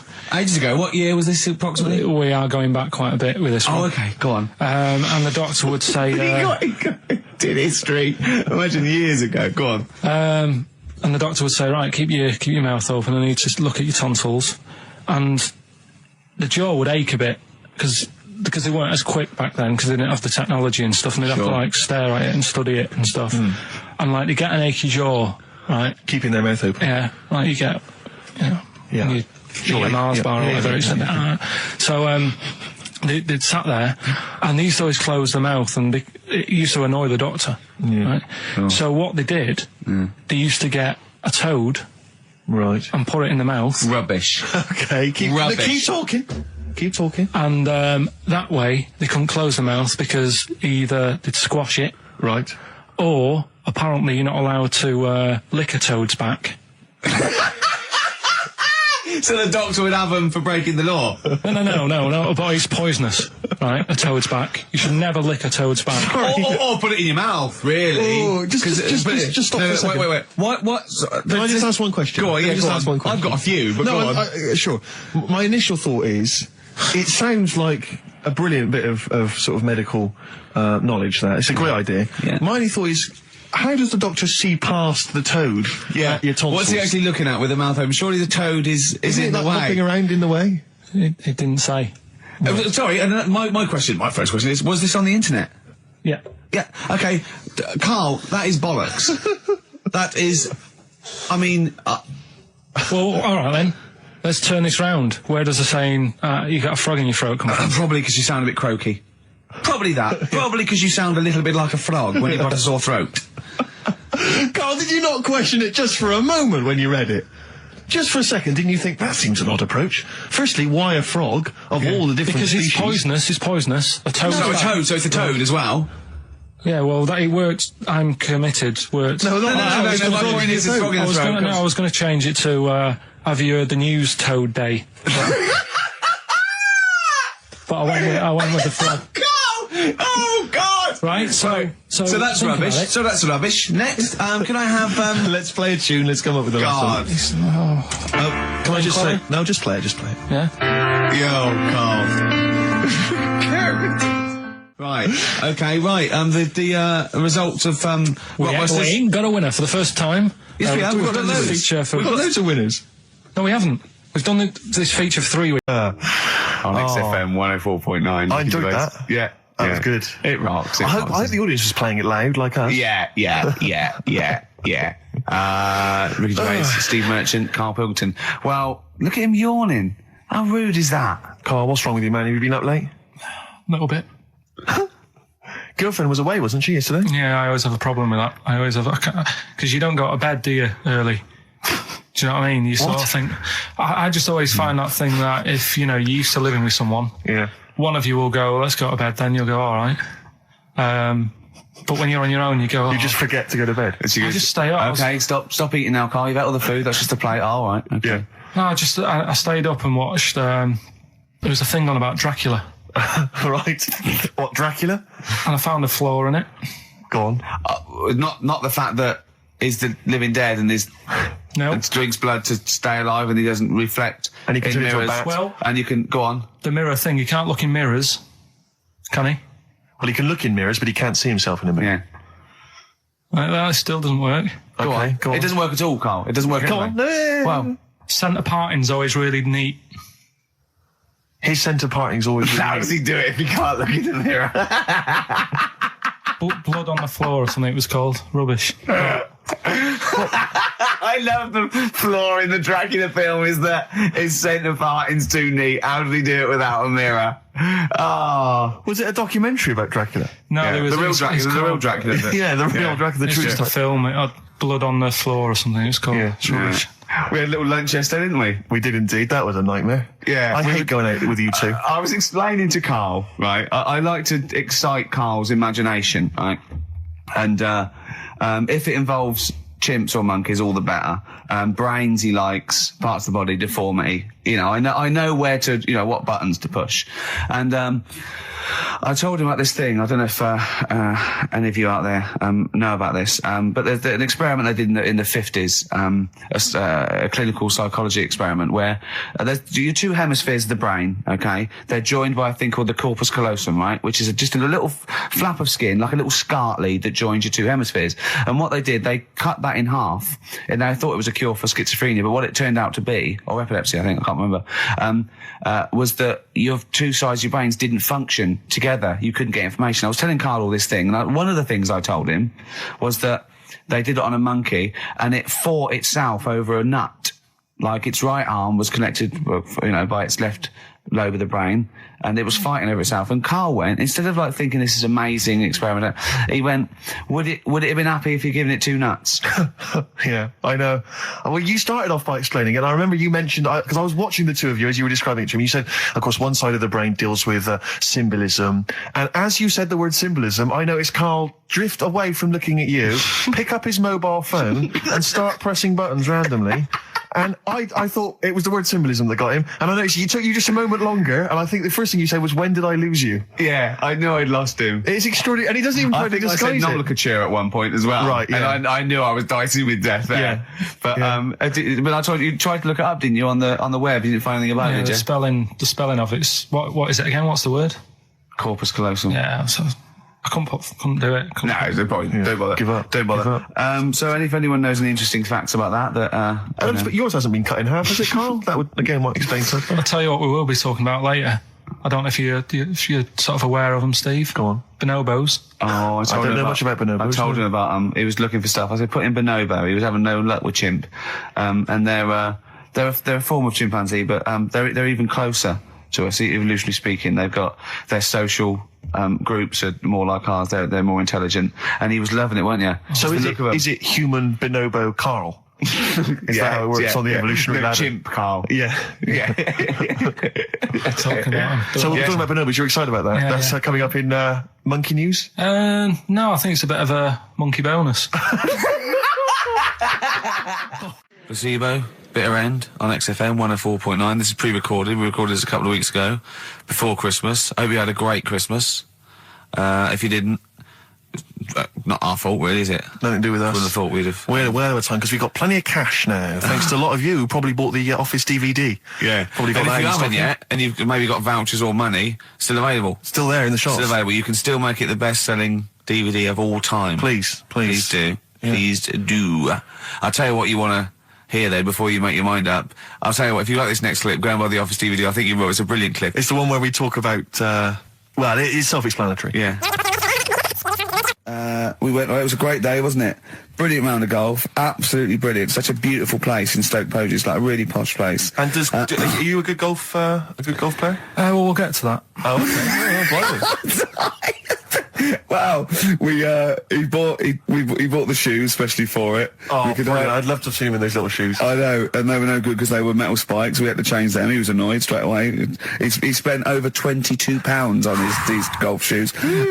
We hired a buggy that was brilliant fun. I was bombing along, wasn't I? I don't drive, but it was great on that buggy. Well, you've been on a buggy with me, and you were a bit scared. Yeah. What? I nearly killed us once. I was just taking banks and things, but you don't see sort of bunkers, and he'd scream, go, stop! And he'd put his foot down the brake, and then I reversed. At one point, he sort of did a handbrake turn next to the lake, and then we had to reverse, right? And you know, you just flick a switch and put your foot down. He did that without looking. I looked behind, there's a big oak tree there. He screams, watch the tree, right? So Dukes of Hazzard. And I kept jumping in and leaving him behind because I had to go to my ball. Because anyway, the first shot, I got on the driver. I honestly did one of the best shots I've ever done. It went straight down. It was great. I thought, phew, got away with that because it's always the first one because it's a clubhouse and you want to look good. Yeah. So. He tees up, and I've been saying, buy some balls. He just got 6 balls. I was going, what if you lose me? I won't lose 6 balls, right? He tees up, right? Whacks it. It goes miles, like right angles, straight into these the woods, right? He turns around, he goes, go and buy some more balls. So I'm laughing because it's like impolite to laugh, but he broke the ice for me, and I was falling around. And then his second shot, I go, you know, you're off for 3 now. If you take another shot, he went, oh, right. So it's his third shot. He puts the ball down. He hits the ground before it and misses the ball altogether. And I was on my back, wasn't I? Unbelievable. Actually rolling about on his back. And we were terrible. I went round 107. He went round in like 119 or something. Sure. It was just rubbish. How long did it take? 5 hours. Of course. And there was no one around, luckily. But it was fantastic. So then we go and have our meal. What annoys me, I said, right, I'll go for a run. He went, I'll have a bath. I said, I'll see you at 7:45. At 7:55, I have to call him. He's not ready, so he's let me down there. I can't stand lateness or laziness. Yeah, and he's let me down. Do you know his excuse? He fell asleep in the bath because there was no light bulb. There's no light bulb in the bathroom. So instantly he fell asleep, and he was late. No, do you know what I mean, though, Steve? If you're sort of, like, nice and warm and what have you... I was tired anyway. I've been stressed out for 4.5 hours, right? My life flashed in front of me a few times in that buggy. So it's all sort of wears you down a bit. I thought, right, I've got a headache. You're going for your run. I'm going to have a bath. I walk in, put the light on. For some reason, it didn't come on, but I thought, it's all right. I'll just... you know, doesn't matter. You can have a bath in the summer, so it's light anyway. Well, there's no windows in the bathroom, so... So you were in the darkness? So I'm in the darkness. I nod off because I'm shattered. He calls up, hassling me. So I said, well, it doesn't normally take that long for me because, you know, I haven't got, like, long hair. I've got a dryer and so I can sort of one wipe. Yeah. He's already 10 minutes late, though, when I called. Well, 10 minutes. 10 minutes. Lateness is lateness. Next. Doesn't matter. Dinner wasn't until 20:15, so we had, like, another 20 minutes anyway. So it doesn't really matter. Yeah, but we said 1:45. So he's calling up, hurry up. So I said, yeah, all right. So I get out and dry and like me tackle and what have you. Calls back again 30 seconds later. You know? No, I don't. No? You know, I don't like that. that. Do that now. Give it a wipe. 30 seconds later, come on. So I end up going downstairs to the meal area, naked, with a wet shirt on and wet socks. I've got headache as it is. Meant to be a relaxing weekend. But anyway, so we have our meal, which is really nice. And then we're sitting in the bar. I'm having a cigar by the fire. Like, we're having a rather nice Pinot Grigio. He's there going, I've got a headache. Is this 1955 that you live in? I know. It's so right. And we are knackered because, you know, he's not used to work. I've seen him moaning, falling asleep. He's not used to it at all. And you've been on your feet for over half an hour. Yeah, right. So, we didn't even walk around the golf course. We had a buggy. It wasn't even exercise. And now it's Karl's bit. It's the re-education of Karl. He's like Liza Doolittle. And now he's coming to, or Lawnmower Man, if you've seen that film. More like Lawnmower Man, if you've seen the film. You know what I mean. And his homework was to just study quotes, really, on happiness and stuff and general well-being. He's not a big happiness quote fan, are you, Karl? Not really. So what have you done? You've come up with something, haven't you? Right, yeah, I told you, right? Because a lot of these are just things you say every day. They're nothing special. So what I'm doing... Well, you say them every day. Well, the sort of things you come out with and you don't even think about it, do you know what I mean? Yeah. They're on the TV all the time. People on the radio are saying these sort of little quotes. Sure. And... what I've done is, remember that programme on Channel 4, Faking It? Yeah. Where they got some, like, posh kid to be on a door and all that. What I've done, I've, Imagine if that was the pitch for the show. Dear Channel 4, you're just going to get a posh kid on a door or something? Yeah, Yours sincerely, Carl. Come in. Yeah. TV producer. Yeah, go on. So, what I've done, this little book of quotes, happiness quotes, I've picked 2 that are real. Okay. And I've made one up. Right? And we've got a guess. And you've got to guess. Okay, then, go on. Well, I'll tell you what, Rick, why don't we, when we've heard them, we won't confer. No. You'll write down yours, A, B, or C, and I'll write down mine, and we'll see how it Okay, works. Carl, off you go. Right, and just because I'm looking at this book, it doesn't mean I'm actually reading. No, I know. Don't worry, we're clever. No, we know. We can't see. Can I Yeah. call my bluff? Yeah, go on then. Nothing is worth more than this day. Okay. Yeah. Yeah? All right. Yeah. The way I see it.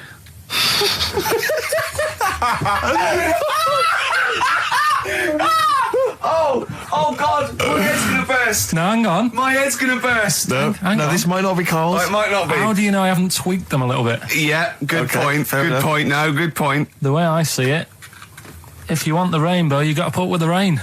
Yeah. Okay. All right. All right, yeah. Okay. Hang on. It's not- yeah. Come on. Cat food.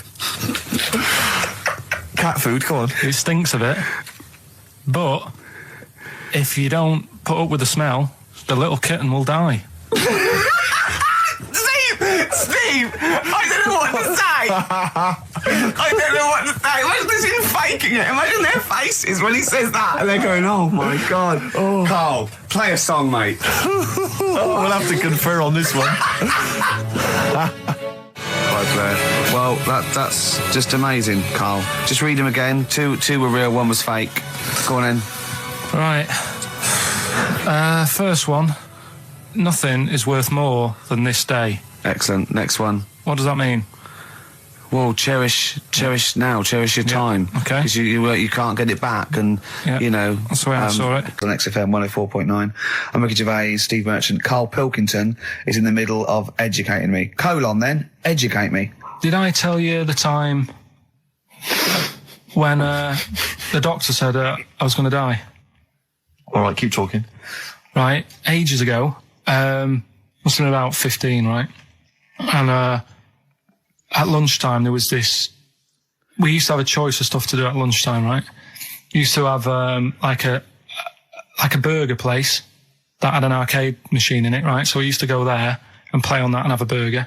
Or there was this baker's, right, that my mum worked at, and did great cakes and stuff, right? So she used to like bring some home and that, but she couldn't always bring them home every night because, you know, they cost money, and she used to get them for free. And they used to say they'd rather chuck them away than give them to the staff because there's a chance that the cream might be off. Right. Right, so they used to chuck them round the back. So I used to go around the back with my mate and eat a load. Brilliant. Eating out of bins. No, it wasn't out of bins. They were still in trays, but they just stacked them up near the bins, right? So this got out. I mean, it used to be chocker. Once the school found out, everybody used to go there, and it'd be like, well, have a cake. The headmaster fighting the kids off. Right, so I'd have, like, you know, you just eat, I don't know, 6 jam donuts or something, and then you'd spend your dinner money on the arcade machine. Brilliant. Right? So it was a good afternoon, really, right? So you'd do that, and this one day I must have had 6 or 7 jam donuts, a few Congress tarts. What's the Congress tart? I love them. I can't get them in London, right? So I'd have some of them.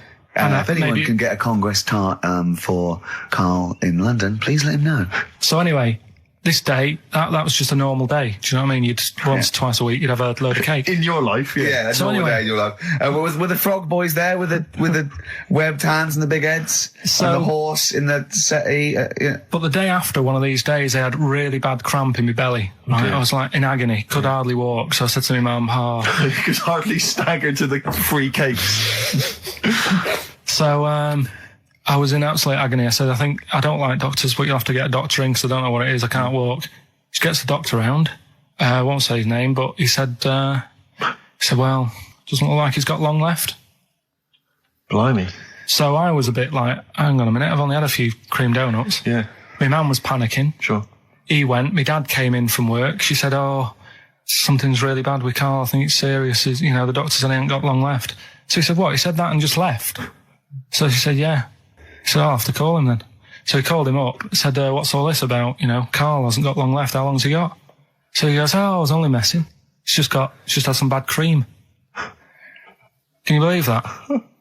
Well, the thing is, I like the fact your mum didn't ask any questions. I know. She didn't go into detail. Can you explain more, doctor? No, I got to show off. But she doesn't. I don't want to diss you or your family, but I imagine if I was there, I'd have known the doctor was joking. Yeah. That's all I'm saying. I mean, I sound very arrogant there, but I imagine he went, "What's he been doing? Yeah, I had about 6 cream cans." "Oh, right. Oh, wow. He hasn't got long to live then. I'll see you later." Yeah. That's what I think the doctor did. Yeah. I just like the idea your mum just let him go. Yeah. Terrified, thinking, well, I'm not going to probe him. He's that's it then. Dad comes in. "Hi, honey, I'm home. Anything happened?" The doctor said Karl's going to die and then left. Did he? I'll call him. But anyway, that's why these sort of things fascinate me. So we'll move on to this next one, right, which is brilliant. Dead short story. So, right, old woman, about 70 years old. Yeah. She's normally fit and healthy and stuff. Nothing wrong with her. She's having a good life. And one day, she goes for a check to the doctors, just to check herself out, 'cause she's getting on a bit. Yeah. He says, "Take your clothes off and that." So she does, and checks her out, says, "Yeah, you're looking good, you're looking good." Turn round. He said, "Oh, God." He says, "You got a tumour on your buttock." Right? So she goes, "Oh, well, can you do anything to sort it out?" So they go, yeah, we could book you in for an operation. It's best if we remove this. Books are in for an operation. Operation day comes, strip her down and that. They're all stood round, the doctors. Start to operate. It only turns out it's a pork chop that she sat on 5 years earlier and it had stuck to her buttock. Right, Karl. I can forward you. Serious. Right, okay, Karl, I'm telling you now, I'm leaving. I'm never doing this show again. No, I'm serious. Honestly. You're talking, I've never had such, what do you mean? You couldn't believe it? No, when I read it, I said, I've got to tell Ricky that. This woman had a pork chop stuck to her arse for 5 years, you mental case. Of course she didn't. That is a blinding record. They've been looking on eBay for Victoria Plum. You're joking? Come here and see the photograph. Oh, God, that's fantastic. Let's have a look. That's it. Oh, God, he got that for his mum. It's the worst piece of tat I've ever seen. Karl! Karl. Imagine how... Oh, gutted. Karl. Imagine how... Look, think of him now, right? There it is. That's the worst thing I've ever seen. I tell you, it looks like a Diddy man gone wrong. It looks like a Diddy man prostitute. That is... Is that the one, Karl? Well, it was a different colour. It had a yellow at mine. No, but look, how do they get... Tell them they go into eBay. So you need to log on to ebay.co.uk. I'm sure you've used it before. It's the online marketplace, ebay.co.uk. And if you type in Victoria Plum, I'm assuming that you can track this down. That's amazing. It's the worst piece of rubbish I've ever just think seen. how cute he was as a kid, though, doing that. Just think of him, just going... just seeing that and thinking, she likes gnomes! It's the worst thing I've ever seen! I mean, to be fair, I don't know what her prize collection of gnomes looks like, but I can't imagine they're much better than that. I mean, gnomes are a fairly grotesque thing. But certainly your mum's taste and discretion is... Did you have those houses on your estate? You'd go in there and it was just loads of those dolls still in their packaging all around the room. And sort of like one of those homes that keeps the sort of packaging on the 3-piece suite. Why don't you buy another one for her for Christmas? Yeah. It's $3.99. It looks, but that's £2.49 because that was $3.99. Well. Oh, buy it, Karl. No, because I've sorted out her passport this year anyway. I'll get her that next year. Right, so listen, right? Okay. John Lennon. Happy Christmas, war's over and all that. Indeed, yeah. Brilliant tune. Great tune. And I've had a great time. Merry Christmas, everybody. I hope we haven't offended you by some of Karl's rantings. Just think of what he's gone through in his life. That Victoria Plum incident. Karl, I've got a little gift for you here before we go. Oh, you're joking. I haven't got you anything. Well, no, you haven't got your girlfriend anything. I wasn't expecting much. It's not exciting, but it's worth taking. In fact, why don't you just re-gift that straight away? It's alright, cheers for that. It hasn't even looked at it. Champagne. That's not the champagne we got free from the BBC, is it? It's not actually, no, Rick, because that is far too good for the likes of Carl. Oh, right. And I wasn't going to give it to you. You wouldn't appreciate it. That's just sparkling wine. Oh, brilliant. Oh, I love that. Yeah, he doesn't know the difference. I'm seeing Carl on Christmas Day, because he's around Christmas Day in London, so I'll get a little gift then, Carl. Alright. That'd be good, wouldn't it? It'd be a nice little... Okay, answers. We must give the answers. You will have to go to bed at 6, though, so we can play. Can we finish there now? Yeah. What do you mean? What do you mean? Can we finish there now? Just play the ads and go. What? No, what are you talking about? We're going to play Jerry Nichols in the River all day. Play that then. Goodness me, Carl, look at you. We haven't got time. Merry Christmas, Carl. Merry Christmas, Carl. Enjoy the champagne. Let's give him a little kiss. Oh, a little kiss. Oh, no, with tongues, it's Christmas. No, don't. Stop messing about. Get up! Because you were on Zoe Ball's show talking. Oh, hello, what's going on here? Well, I thought he was exclusively on our show. No, I was in the car. I seem to remember, Rick, he was a nobody Yeah. that got a chance to come on air and talk about that. And guess now what he's getting auditions for MTV. Guess what he was talking about on Zoe's show? Oh, hello. All the jellyfish stuff and all that. About Can't getting believe it. Recycling material that you've done on this show. I phoned in, right, and I went, stop doing a material Zoe's boy. He just hung up on me. Well, I had a job to do. Who do you think you are? Your ego has just gone through Hang on a minute.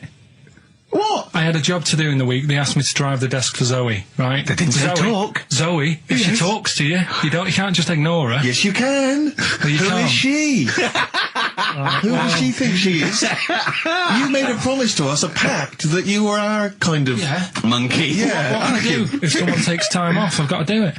It's my job. Yeah, but you don't have to talk. You don't have to use... You're the head of production.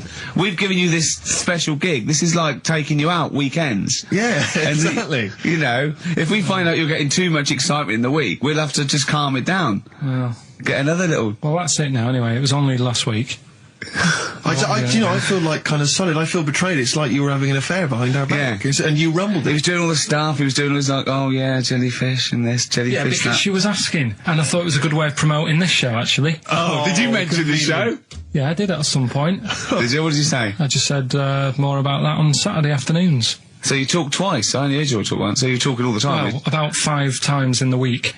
In the full week. 5 times. Deary me. And one, it was just stuff. You could never be a monk, could you? Chatting away all the time. Right, what have we got? I blame Ball as well, to be honest. I feel Ball's slightly responsible for it. Yeah. She can't find her own, gibbon to get on the show. She can't find her own kind of, loser, then don't start stealing ours. Outrageous. Well, coming up, right, maybe we'll get Fatboy Slim in. Indeed. Next. Yeah. Saturday, if you're listening, Slim, coming on the show. What's his name? Ernie or something? What's his name? Norman. Oh, yeah. Right. Ernie! Yeah. I don't know. Oh, that's great, Ernie Ball. Yeah. He wouldn't change his name. That's it, yeah. That's great. Anyway, coming up today, we have got Educating Ricky. Right, okay. Is this the last one? You've promised it might be. I believe there's a book out that might help me with this feature, so we'll see how it goes. I was thinking of new features in the week. I've got, wanted to come up with, I wanted to do Celebrity Fact Club. Celebrity Fact Club, alright. I've just got to get some celebrities in first, before we can kick that off, so maybe in the new year. Ball and maybe Cook. Zoe Ball, yeah. Ball and Cook, start off. Maybe, right, and I've also got, Cook and Ball stories. Yeah. That's nice. Good one. Cheers. Thanks, Carl. Yeah. Maybe you could sell that to Zoe's show. And I'm also thinking Through the Ricky Hole. Through the Ricky Hole, okay. What's that? That's, I'm quite... No, you just got the title again, haven't you? Yeah, okay, play record. So, Rockbuster's coming up as well. Yeah. Right? Yeah. Eminem, Lose Yourself on XFM 104.9 on Ricky Gervais with me, Steve Merchant. But not Karl Pilkington. No, Carl, no. He's gone back to Manchester, innit? It's better than London. Yeah. You don't know it. Manchester's better than London. Instead, Claire Sturgis. Claire Sturgis round the pools for Claire, thanks. The posses, it's kind of they're in sort of the camouflage gear and is that quite trendy? Is that what the kids are wearing? It's funny. Someone actually mentioned that this morning. Or are you on manoeuvres? Yeah, I am exactly. actually, taking time out this morning from what I normally do. Sure. I missed the second half, talking like that, of Celebrity Boot Camp. I don't know what Coolio. that is it? The fella from Milli Vanilli. What, the one that's not dead? No, the one that killed himself, Steve. Okay. No, I just want to clarify for people. A lot of people don't realise that one of them is dead. Right. I thought it was important to mention it. Actually, I didn't know. I'll be honest with you, I hadn't thought it through. No. It was a piece of interesting Milli Vanilli trivia that I had, and I wanted to slip it in. But it wasn't really trivia, because it was a question. You went, what? The one Rick, who's not what dead. I'm saying, Rick, is I could have found a more tactful way of bringing up the death of one of Milli Vanilli, because I think there's a lot of people out there now upset. Maybe Actually, yeah, didn't realise. people who didn't know. That's quite a shock. I didn't see. I mean, I should have sat people down. Who died? Vanilli or Millie? I think it was Millie. No, it's Millie. I don't know. No, but I didn't know. I'm guessing. Actually, I'm guessing. I'm not confusing Milli Vanilli and Scritti Pilli. Because I mean that is a danger. Oh no, you're thinking of the fellow out of Grumple Palumple. He was amazing. He was amazing. It's a great shame that he topped himself. Grumple, they're not around us. Anyway, cool. We've got some great tunes lined up. We're going to play today. Our favourite singles. It's favourite tunes, some of which didn't quite make it as singles maybe, but tunes of the year, because obviously Christmas very soon and we'll be away for a short time. And, I think next week we'll be doing our favourite Christmas songs of all time. Yeah, I'm worried we're not going to fill 2 hours with that. I mean, how many times can you play Shakin' Stevens before... Fairy Tale of New York. Yeah, exactly. I mean, that's the only one, isn't it, really? That's the best one. That's the best Christmas song That one's good, ever. but obviously there's Joni Mitchell's The River. That starts with a kind of Christmassy feel. Beautiful. I don't think if there's anything else. Not a great deal. The Waitresses, Christmas Wrapping. Is that one? Is that brilliant? Mine. Is that good? Yeah. So This Is Christmas, John Lennon. Paul McCartney came out with Simply Having a Wonderful Christmas Time. Yeah, exactly. Yeah, but John's was Happy Christmas War is over. Yeah. Of course it wasn't, but but I mean, at least he wanted to be. He was dreaming of it. He was dreaming of it. Yeah. Bless him. And to show how much John Lennon's dead as well. I don't know if anyone's... Yeah, no, they do. That's just another bit of rock and roll trivia. I like John's protest against war. He stayed in bed for a week. Yeah. I've been doing that. I've been protesting against war for ages. Yeah. I'm eating hamburgers absolutely. against war. Absolutely. I just go into Burger King on the way here. I went up to the counter. But of course, that's not product placement there. And there's a number of other burger joints that people may wish to go to if I they often go to choose. McDonald's. Yeah, I often go to McDonald's. But I went into Burger King because it's close. It's convenient. It's convenient, but then often McDonald's will be convenient. McDonald's is just convenient. Depends where you are. Just as convenient depending where you are. And I said, could I have a cheeseburger and small fries? Take away, please. And he recognised me. He went, "Oh, I've seen you on telly enough, one, yeah." He went, "There's your meal." So I went, "Thanks." He winked and went, "I'll put large fries in." Brilliant. So that's so it's paying off at last. True genius is being rewarded but I'm by just intrigued the burger to know, joints. because I mean, there's been a couple of times where I've been with you, and we've gone to a restaurant and someone's given you a free meal or whatever. And it's the way that it's like you don't ask for it; it's just kind of offered. But I don't know what they're expecting in return. Nothing. I mean, do they think that you'll go away and you'll always think fondly of Chad who works in Burger King? I just think they think, oh, I don't know. They make. I'm going to give him a little treat. Yeah. I know, I don't like it, but then I'm always grateful, and I never... Yeah. But the thing is, I'm slightly embarrassed. Did anyone around you hear what had happened? No. Because I imagine the resentment, just the whole room No, they on didn't. You. I had to go around telling them. I went, I said, "Excuse me, did you hear that?" He goes, "No." He just gave me the free thing because I'm on the telly. And I went, "I don't recognise." I went, "You don't recognise me?" I'm terrified now that that someone could be listening at Burger King HQ. You know, I'm assuming this is an unorthodox procedure. And that little fella's got fired. Well, they know it's Leicester Square now because I just mentioned it, so they know which Burger King it is. Oh my God.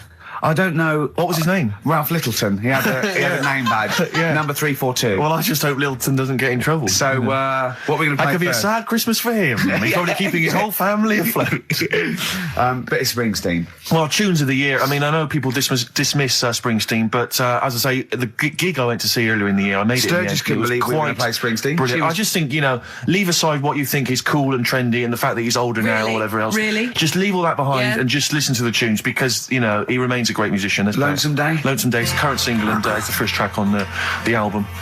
Free chips. Absolutely.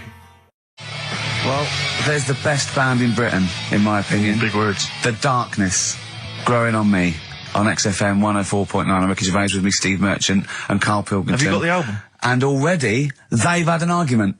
Yes. Well, I mean, I don't know whether we need to cheapen the show by discussing it, but I asked for a particular track. Karl is the producer, and he failed to get it for me. He's failed to bring it up from the record library. Completely failed in his mission. He needed to get 2 records, and he failed to get one of them. A 50% error rate there. Yeah, but like I said, I looked in the system, it told me what album it's on, I brought that album up. I'm busy. But, okay, so fine. Fine, you're absolutely fine then. That's no problem. You know, once again, that's a great excuse, Carl. Brilliant. The show has been ruined. It's been partially ruined, but you've got a bit of an excuse. All right. I didn't make a big deal out of it when you said, oh, and whilst you're down there, get us a new 50 Cent single. I never said, while you're down there, get the new 50 Cent single. I asked you if 50 Cent single was lying around. If it hadn't been here, I wouldn't have worried. So I get it, I did that for you. Right. And then I come up, you say, has it got swearing in it? Well, I don't know. It's 5 to 1, Steve. You're the I haven't got time. I've been whizzing around. The producer. It's the brand new single. I'd have thought it had been lying around in the XFM office anyway. But I don't have time to sit around listening to music. Sure. Well, yeah. Right? I know that you have. Now you've got an iPod that can hold 7,500 songs. I don't know when you're going to get round to loading all them on, but I haven't got the time. Sure. Busy. Yeah. Fine. Okay. No. That's a perfect excuse, Carl. Well done, mate. Right. I just hope that I never have to depend on you in a real emergency. I had a bit of bad luck as well. I wanted to play REM, and maybe the listener can help me here. Can you email in ricky.gervais@xfm.co.uk if you know what song I'm thinking of? It's an REM song. I think it's on the album of the last one before. And he says Mulholland Drive and I'm Steve McQueen. That's all I know. I'm sorry, I can't think of the title, so I need the title to look it up, if you know what I mean. I can't put in like that. I can't put in Mulholland Drive. The system goes, what are you talking about? So I need the actual title of the song to look it up to find it down in the library. Oh, well, I'd go down yourself if you're going to go down to the library and get that. I wouldn't send Carl, because... Ricky.gervais@xfm.co.uk. But if he wanted to, he did have time, because he came in at 12:20 rather than 5 to 1. Yeah. No, I told you about that record that I wanted it yesterday, didn't I? So you've had 24 hours notice. So that's not really an excuse, is it? But I did find one of my favourite songs of all time, which is Bones off the Benz album, and it's Radiohead on XFM 104.9. And there it is, because you gave me lots of time to find it. So. Sure. Yeah. Could have brought it in himself. No swearing in it. Bones. Radiohead. The Bends on XFM 104.9. And thanks to Paul, who's emailed in. There's a whole bunch of other people. Lots Nick, of people. Davey, Steve, Ashley. It's Electrolyte. You know, it all comes flooding back now. We've got that. I've got it out of the library. We're going to play that. That's done. It's interactive. I've used the listener. I've shown the listener, right? I've helped them to help themselves. Sure. I've said, if you want to hear it, tell me what it is. They tell me what it is. They're going to hear it. Yeah. Do you know what I mean? Perfect. Saves going down the library and, well, we don't... Yeah, well, we know mistakes can happen if that, you know, if you have to go down the library. Yeah, and I mean, I checked it, though, to make sure it was the right one, you see. It's just a little bit of... Well, it's a good rule that, generally, if you pick something up, a CD, that's you know, right, we want to play on a radio show, a live radio show, you normally check at the back. Oh, no, yeah, that's right, yeah, if you want a job done, do it yourself. You're absolutely right, Carl. So... But anyway, look, let's all make friends. Let's kiss and make up. Yeah, touch and make up. Yeah. Let's just. Well, I'm up on Carl at the moment because it was my birthday in the week, and not only has he bought me a little vibrating thing to put on the chair because I've got a bad back, so that vibrates. That. Actually, we can hear it. Yeah. Yeah, I'm gonna do it between records now. Right. What's that doing to you as you? It's just it sort of like sends a little pulse into your sort of muscles, relax you, doesn't it? I've got to relax on air. If I'm relaxed, the listeners relax. We're all happy. Sure. He's also got me this little electronic bongos, and I thought we could do like chimpanzee that monkey news. So it's like a jungle sort of thing. Sure. Yeah. Brilliant. Well, that's supposed to be one of the great jingles that even has. So I've got the vibrating. Oh, chimpanzee that! Monkey news! So, Dr. Fox, if you're listening, I think you'll know that's a clear improvement in this show. So thank you for those. It's alright. Yeah. What did you get him? What did I get him? I couldn't get him anything. I was too busy buying myself an iPod. You're joking? Well, that's a little bit gay, isn't it, giving gifts to blokes? Yeah, it is, but for someone who's like major... Yeah. Play a record. Someone who's major? What do you mean, someone who's major? Well, because he's a major celebrity? No, made you. Oh, made you? Yeah. Right. That's Yeah. Crazy Beat. Blur. Alright? On XFM 104.9. Brilliant. Yeah, so, I also got, Jane got me a few nice presents, including my favourite of all of them, a real bow and arrow. A real bow and arrow? Yeah. Right. And what, you know, you're going to rob from the rich, and give to the poor? Yeah. When my head goes into the basket, I'm going to blink a lot. See how many times I can blink. But if you remember, when Carl first told me that, it was, I think it was Simon or Nick that pointed out. He goes, no, that's not quite right, Carl. Carl told me it, that he had his head cut off, and when his head was in the basket, it looked up and said, count how many times I blinked. Yeah, But sure. he believed that as well. So he was happy. He was happy with that. Sure. Do you know what I mean? So yeah, a couple of weeks ago there was a guy, he had his head cut off, and before he had it off, he'd said, I'm going to blink to show that there's life after death. And he did 32 blinks, Yeah, right? sure. So you two were sort of putting that down the other Yeah, week. we were sceptical of that. So I looked again On the internet? at some other website. Yeah. And there's a guy... Sorry, is the website, just to clarify, the website is the place where you bought that property on the moon, didn't you? Because it was a bargain. Right. So, this guy... Been gazumped.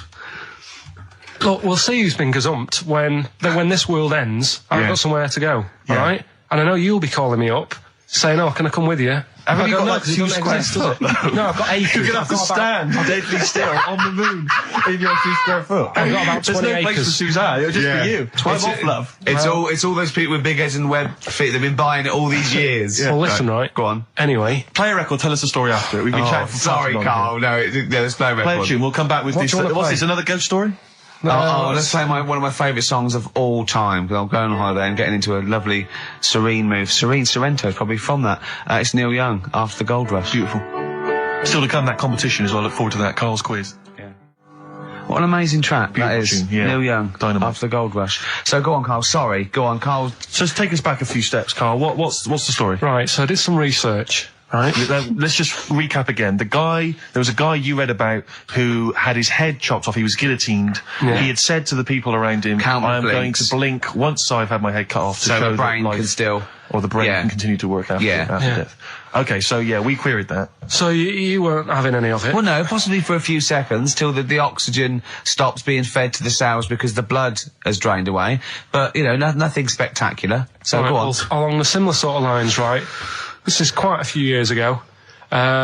This fella sort of upset the royal family doing something, right? So they said that this isn't good. It wasn't Ben Alton at that Jubilee thing, was it? I can't remember what it was, and they said, right, That was terrible. we're gonna cut your head off. You know, you gotta show people that you can't be doing what you've been doing. What was this, the 1970s? What you say a couple of years ago, you mean maybe sort of... Was it the olden days when the Ages. phones weren't very good? Ages ago. Yeah. Ages ago, sure. So yeah, fair enough. Yeah. So Very philosophical. Yeah, imagine that when you're watching the history. Cut your head off. This was literally ages ago. Yeah, exactly. Yeah, go Simon on. Sharma's History of Britain. Yeah. Oh, So- and even before that, which is yonks before, when it was all mental and different. Sorry, Carl, go on. So he's having his head cut off, and he's resigned to it. it's the day before. He's kind of got it into his head now that I'm not going to have my head much longer. Sure. So he said, let's make use of this. Yeah.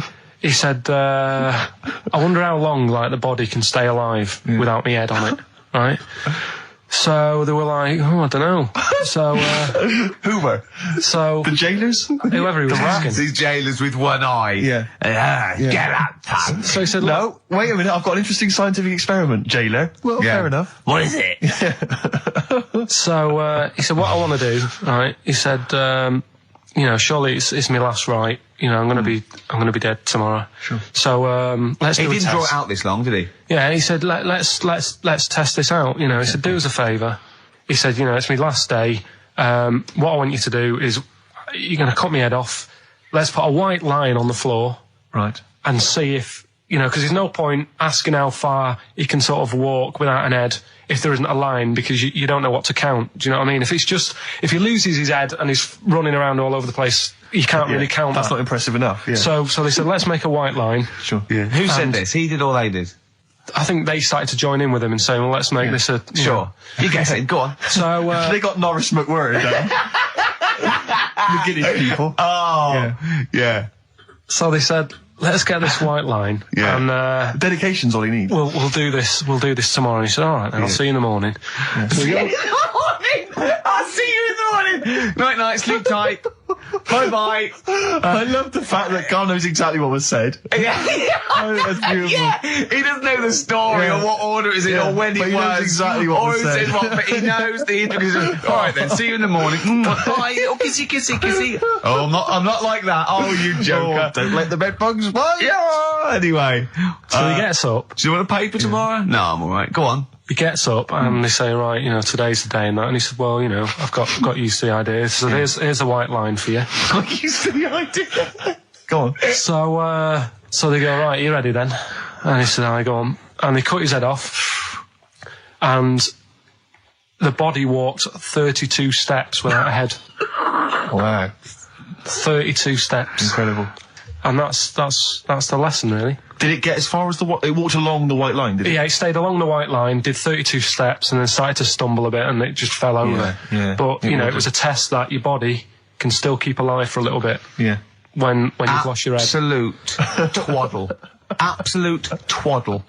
What do you reckon you can do then without an head? How many steps? Nothing. There'd be muscular spasm, right? Yeah. It would twitch a bit. It would, yeah. You could not distinctly take 32 steps. The body well, don't... Yeah. Is the doctor still on the line? Yeah. The fella that bought 6 parrots. Yeah. And, you could have got 32 steps. Right, so you don't believe that. Doing a bit of line dancing. Right, you don't believe that, but something that you do believe is that a cockroach can live a week without an head. It can. Slightly different kettle of fish there. Why? Wow, insect to human is what I'm thinking. Yeah, that difference. There's not that much difference in some insects. Do you know that a snake has a heart and lungs and kidneys and stuff? Go on. No, well, I'm just saying. So? You're making out as if like they're a totally different species. I am making out. I mean, call me old-fashioned. Do you know what you're talking about? I don't want you embarrassing yourself, Rick. Yeah, I am suggesting they're totally different beings. Yeah, that is. Yeah. Now, Karl, the cockroach is a very different thing. The interesting there is that it lives without its head, because a lot of it's on, there's some of them are phototropic, chemotropic, some of them just literally have, irritation and muscle memory. I mean, they do have a central nervous system, but it's very different. So if you lose the head, it bypasses a lot of that anyway. All this is running around. The reason it dies is because it can't take on water. But it's very different to a man, right, having consciousness and then losing that, and the body's still going, no, I think I remember what I was going to do here. Yeah, so I'm going to carefully walk 32 steps along this white line. Imagine you just looking down going, oh, missed a bit. Yeah. Maybe the head was in the corner going, left, left, left, oh, he's now, Well, let's just put it out. I mean, if anyone listening has maybe had a relative beheaded, maybe in a horrendous car accident, but they got up, maybe they went for a walk, they had a little chat before they passed on. Karl. Get in touch. Karl, you are my favourite being. You are my favourite species. Now, you, Karl, may not be particularly different genetically from a cockroach. You are, why can cockroaches do that? Why whoever made them went... Let's play a record. Do you know what, when I told him this fact, I send him little facts on text messages just to inflame his, interest. I just sent him a cockroach can live 9 days without its head. He texted back, what's the point of that? Yeah. What's the point of They're that? not doing experiments, these cockroaches. It's a boring last week to have. And he went, and on top of all that, you're thirsty. So it's the worst week of your life, isn't it? That week without your head. Play a record. Play a record, Karl. Competition time next. Oh. We need some call. Look at his little face. Look at his little face. You've not heard Karl's competition. Oh, we could do without an head. Right, okay, educating Ricky. What have we got? Airy Chinese kid, go on. Right, yeah. This is the, I didn't want to do this. Really? You didn't want to do it? Well, I wanted to give you 3 and I gave you one. It was like the alien man gets a beard or whatever. Yeah. Which was total rubbish, so this one should be better maybe. 104.9 XFM, Ricky Gervais, Steve Merchant, Karl Pilkington's pressing the buttons. Right. We're playing some great moments from the last 3 weeks. And some great records, Steve, from the last 2 weeks. That's true enough. Yeah. We're not actually here today. What are you up to today, Rick? It's 8 hours earlier, so this is about 2 o'clock probably. Mm-hmm. So it's about 6 o'clock in the morning. I'm still in bed, mate. I'm asleep in my hotel room. Now, where are you? We're in LA. Los Angeles. Yeah. City of Angels. Rick. Yeah. City of Angels. Yeah. And so that's what we do. We're doing stuff like that. That's why we're not here. We're not here next week either. So next week is the best of this week. Alright, so, here's the first bit. Class. Rock the Casbah. I love the fact you had at least 3 minutes to get that right. I know. Prepare and get that right. I know, but my mouth was full of Maryland cookies. Yeah. You know, last week, this would blow your mind. He came in, do you know what he'd bought? For himself, about 10 penguins. Who buys penguins still? I know. All wagon wheels. Oh, I've never liked wagon wheels. You've not been a fan? No, but I was sorry about that. It's The Clash and Rock the Casbah.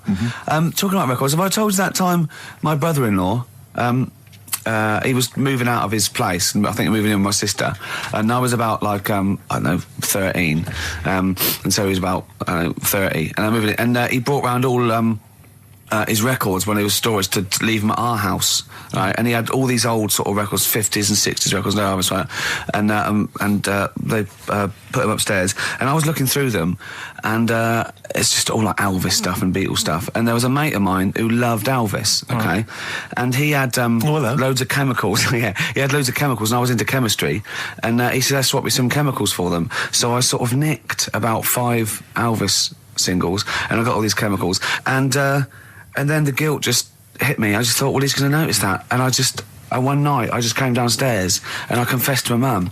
And she went, all right, well, I won't tell him, but you've got to be good. And it's sort of like I was just really, really good for a year.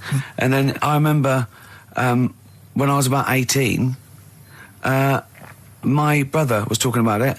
And he said, did you ever play those records I left for you? Brilliant. He told my mum, he said, these are for Ricky. She just didn't tell me. She was sharp, wasn't she? She used opportunism there. Oh, that's genius. And that was it. That's why I was good. But you've never stolen anything since, have you? No, I don't. Except that spate of shoplifting after that to teach your mum a lesson. yeah. Well, I went round and arson. No, I did. I just couldn't believe it. It was terrible. That's the sort of thing I think we need now, right? We've covered a lot of stuff. What, education? Teaching, yeah. Well, okay, what do you want to know? Don't know. Have you got something? Can you educate us on anything? I've been reading bits. So could we bring back just for one night only, educating Ricky? Oh, I'm excited. Yeah? Do you think it warrants that? I don't know enough about it. You know what I mean? About what? It sounds perfect. Play the jingle. Educating Ricky, he's getting smarter. A couple of things happened in the week that I read about. Okay. Keeping up on what's going on in that. Sure. Yeah. One was about that Galileo fella. Okay. Was it about 1636? Was it? I think it might have been earlier. Bad. Go on. Did some stuff with light and that. He did lots of physical experiments, yeah. Is that it then, Carl, is it?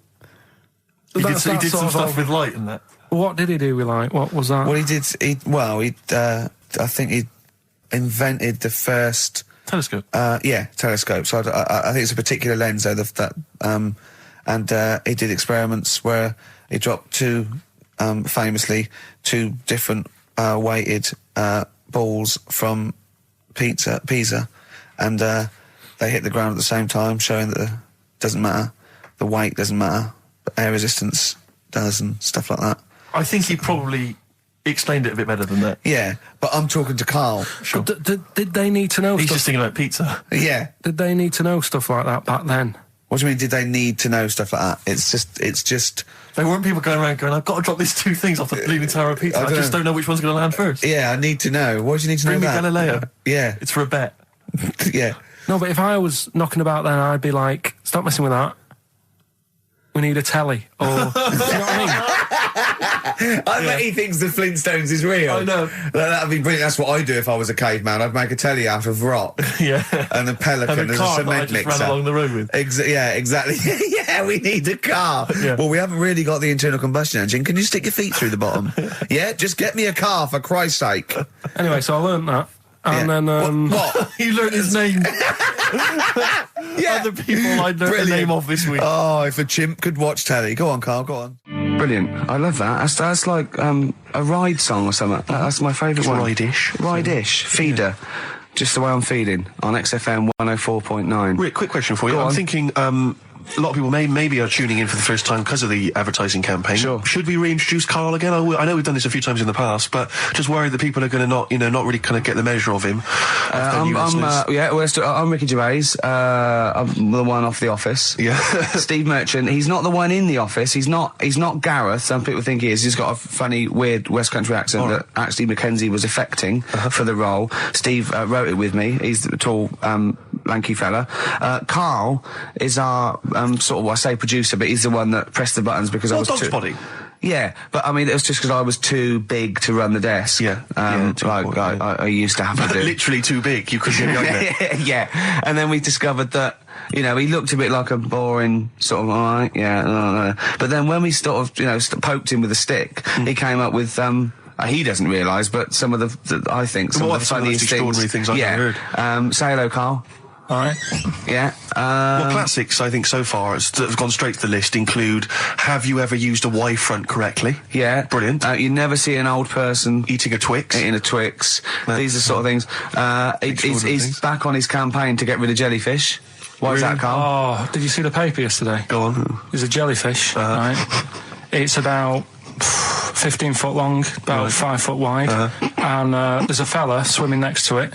And the paper's going, oh, look at this we've found. There's loads of them in Japan. Yeah. And it's because the water's getting hot, so it's making jellyfish really big.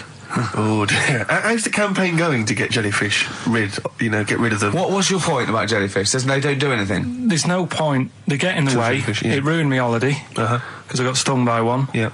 But you think the same thing about Liverpudlians, and we can't just go around, you know, wiping out things that ruin your holiday. Let's do the jellyfish first. And then we'll move on to the Scousers. Yeah. But yeah, I don't know what they do, and I'm trying to look on the internet. I've been busy this week. You're jellyfish now, not Scousers. Yeah. I don't know what they do either. To sort of try and work out what would happen with the sea if it didn't work, because they say, like, if there's no... See, this is what we're talking about. Let's do it. People who've listened for the first time, they've got to listen to every word you say. You want to find out what would happen with the sea if it didn't work? If jellyfish weren't in there, do you know what I mean? Because stuff like coral, apparently the sea would be in a right state if you didn't have any coral in it. Fish, do you know what I mean? I always worry about how many fish we're sort of eating. Because you go past... Sorry? No, do you know, like, you go in Marks and Spencer's or Selfridges... There's loads of fish in there. And there's really fancy stuff that you think they've killed that, and it looks good on the counter, pretty impressive. Yeah. But is anyone going to buy it? Yeah. Do you know what I mean? It's a big, like, a shark sat in ice. Yeah. And you go, yeah, they've got like, a lot of fish... So we won't go around the Tate Gallery? Do you know what I mean? I've never seen a big shark sat in ice in Selfridges. They do it. And it's like... You go in the morning and you can go back at night and the same shark sat there, and it's. So you know it's the same shark, do you? It's the same one. So what? Same face? Are you sure he just hasn't lost his mum? And he's just like, he went shopping with her Christmas shopping, and he's just like, he's drowned, he doesn't know where, he's just waiting. You know I'm right. I've never seen a shark in Selfridges. Well, all right, then say maybe that's one day a week, but on other days they'll have like... Shark Monday. I think, Selfridges. Today at Selfridges is Shark Monday. Yeah. No, it's just that... So your point is that there's all these fish not being eaten. Yeah. So and they're being killed. They've taken them out of the sea, no one's eating them. And you're worried, that the sea's going to rise because the more things you take out? Well, we're just going to run out. Because the fish drink it, don't they? And that keeps the water level down. Yeah. No, well, you know what I mean. There's stuff that worries me. You're worried that... Was it you who said that you were worried that... Because, there's sponge in the sea. Yeah. But if they took it all away... No. Is that him? That's a Stephen Wright joke. Is that Stephen Wright? What was the joke? Sponges grow in the sea. That kills me. How deep would it be if they didn't? I love the fact that he confused you with Stephen Wright, who for a living purposely says ridiculous things. Yeah. Does that worry you, Carl? Well, think about that and play a record. What do you want? I'd love to. A classic, a beautiful song by Simon and Garfunkel, April Comes She Will. Now, you weren't speaking to Suzanne last week at this time because you said she had a haircut, probably quite an expensive haircut. She's a lady in media. She's got to look good. She probably doesn't go to the barber like you or just shave it at home. Probably spent quite a little bit of money on it. She came home. She thought, well, my sweetheart, my lover, my sweetheart, you know what I mean? The man in my life is gonna love this. Well, he adores everything about me. He's gonna love my hair. She walked in. Hello, Carl. All right. You look like Dave Hill from Slade. Is what Hugh said to the poor woman. And then talked about it on air. She was furious about that. So what did you do? Carl? She did listen, yeah. She wasn't happy. Did you slagging her hair off? Yeah. So this is probably annoying her now. Well, no, it doesn't matter. We can do a lot today because she's at work. And of course, no one's going to tell her. Let's have a chat about a fat arse, shall we? Straight hold on. Oh dear. You are in so much trouble. That's Look, he's realised he is a little bit worried. Oh, didn't you go and buy her a coat or something? Took her out on Sunday and treated her to a new coat and that. Yeah. But I offered, I said as well, I said I'd pay to have it done again. Oh no, Carl, you have. Oh God! Oh my Christ! So she listened to the show. What did she say? You got home. She'd heard you slagging her hair off. Imagine that. He thinks that's a good thing. So like, we've won the pools. Brilliant. What are we doing? Well, you can have facial surgery now, love. It's sort of like it's just Christ. You offered to have it done again. Unbelievable. Yeah. But I got home and she's like all being moody with me, right? Yeah. You thought something's wrong, so you must have listened to the show when I was slagging off her hair. His first thought was she's probably looked at herself in the mirror. She agrees with me. Yeah, that barber's been round again. Yeah. And she just said, "Oh, that wasn't very nice of you, was it?" Oh. So I just said, "Hang on a minute." I said, "That's what we do on the show. When I'm slagging off, Chinese people looking old or whatever." I said, "You never interfere." Sure. I love the fact. She's got to get her priorities right. I love the fact that she's in the same queue as a billion people you've never met. Yeah. That's fantastic. She's in the same queue. Well, you didn't complain when I was because slagging off. Carl, I don't think Carl has ever admitted he might be in the wrong, ever. Certainly not to you or I. So did you admit... That is so true. Isn't it? That is so true. He's never admitted that he might be in the wrong. So did you, in this instance, agree that maybe you'd overstepped the mark? No, I just said she took it badly. Do you know what I mean? It's only a haircut. Yeah. Yeah. Well, Steve, you haven't seen it, so you can't start interfering on this one. No, okay. No, I haven't seen it, but I very much doubt she looks like Dave Hill from Slade, who, if I'm unless I'm mistaken, used to cut his hair with garden shears blindfolded. Well. So you know what I mean. And did her teeth stick out when she started speaking with a Brummie accent as well? I've got used to it now anyway. So. And so did you bought? So at some point you came crawling back and you said, "Do you want me to buy you a coat?" I just said, "Let's leave that. Let's go out and have a good weekend." Sure. But get your hat before we go. And treated her to a new coat and that. It's a nice coat, so people will look at that rather than looking at the head. So does it do flash? It's got obscenities across the back. If anyone who knows Carl's girlfriend is listening, tell her. And maybe you're a work colleague and you're listening to the show. Because I think this is terrible. Get her to phone him now. Get her to phone him now. I mean, get her to phone on the XFM number. What's the fat ass complaint line? Because you are in deep shite. XFM 104.9 of a Saturday. Ricky Gervais with me, Steve Merchant. Hello there. But we're not here. No, we're away. So this is the best of, and I hope you're enjoying it. We certainly are. Made famous, of course, by Jimi Hendrix. Yeah. That's All Along the Watchtower, as originally done by Mr. Bob Dylan.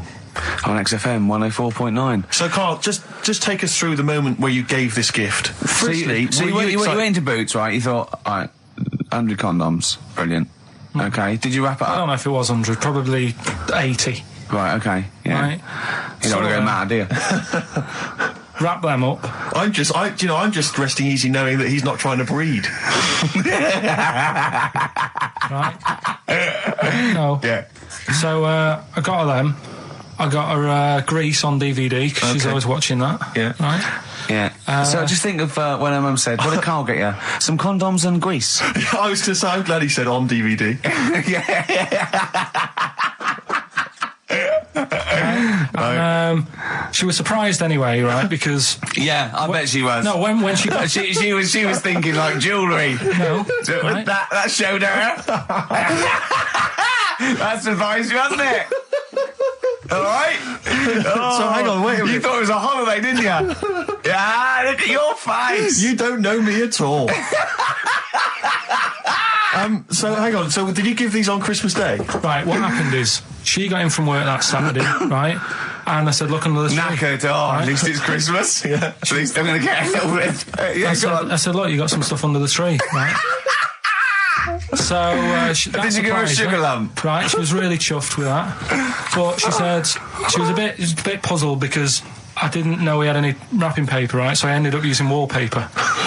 You didn't take it off the wall, though. You had No, it was some left over, right? So she said, "Why have you used wallpaper?" I said, "Well, I didn't have any paper and you were getting in a bit and I wanted you to have a surprise." So she said, "Can I have a feel of them?" I said no. Presents. You thought, right, I've got the right thing. Yeah. Right. And then Christmas Day, I said, no, don't get carried away. It's nothing really good. You know, we said we weren't going to buy each other much. So there you go, open them. Yeah, go on. And can I just ask, had you received your present from her yet? Yeah. So what had you received? What did he have? Had some shoes. Nice. Right. Getaway game for PlayStation. Nice. I'm just totting up the value of those. Go on, yeah. And just also think about how much fun and pleasure you get from them. Yeah. Although, of course, condoms, I can see the the appeal. Well, okay. So I think but also add to that bit 150 quid for a meal. If you're going to start totting up, 150 quid for a meal. I bought some shoes, 72 quid. Yeah, that was after the event, though. Doesn't matter. All right, so you received these, dare I say it, thoughtful and nice gifts. You handed over the box of condoms. They were wrapped up. She unwrapped them. Yeah. Go on, take us through it. Walk us through it. Well, it's not something you play with on Christmas morning. Oh God! Oh, right. But when she opened them, what did she say? Well, I wrapped them twice as well, so she thought it was something really good. Extra protection, right? And so she thought it was something really good. And then the disappointment would be doubled. Yeah, go on, yeah. Then she just opened it and went, "Oh yeah, so what's on the telly?" And that was that. Ungrateful. What an ungrateful woman that is. Well, fancy not wanting. I told her a box of economy condoms from Boots. I said to her about the thing about, you know, it's all about the surprise and that, innit? Yeah. You explained that to her? Yeah. What, after she'd unwrapped it? Yeah. Thoughtful. And she was all right about it. Yeah. She understood. Rick, you know I suggested to him that he buy his girlfriend a gift. I'm worried I've done more damage to the relationship by suggesting that than if he had just forgotten. Next time you've got to go shopping for her yourself, Steve. I think I might do. You've better go shopping for her yourself. I'm glad it's all over, though. It's mental. Yeah. It annoys me. The whole thing annoys me. And she knows that as well. Yeah. She should know. What, she still insists on having Christmas once a year? Well. Wow. I'm you know. No, but well, anyway, what did you get? I can't think what you bring to the relationship, Carl. I don't know what it is she's getting from you in this relationship. It's like she's doing all the work. 80 times. Oh God, Carl! I love it. You're brilliant. I know what she's getting. He's the. What? No, he's not thoughtful. No, but he's thoughtful. He's the best he can do with the brain he's got. Do you know what I mean? Right. He's doing his best. He's absolutely doing his best. There's no. He's working at the limits of his powers. Do you know what I mean? Though he's done as well as he can with what he was given. Sure. Yeah, and that's admirable. Yeah. It's like, I think he's done better than you'd expect. I bet his teachers didn't even think he'd get this far. Do you know what I mean? What, find a girl? No, well, yeah, a job, a girl. Yeah. Do you know what I mean? Clothe himself. He's done really well. What do you think, Carl? You think you've done well? I think I've done all right compared to some of my mates. What are they doing now? Probably not that much. Do you know what I mean? Mrs. Matthews said I wouldn't be an high flyer. I think I'm doing all right. Yeah. Do you know what I mean? I have a holiday every year. Got somewhere to live and that. Yeah. Got a new flat, haven't you? Yeah, so where are they then, the condoms? Did she show them to her family and friends? No. Take them into work? Look what Carl got me? I'm surprised she told Ricky, actually. I was a bit disappointed in that. Yeah. Because I didn't go shouting. Anyway, Carl, look, you almost let it slip then as you were talking about your filling out that application form. There's some big news that everyone needs to know, which we were stunned by in the week, although the more we sort of talk to you, the more it starts to fall into place. Yeah. But Carl, what's the story? That I haven't got me exam results from my GCSEs. He never turned up to get his exam results. I was working. And so, how many did you take in the end? Because you weren't even sure about that, were you? You think you took maths and English, don't you? Yeah. And you think you've handed in the artwork for art, don't you? Now, art was continual assessment, wasn't it? Coursework. And what was it that you made? I made a man sort of putting his arms into a car. You've made a model of a man putting his arms into a car. What was this? So that one's passed. Was that this a homage to break-ins in Manchester? Was this? What was this? Oh, look, he does what he sees. Yeah. So you've got that. That's safe. You definitely got that one. So you've taken art, you've taken English and maths, you think? So this is what we're going to do, listeners. We're going to try and find out his exam results for him and tell him next week. Live on air. We're going to call his school, we're going to try and track him down, and we are going to have a little envelope, and we are going to give Carl, at the age of 29, his O-level results. GCSEs, yeah. Now, Carl, so you took maths, yeah. You think, you took English, do you remember turning up to do those? Do you remember sitting in the room filling in the forms? Yeah. Okay, and how did you feel you did? I don't think I did well. You don't think you did well? Did you revise? No. Why didn't you revise? Because I don't really believe in it. Okay. Well, it's just that if you don't know it, then you don't know it. You shouldn't have to start looking at the book. If I went to like the hospital, yeah, and the doctor said, "Oh, you need your appendix out," but hang on a minute, I've just got to read up on it. Yeah. That isn't good enough. Okay. He should know, and that's the way I feel about it. To be fair, though, he did do the revision beforehand. Yeah, they don't usually pass on, like, maybe, like, when they're in practice. Yeah, information they took in by osmosis. Yeah, yeah, and the bloke comes in and goes, "Can I just see what you did with that?" And I goes, "You've passed." Yeah. Phew. That's a good one. Yeah. Good job I watched Casualty. But I was in cinema, this was not long ago, and, I went to see that, I think I was off to see that film, Crouching Tiger, Hidden Dragon, or whatever it's called. You know, well, they could be on the phone for that, because it's subtitles. So it's not going to ruin it, is it? Yeah, it wasn't her. I was sat next to another woman. She was crunching, a big fat woman. No, but he's got a good point there. Loads of people could be on the phone in there, and it wouldn't sort of niggle you. Fine. Well, at least we've cleared that. Imagine if that was true. Well, it's like when you go on the tube and read a paper. There's loads of noise, but you can still concentrate, can't you? He's got you. Do you know what That's I mean? such a great point, isn't it? Right, yeah, because it's so easy to lose yourself in that magic realism world, you know, with all the sound effects and music and surging, exciting noise, and there's a woman clattering on going, "Yeah, well, I'll probably meet you later, Stange. Should we get some Diamond White in and around by the park?" Yeah. Switch off. I do it. Yeah, but we know what you're like, Carl. Yeah, you can switch off, Carl. It's like you can turn your ears off.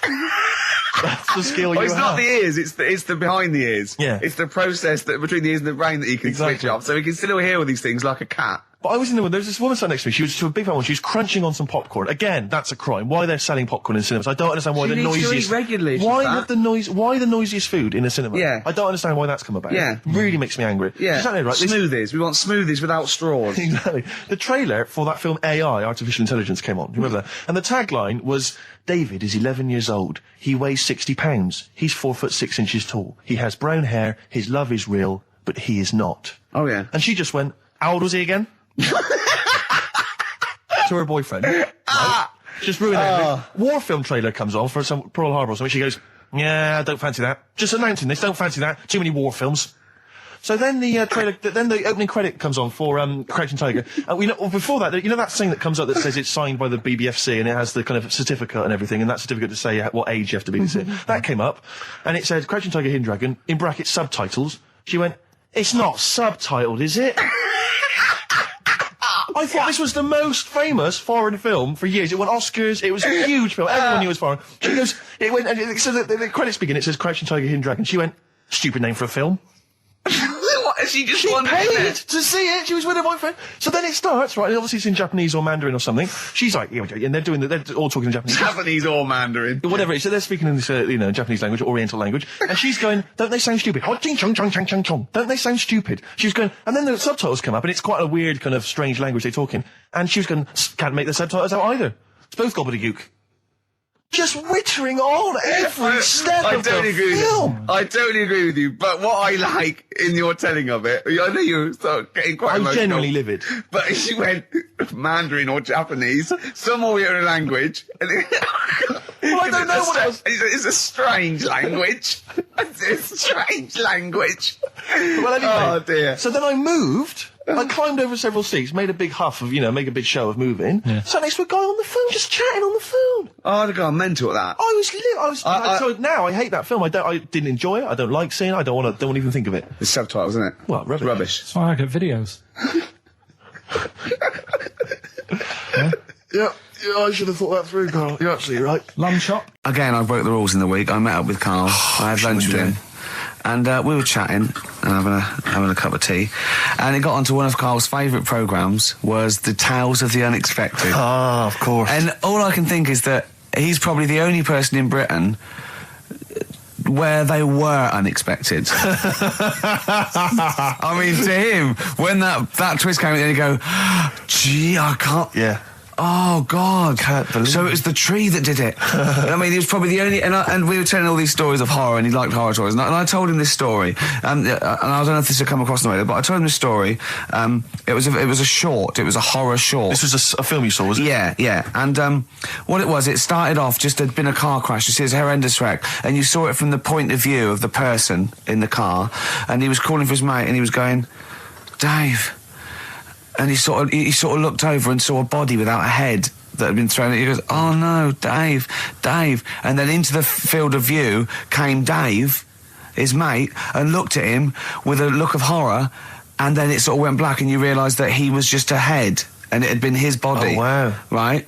Yeah. And I said, then it came up at the end, at the executions in the French Revolution, people experience consciousness for, and he went, "Oh, no," he said, it wouldn't be for that long. And then he went, "If it was a chicken, it would work." Imagine remaking that film, but it's two chickens in horrendous car crash. Their own fault for driving. It would work. No, he wasn't having that. Yeah. No, it was too long. I think he said, "How long was this film?" Went, "Oh, no, 5 minutes." He went, "No." It would work if it was a chicken. I like the way that Carly is something like, when you relate an incident like that, he's appalled and offended and annoyed by the people that made it, even though he's never seen it. Oh, he's annoyed, yeah. Do you have a favourite Tales of the Unexpected, one that you remember particularly that shook you up? Yeah, we were talking about the one on where there's some woman in prison. Have you seen that one? No, I can't remember them all. Right. This woman's in prison. Yeah. And she gets a bit friendly with the guy who takes the dead bodies out. Right. And he said, "I can get you out of here." He said, "What you've got to do, right? You've got to, I don't know, at midnight." When you hear the bell toll, that means there's been a dead body. Yeah, there's been a dead body. So what you've got to do is go into like the place where all the dead bodies are, get in the first coffin on the right, and then I'll come along and carry you out, and you can run away and escape. Yeah. Right? So she goes, "Yeah, all right then." So she hears the bell go. I'll bury you, right? And then I'll come back later and dig you up. Right. Yeah, but that's the point. It doesn't matter. It does matter. Trust me, Carl. It really matters. Okay. Listen, I don't know if I'm going to ruin this for people at home. Yeah.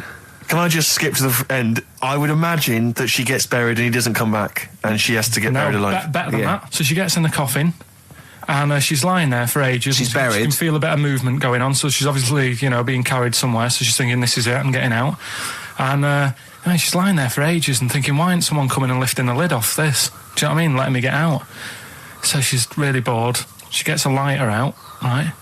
Lights it to have a look at who she's lying on. It's only the fella who said he'd help escape. Oh. Well, yeah. So me and Carl went out for a beer, and it was great, wasn't it? Yeah, we started off, good. and you met my mate Robin, didn't you? Yeah. And some of the stories. Do you want to tell Steve some things about Robin that you've done? Do you know him well? Yes. Well, do you know about his worm problem as a kid? Go on. Right.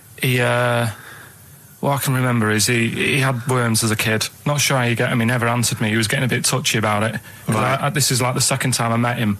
I think he was a bit annoyed that Ricky told me about his problem. What Yes. now? Straight away, you not being there, instinctively, what do you think went on with this story about worms? My suspicion is rather like when you told a group of people that Robin had once suckled milk from a cow's udder. Yeah. Did you mention that as well? Yeah. Yeah. My suspicion is that, like the cow story, the worm story is not true.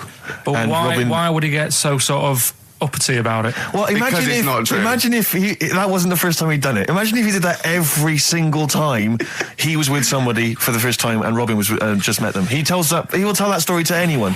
But they do say there's no smoke without fire. Robin. I also told him that the way Robin cured these worms was because the doctor told his mother, right, to hold a piece of ham or cheese near Robin's anus so the worms would come out for the food, and he believed it. I'll tell you why, though. I said to Robin used to sit on Spam to try and get the worms out, and he believed it. But Steve, right, do you remember that story about 3 or 4 years ago where there was some bloke in the army? He went away to somewhere, Vietnam or whatever. He was messing about in the woods. Messing about in the woods? Shouldn't he have been fighting? Whatever. Yeah. Right, and he walked through some lake, and I think he'd cut his toe or something on something, and some worm of some sort crawled in the gash. Yeah. And it was in his body, and the doctor said, "We've got to get this out of your body." So what they did was, they said, right, the thinnest part or something of your body that things can crawl through is on the top of your head. So they wrapped where the skull is. So they wrapped some bacon. No, they didn't. They did. that's oh, that right. thing. So Everyone... he's gone in via the toe. So what we do is, I'll tell you what, that worm's probably heading straight for the head. We'll put a bit of bacon on it. The thinnest part of the body is the skull. Of course, it's not the thinnest part of the body. It's where your brain case is, isn't it? It's the skull. There was a reason for it. And it was like they stuck some bacon on his head. And as ever, the vital piece of information, i.e. the reason, Karl seems to have forgotten. Because the worm was in his body, and they said everyone likes the smell of bacon. Including worms. Even a Vietnamese lake worm. They love bacon. Remember last week when I said about the little fella with the bone with no brain, and you were proved wrong? No. We were saying it wasn't a little fella. We were saying it was a stillborn child. It wasn't a little fella. You're changing it now. You weren't having any of it last week. Right, hang on a minute. I'm getting confused. There was a Vietnamese snake that went inside of a soldier. A little, like, maggot or some sort that you have to get out of your body because it causes problems. Yes, and so in order to get it out of the body, they strapped bacon to his head. Yeah. That is great. This doctor. And did that work? I think so. They had a picture of him smiling. Oh, God, what, the worm or the bloke? The bloke. Oh, dear. Honestly, I hope someone knows the story. And right. It was about 3 years ago, I reckon. Okay. And, yeah, it did work. G.I. Bacon. So this is why the worm burrowed out of his head to get the bacon? Get to the bacon. Right. That's great. So this is why when Robin was telling his story, I was a little bit disappointed if it wasn't true. Right. Because in a way, Robin's never been to Vietnam. No, but what do you really think that Robin? Well, as Robin said at the time, Karl, why would I sit on ham then tell Ricky Gervais? It's a very good point. Because if he was a kid, you do daft things like that as a kid. Right. He is telling Ricky Gervais though. Yeah. And then, oh, bless him. Okay. And then anyway, Robin left, and I tried to chase him, but he got away. He knows. And then we had a few pints, and then Karl embarked on some of the greatest stories ever told. Can you tell the story about your dad? Let me run it by. I haven't spoke to him all week, so let me run it by him. Okay, play record. Because, What we got? We've got one of Steve's... Yeah, well, bizarrely enough, this comes from the Teachers 2 soundtrack, the soundtrack to the current TV series. There's a slight whiff of nepotism in the air. Yeah. Rick, would you like to explain why? Well, that's why you're doing it. No, my girlfriend worked on it. But you were going to play this anyway, weren't you? Well, I was, actually. Bizarrely enough, I was going to play some I Am Clute, and this is from, as I say, the Teachers soundtrack. This is called To You. It's a good track. That's I Am Clute, a track called To You from the Teachers soundtrack. That's also got, it's the Electric Soft Parade, The Hives, Star Sailor, Feeder, Turin Breaks, Mercury Rev on there. It's a good little collection. Lovely.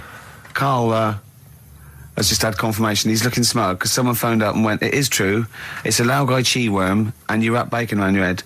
That's all the bloke knew as well. Yeah. And his name was Gary. Yeah. So I'm not having it. No. And he said, see, that's why the Robin thing isn't so weird. He said, but when you said he tried it with cheese, he said I was having none of it. He's got standards. We'll start off with the Mr. Freeze. Tell Steve the story of Mr. Freeze. This is the first time he nearly died. This is the most serious of the lot, really. So, what it was, do you know, like, don't know if your mum and dad did the same thing, but, like, they'd do the weekly shopping on like, a Friday.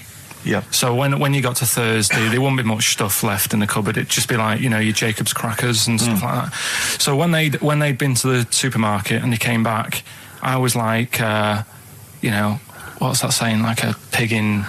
I loved it. It was like loads of food coming in, loads of biscuits. What is that saying? He nearly said pig in shit. Right. Is that the saying? Yeah. Right. So all this food comes in. Thank God he didn't. Otherwise he'd have been in trouble. That's true enough. Because he's culpable for our actions, because he's the producer. So technically, that twat's in charge. Go on. Right, so anyway, there's loads of food, and I'm like, oh yeah, look at this, and chocolate biscuits, and, penguins and stuff. Bacon. And bacon. Just in case, you never know. So anyway, my mum and dad's putting the food away. Me and our kid are like, he's already grabbed something, gone back upstairs.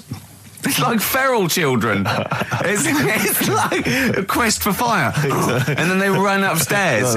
What did you sit under the bed, gnawing at some sort of pig's trotter? So I saw. Do you remember Mr. Freeze Pops? I do. Yeah. So they're kind of like popsicles, icicles. Yeah, but really long, like a foot long, right? Yeah. So I thought I'll have one of them. So I grabbed it. Went for the nutritious stuff first. Absolutely. And like my mum and dad are putting this stuff away and what have you. And I rip it open and knock it back, right? Straight away, just right back like Swallow that. it straight away, yeah. But it went down the wrong way, right? So I was down like, your shirt? So I was like, oh God, I can't breathe. And my mum and dad didn't even know what I'd ate. Do you know what I mean? I ate it so quick. Yeah. And I'm sort of tapping my mum on the back, going, and she's going, oh God, you know, he's choking again, because I was always choking. If it was one thing, I don't know if I've got like a small throat, but I mean, even Ricky knows I can't drink that much, can I? Yeah. Do you know, or eat pebbles. I'm not a quick drinker. I'd always, I think I'm scared of like swallowing stuff. Yeah. And it was like bottle tops and mint imperials and stuff. I was always choking on stuff. Oh, jeez. So anyway, she's going, oh God, what's he picked up on it now? Drop it. So, hit his nose with a stick. So I was going, I'm choking. At this point, my dad had I think he'd put his share away, you know, his food away, and he'd gone his share. I love it. Yeah. He'd gone to watch like Winner Takes All or whatever in a lounge, and I was in the kitchen, and I was starting to I didn't care anymore. Do you know what I mean? I just got to that point where I wasn't struggling anymore. You just thought, I'm done for. I just was falling to the ground. And my mum's going, you know, get in here, I think it's serious. And my dad comes in and sort of starts shouting at me, saying that's what you get for being greedy. He didn't even know what I'd eaten. Well, it was the moment to teach you a lesson, certainly. So he's there like that, and my mum's going, oh, look at him, and my lips were going purple, and my eyes were rolling into the back of my head. You look like Marilyn Manson. And so anyway, she grabbed me from behind and did that fireman thing. The Heimlich manoeuvre. Yeah. And, you know, winded me. And it came up, and I was all right. What, the whole popsicle came flying back out? You see, that's what I don't understand, because there was nothing there. No, just a little bit. No, it swells up, doesn't it? Because it irritated it. So it went down your sort of like your epiglottis. It went down the wrong way, it went into your air canal instead of your throat, and it sort of spasms, and that's the fear. You just got to calm it down and relax. So in time, I would have been all right. Yeah, anyway. you don't. Well, no, you might have. So that's so that's hang on. one. No. But the weird thing is, for 3 days after that, I felt like a sort of a special person. I went to school. I'm saying nothing. I did full days. A special needs person. Yeah. I went to school the next 3 days after that. I didn't wag it or anything. I did full days. I love that. 3 days, turn over a leaf. Yeah, exactly. After 3 days, you thought, screw it. Yeah, did a quick history exam. Yeah. Right, next one. That's popsicle. That's popsicle hell, we'll call that. Right, next one. Which one's the next one? Oh, what about your paper round? Right, the paper round one. Paper round, I'd still say it's the best job I've ever had. And he means it. No, I really enjoyed it. It's like, you know, you don't have to work with anyone else, right? So you make your own rules. Just think of that. You know, you sort of you're spreading information to people, vital information. Giving a service, and no one else is around. You know, you can just do what you want and think about stuff whilst you're cycling around on your bike. It's really good. Yeah. So anyway, imagine the stuff he's thinking about when he's riding around his bike. I can't. Oh, so getting in the head of a salamander. So anyway, I loved it, and even though I only got 50p a day, right? No matter what the weather was like and stuff, I used to get up at 4:30 and go and do the round. And why'd you get up at 4:30? Because I wanted to watch the Pink Panther at 5:30, so I wanted to get me paper round done. I said, why didn't you watch the Pink Panther? And then he went, I can't sit there thinking I've got my paper round to do. He'll ruin it for him. Yeah. So is it a good job or not? So 4:30 I was up and about, and this morning it was winter, really bad winter, bad snow, you know, freezing cold, really windy and all that. And my mum said to me before I went to bed, she said, don't be getting up tomorrow, I'll give you the 50p. I said, it's not about the 50p. So, you know, people want the papers and stuff. So, conscientious. So anyway, I went to bed thinking, you know, that's it. I've told her I'm still going, so, you know, whatever. Go to sleep, get up in the morning, and put all my kit on. And I used to have layers of clothing on because it was really cold. They had a big anorak on with the fur on. I had waterproof pants, and I got my paper round bag. And I went downstairs to get out and tried to open the door, and it was locked. thought, oh, God. So she'd locked it so I couldn't go out. So I'm searching around the house looking for the keys. She must have hid them somewhere. I thought, oh, God, you know, I've got the papers to do. So I thought, how can I get out? So I went upstairs, climbed out of the bathroom window. God. Right, and to try and jump out of the bathroom window onto the porch. But the problem was, I had so much gear on, I was like the Michelin Man. So I could hardly move as it is. Yeah. And I'm trying to get out of the window, and I'm like, trying to stretch down like that, get my foot on the porch, and my bag got caught on like the hook of, do you know, like how you have a hook so you can put the window open? Right, yeah, the little arm goes on. My bag had got caught on that. I was holding on to the wall and my foot on the thing, so I couldn't sort of pull it away in case I pulled it away and then fell on my head. Yeah. So I'm stuck there. Dangling. My dad comes back from working nights. Yeah. He thinks I'm a burglar. Gets out his gun. So he's shouting and stuff, going mad and going, Dad, it's me. And he had to give us a hand using a... He's heard that wily trick in Manchester before. He had to help me using a washing prop thing, a big stick. What did he do? Well, he said, just hold on for your dear life, and I'll sort of push the paper bag off the hook. Why didn't he go upstairs and sort it out? It was at that point where I was in the middle. There was nothing you could do. Do you know what I mean? It's at that point where you've just got to make a decision. Yeah. And by the time you go upstairs, who knows what might have happened? Sure. Do you know what I mean? You've got to act there and then, not messing around. Yeah. So and you could hear downstairs, now here he is, the Pink Panther. Yeah. Dad! Hurry up! Panther, ever so pink. Oh. So that was close to death, because I must have been about 30 foot in the air. So to cut a long story short, he gave me about 4 or 5 near-death experiences, and he went, and the whole point of this, he went, so that's why I think I'm going to die of something horrible, like cancer. And I went, why? He went, right, you ready for this? Yeah. He said, well, I don't check my balls. Wait. He said, I don't like the feel. Carl, always check your balls. Do you I check don't yours? like the feel. Why don't you like the feel of your own balls? They just... I mean, you know that I don't like bodies anyway. Right. Do you know what I mean? It worries me a bit that you've got all that going on in your body, right, and your skin's keeping it all in place. Stop. We're going down a whole other avenue of discussion. Let's play a track. His homework was to come up with those stupid lateral thinking problems. We maybe should give an example of the... Romeo and Juliet, right? Romeo's asleep on the bed, Juliet's on the floor, covered in water and broken glass. What happened? And you ask all these stupid questions, and it's... Romeo's a cat and Juliet's a goldfish.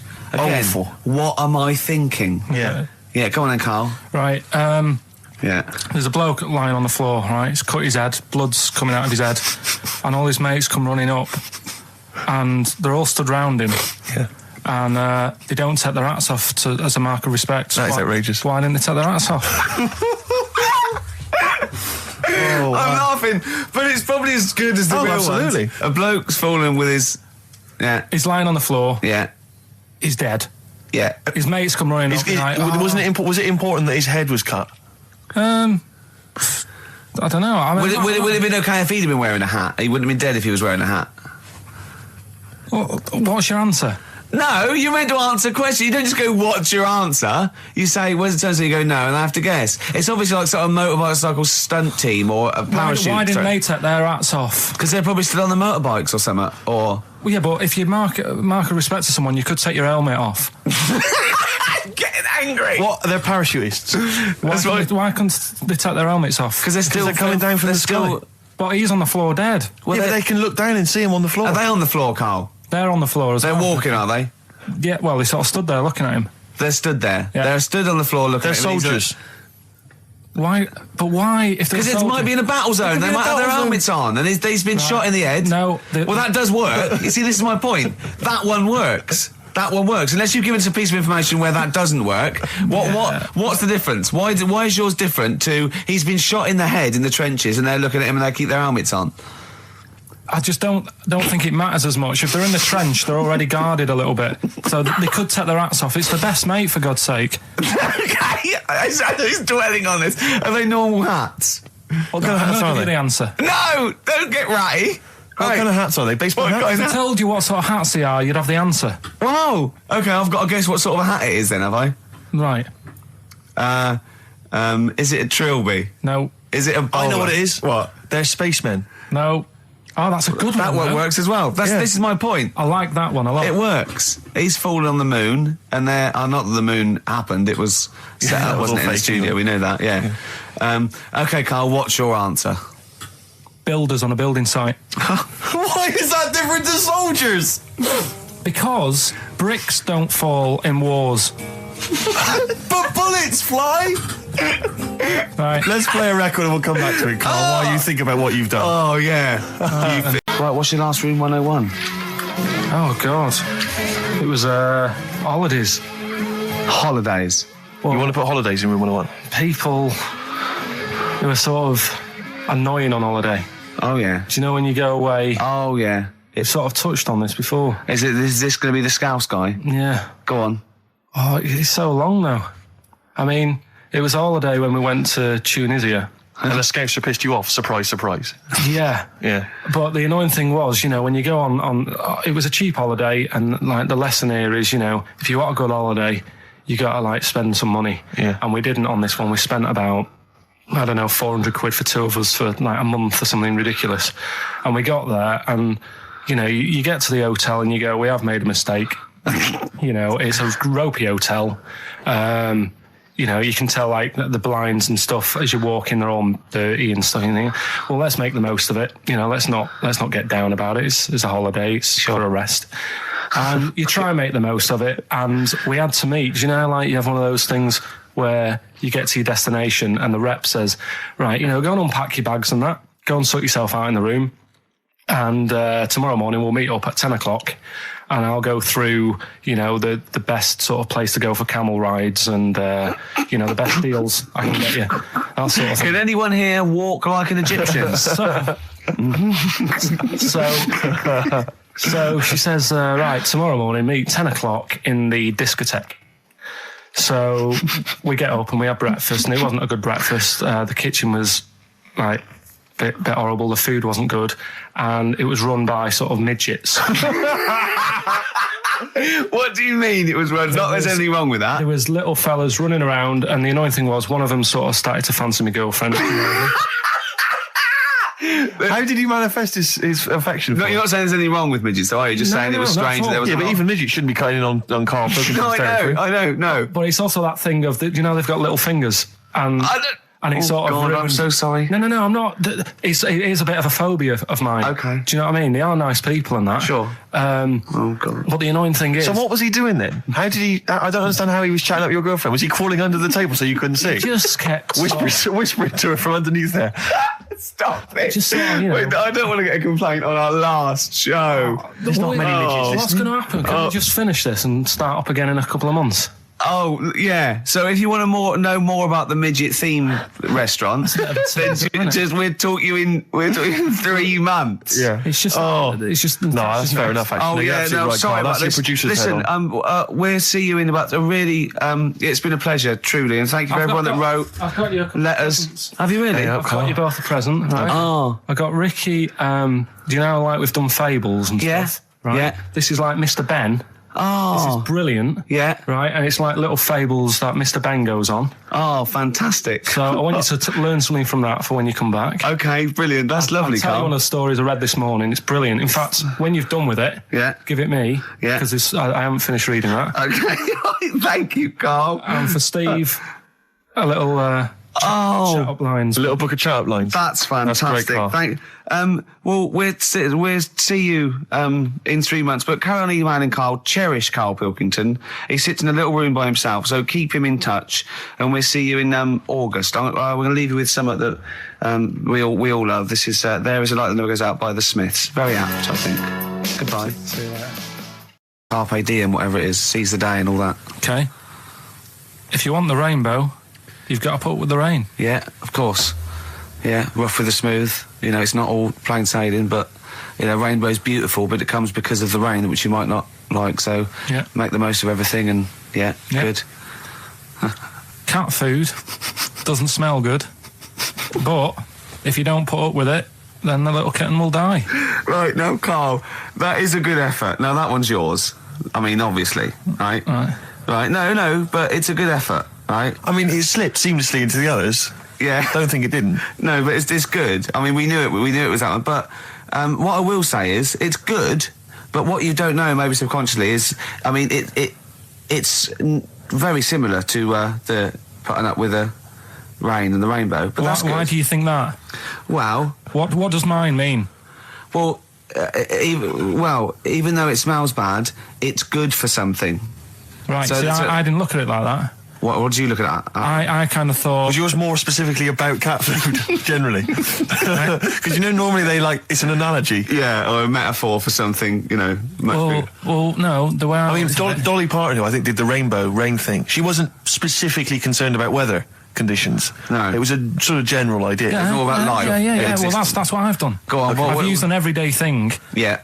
And put it with today's problems, right? Go on. So, my girlfriend, she might like to go shopping for clothes. I hate it. Right. But because I love her, I put up with it. Ah, that's nice. Yeah? Yeah. So, you love that little kitten. You can't stand the smell of the stuff you got to feed it. But because you love it, you go, well, I'll put up with this just for a few minutes, and then I can, squeeze its head later and give it a little... Sorry? Squeeze its little head. No, yeah, well, that's just the thing that I do with cats. Put it in a bag and drown it in a lake. I can feed it and then I can throw it against the wall.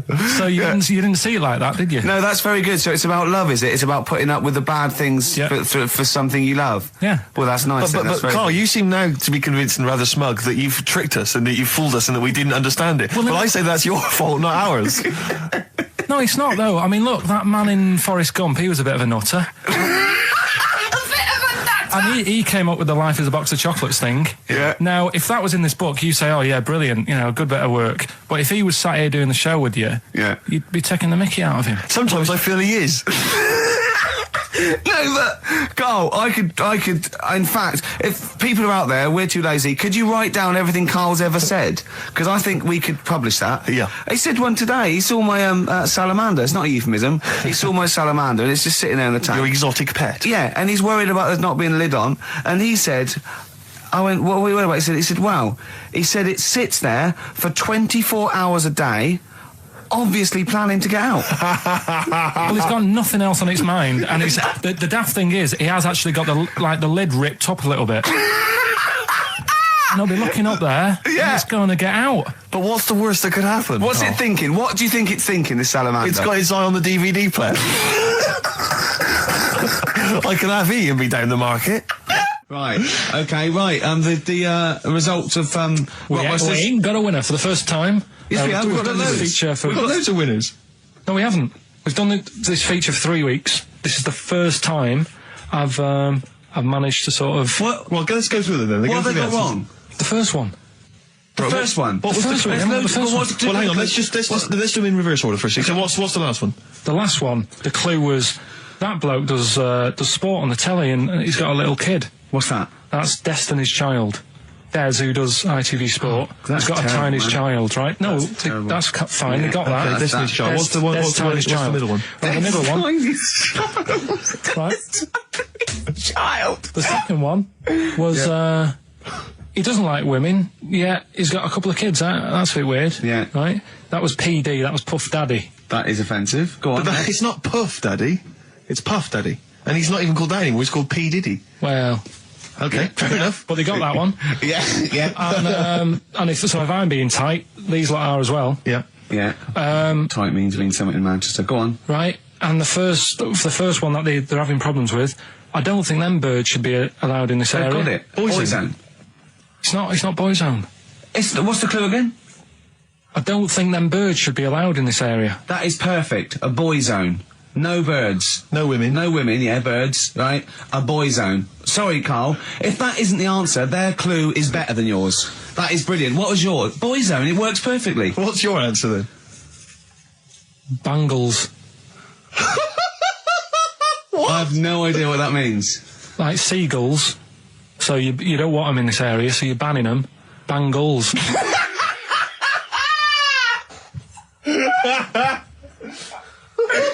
Oh! Well, give it to Boyzone, because Boyzone's better. Don't use birds being allowed in this area, it's a Boyzone. I think we should have a rollover. Carl beat them. You have to use his logic, surely. But theirs works, you can't... This is the first time I've managed to sort of... What? Well, let's go through them then. What have they got wrong? The first one. The first one? What was the first one? Well, hang on, let's do them in reverse order for a second. So what's the last one? The last one, the clue was, that bloke does sport on the telly and he's got a little kid. What's that? That's Destiny's Child. Des, who does ITV Sport, has got terrible, a tiny man. child, right? No, that's fine, they got that. Destiny's Child. What's the middle one? Right, the middle one. Right. Child. The second one was, he doesn't like women, yet he's got a couple of kids. That's a bit weird. Yeah. Right? That was PD, that was Puff Daddy. That is offensive. Go on. But it's not Puff Daddy. It's Puff Daddy. And he's not even called that anymore, he's called P. Diddy. Well... Okay, fair enough. But they got that one. Yeah.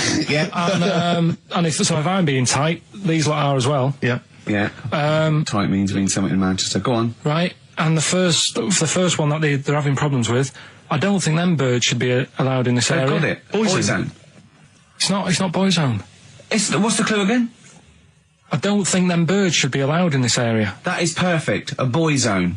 No birds. No women. No women, yeah, birds, right? A boy zone. Sorry, Carl. If that isn't the answer, their clue is better than yours. That is brilliant. What was yours? Boy zone, it works perfectly. What's your answer then? Bangles. I have no idea what that means. Like seagulls. So you don't want them in this area, so you're banning them. Bangles.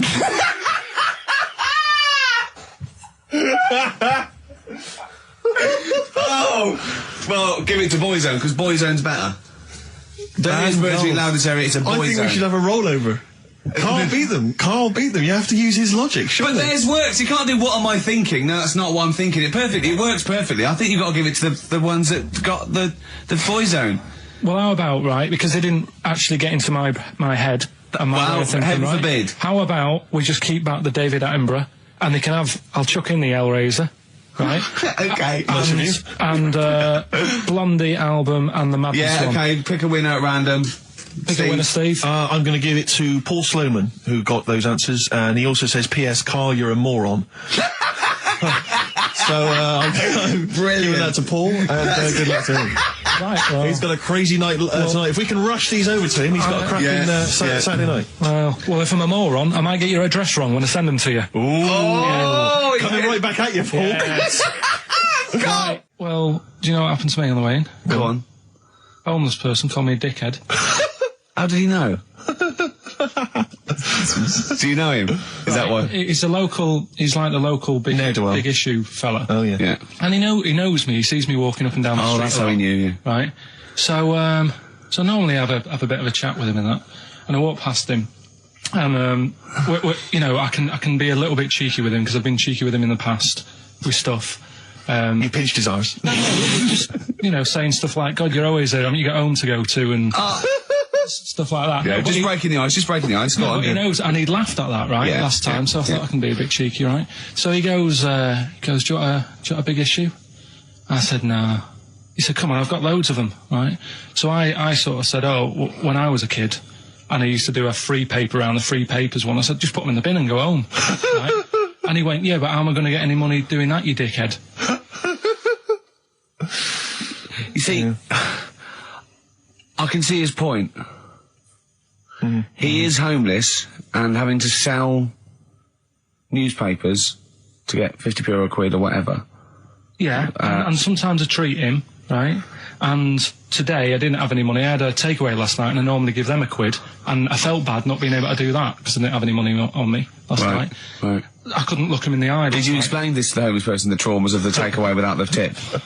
Did you explain that, you've had it hard as well? I go, look, you don't I had food delivered to my warm flat. Yeah, it was a nightmare. You don't know what that's like. You don't know what the trauma is because you can't have food delivered to your flat because you haven't got one. So please don't look at me like that. You should have said. But most people ignore him. At least I gave him a bit of acknowledgement and sort of... took the mic. Yeah. I didn't think I was just being friendly. No, I know. You got to be careful with the homeless because this is true, and when the clocks went back recently, so you got an extra hour in bed. Yeah. And I was at Cash Point with a friend of mine, and there was a homeless person sat by the Cash Point, and we were getting some money out, and she said spare some change, and my friend thought, he's a bit awkward. He just trying to make conversation with her. He went, clocks go back, extra hour in bed. Oh no. I gave her £2. I felt so bad. Oh, he didn't do it intentionally. He didn't realise what he'd said. Just making conversation. Bumbling. It's tricky making conversation with the homeless because there's so many areas you've got to avoid. You know, what was on the telly. Yeah. You know. Although I get recognised by homeless people and think, are they? I don't know where. But you've got to remember that's very much your demographic, Rick. Yeah. You know, people who watch TV through the window of Dixon's. In Dixon's. Yeah, there was a Ricky Gervais is on. Yeah. Well, they can smell the alcohol on you. They think you're one of them. Have you actually punched anyone yet? Have you actually? No, I haven't punched.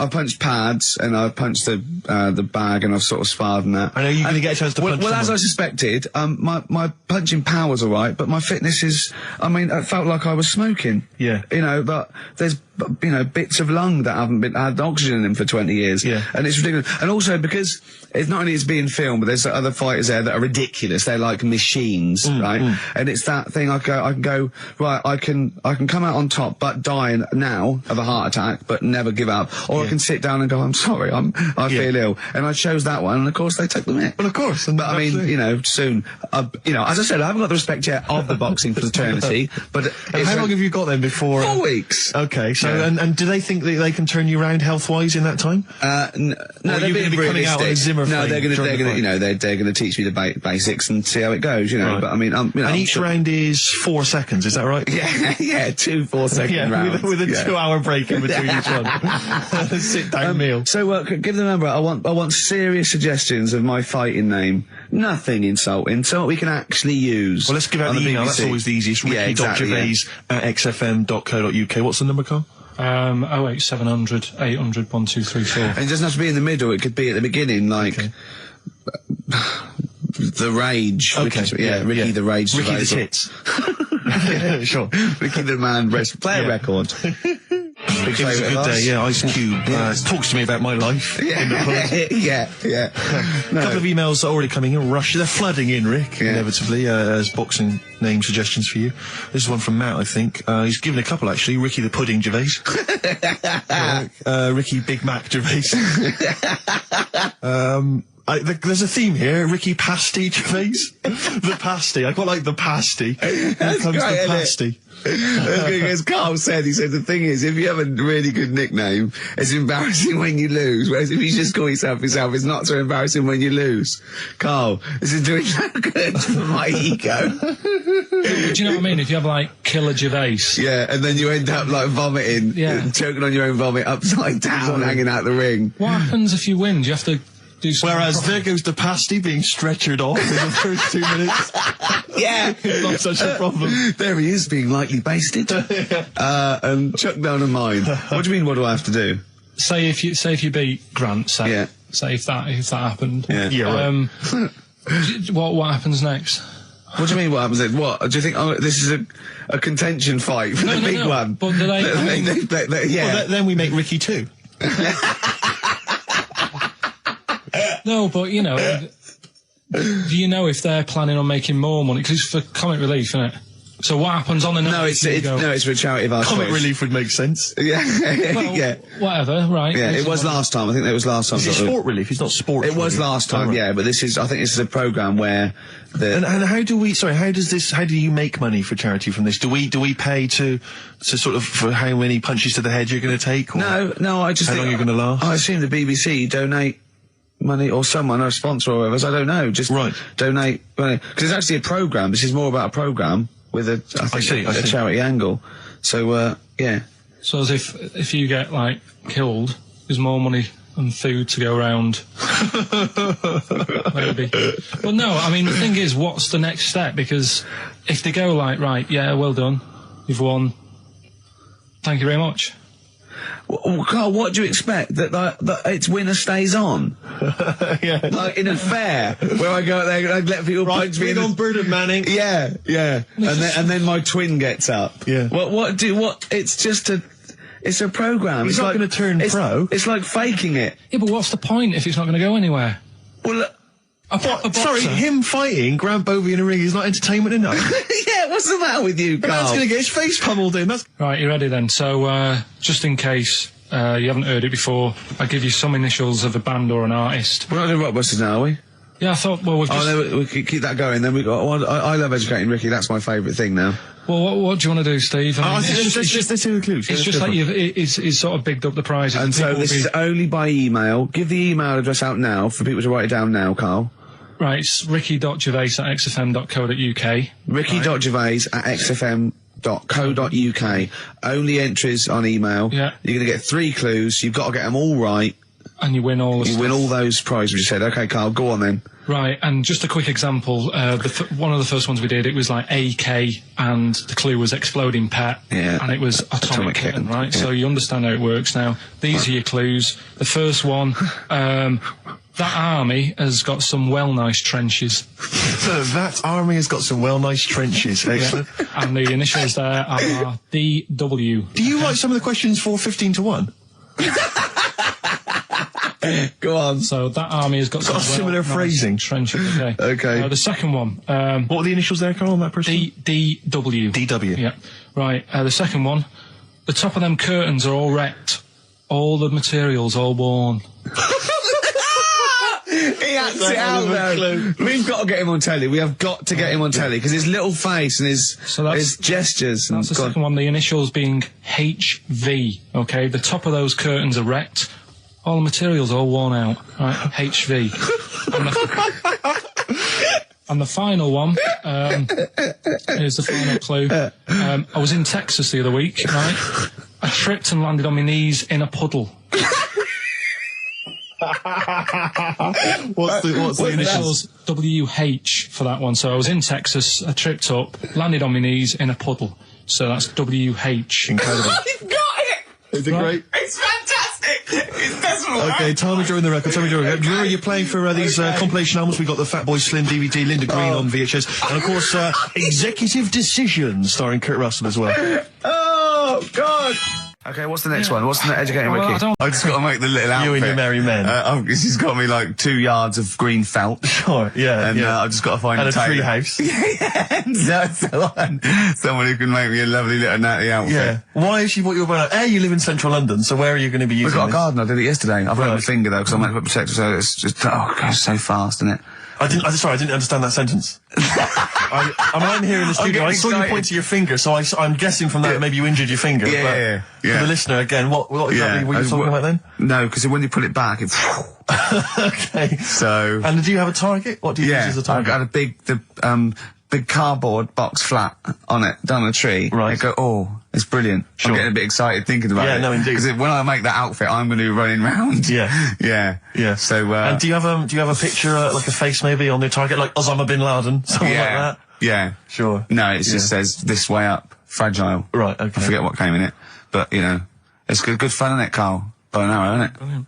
Yeah? Would you like a little bow and arrow? Yeah, it's alright. Yeah. I had a rifle as a kid. Did you? Yeah. A real one? Yeah, just shooting cans and stuff. Yeah. It's alright.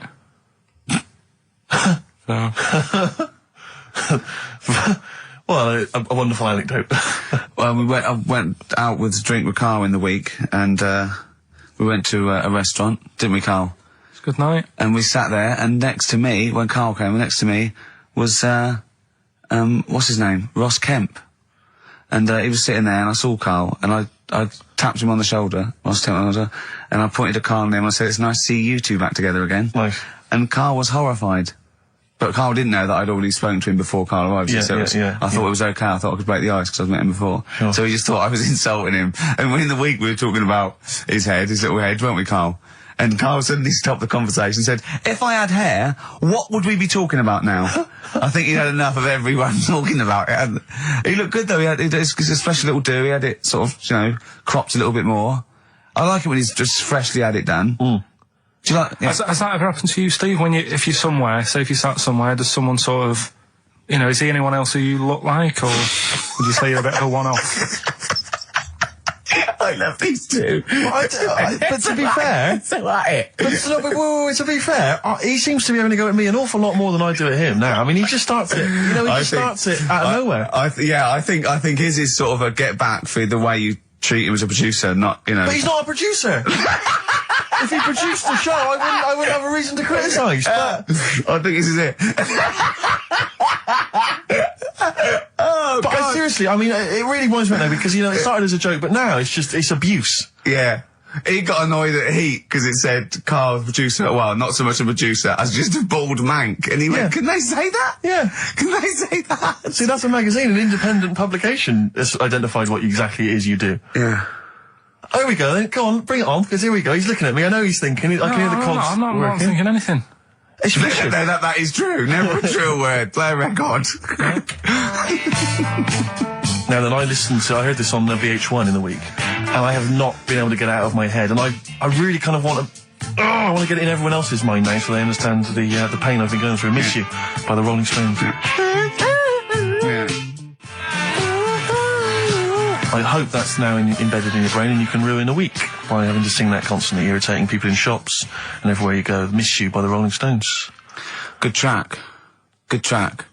Karl, Jonathan Ross came out with us last week, and we were talking about stuff, and Karl was mesmerised when Jonathan told a story that he was bored once in a hotel room and shaved his arse. He shaved his arse? Yeah. Sure. And Karl, you didn't stop questioning him, did you, for about... I just wondered, at what point do you sort of say, oh, this is getting on my nerves? Do you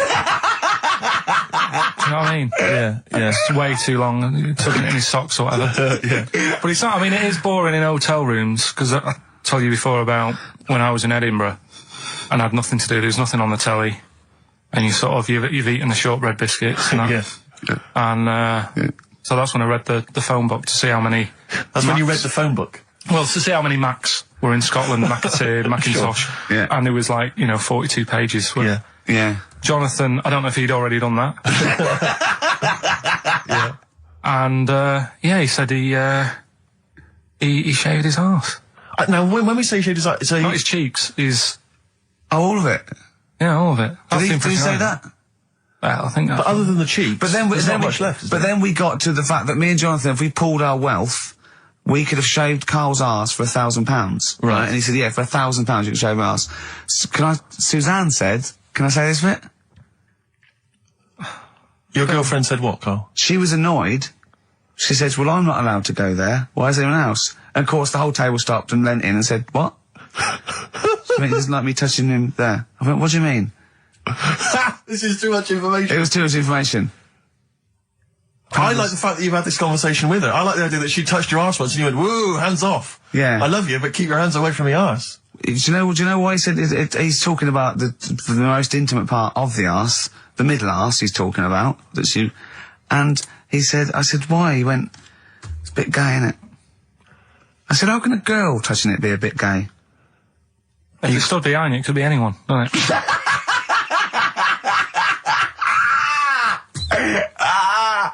Oh, God. And it seemed, I mean, you can imagine the conversations we were having, right? And it's that thing that the waitress heard something every time she came over. She heard the word, like, cock or... Jonathan Ross saying I shaved my arse. Yeah. And, oh, dear. But it was, it was a good night, wasn't it? So, it's £1,000 now, isn't it? But presumably you give Suzanne half anyway, so everyone will be happy. You've used the arse to best effect. She's got half out of it, so she's made as much out of your arse as you have, in a sense. Me and Jonathan are happy. Yeah, but to be fair, it's his arse on the line. So... I know, but I mean, it's just not like she's getting a bum deal. Well, she's getting 500, quid. No, I understand that. But, do you reckon? Just thinking of some more... Play a record. Can I just ask, before you play a record, if we were to shave your arse, let's say we did it for charity or something, got sponsorship, how would we do it? Would we use one of those big kind of old-fashioned razors? No, I'd use a Bic Safety. I'd just straight away. And would you use a gel or a foam? No, first of all, I think I just, lather it up. Right, so you lather up his arse first? I do the outside bits, just goes straight down, big broad strokes, clean, right? Then I'd have to go in the crevices, and I'd need an assistant. I'd pop it apart, and just very gently go in there. I might even use electronic equipment, just so there was no sort of, like, nicks. Okay. So an electric razor? Or I might wax the internal middle arse. How did Jonathan do it? Because he did it on his own, didn't he? I just use mirrors. Why do I'll ask him. We'll call him later. But, I don't know. Well, perhaps you listening have once shaved your arse, maybe during an exam or something. Well, what I think, this is conjecture, but I think he was probably there, he'd had a shower, he's shaved his face, right, I thought, well, he was naked, looks down and goes, oh, what a hairy arse. Well, hold on, I've got the razor in this hand, I've got the mirror there, you know, I'm not on stage for a good 10 minutes. Yeah. There's one thing I don't like going on stage with, is a hairy arse. Bang, swing, wallop, done. On stage, thanks, see you later. See you next week. Yeah? What are you thinking, Carl? No, it's just how hairy was it? Do you know what I mean? How hairy was it? Because I imagine, you're saying mirrors and stuff. But he's, how old is he now? He's 42. And they say your testicles drop quite a bit once you start getting old, don't they? Yeah. So he's got to make sure they're out of the way. Yeah, but I don't think I can speak for myself, as a similar age to Jonathan, that, there's millimetres in it. It's not like we tuck them in our socks in the morning. They're still in the same place. You really wouldn't know the difference. It wouldn't, if we filmed it in, time-lapse camera, it wouldn't be like a bungee jump. Do you know what I mean? They wouldn't be moving a lot. Yeah. All right. Do you think I told him he's a good-looking fella, Steve. Would you agree with that? I told Jonathan that he said that he just went for it as well. Yeah. So you spent a lot of time picturing Jonathan's naked arse. You'd let him give you money for arse touchery. Yeah. Whereas your girlfriend's got no chance, and you're saying he's a good-looking man. Do you want to play a record and think about what you've done? Interesting. 50 Cent, 21 Questions, new single from him. Well, me and Carl got a joint favourite lyric now. I love you like a fat kid loves cake. Yeah. That's great, isn't it? But, I like it because it's funny and humorous and cheeky. You like it because it means something, don't you? You think that's the absolute truth. If someone was to say that to you, that would be the most romantic thing they could say, innit? Because it's... No, I'm just thinking you know what it means. It's like the Elephant Man, right? The Elephant Man, that's what he's called. Again, you know what you're going to get. The fat kid loves cake. You've said it all, you don't have to say any more. I can't believe it. I'll tell you what made his day the other day. I love it. Jonathan Ross said The Elephant Man is one of the best films ever made. Yeah. Endorsed by a celebrity. I know. Well, by a film buff, really. It is good though, isn't it? It is a very good film, yeah. We have got Cheeky Freak of the Week coming up. Right. There's been a lot of stuff going on this week. In the freak world? Yeah. Is it really? Yeah, there's loads. Stuff that we can... The one that hasn't made it. God, this is what hasn't made it, so we'll judge it on that. Go on. There's a woman, right? Do you know how, in a way I thought Elephant Man, it was a bit tight because, they sort of took him on a freak show, did a bit of a road show with him and stuff. Yeah. There's some woman, I think she's in India, like now, who, makes a lot of money because she's got 3 legs and 7 toes, stuff. And she was saying, people pay quite a lot of money. Not Squiddy Patel.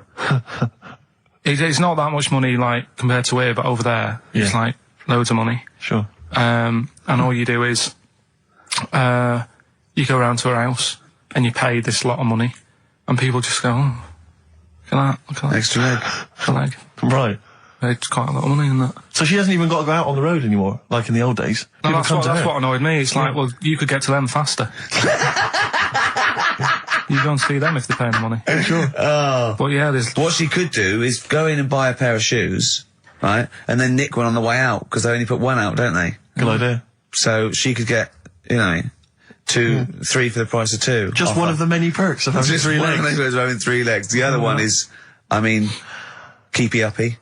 But she'd be good at that. Shouldn't do that. She just stays at home and puts her feet up.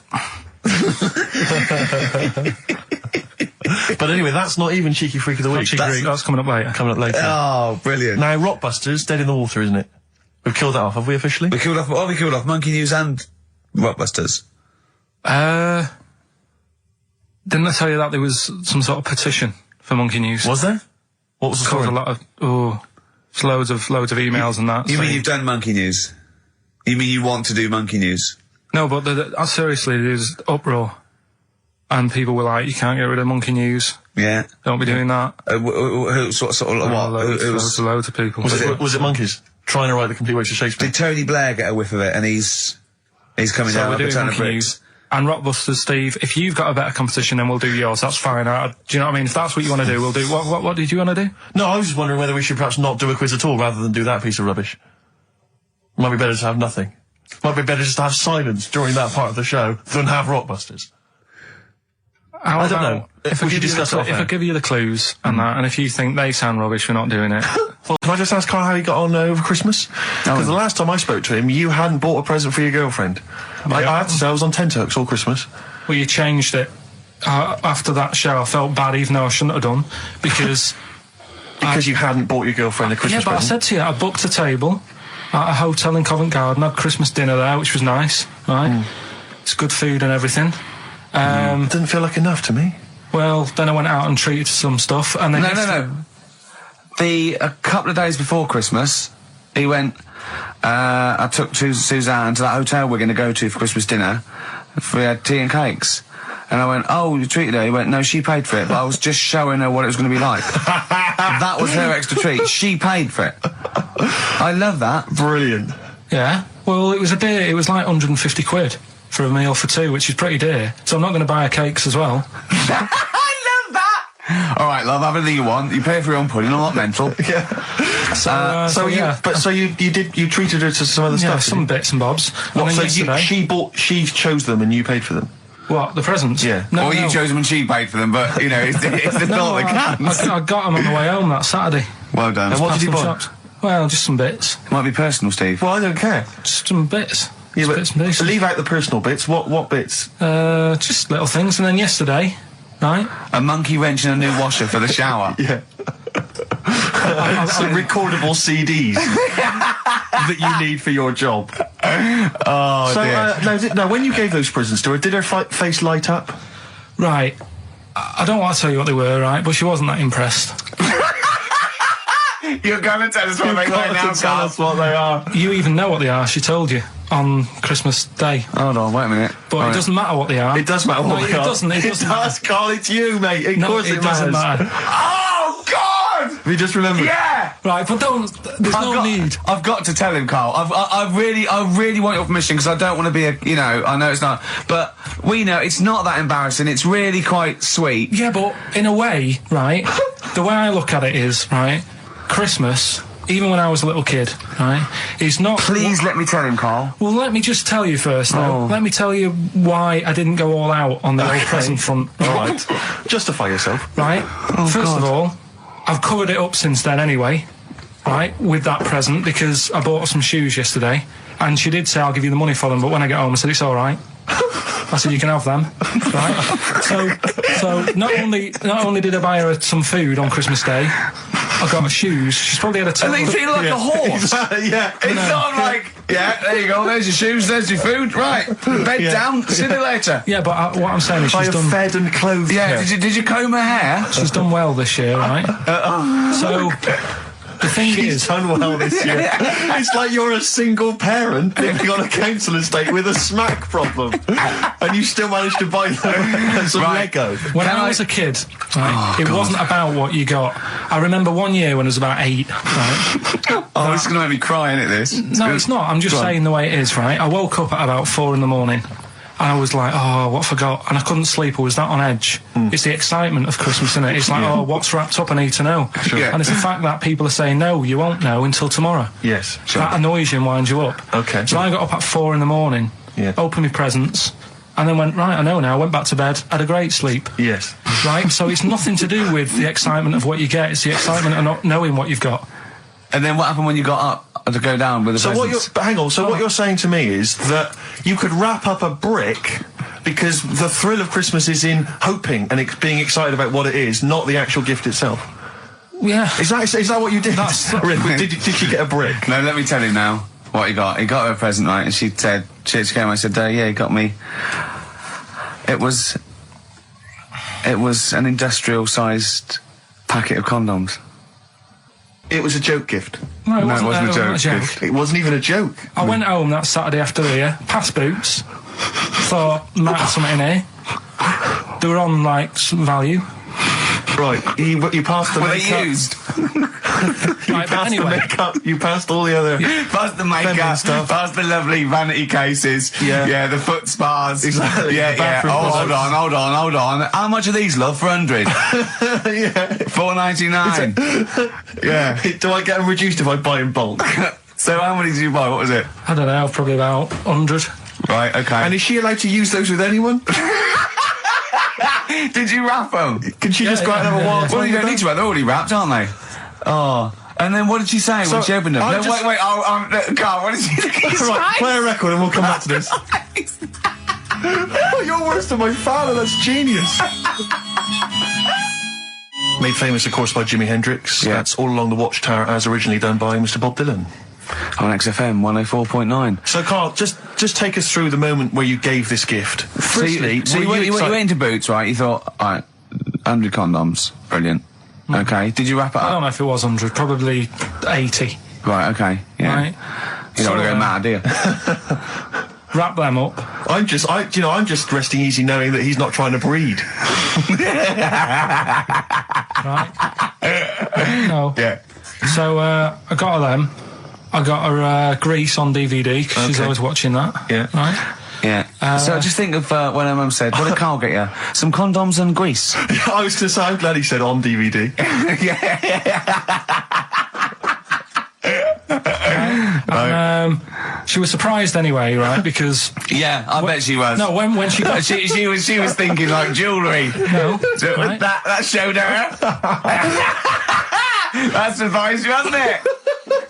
Alright? So hang on, wait a You minute. thought it was a holiday, didn't you? Yeah, look at your face. You don't know me at all.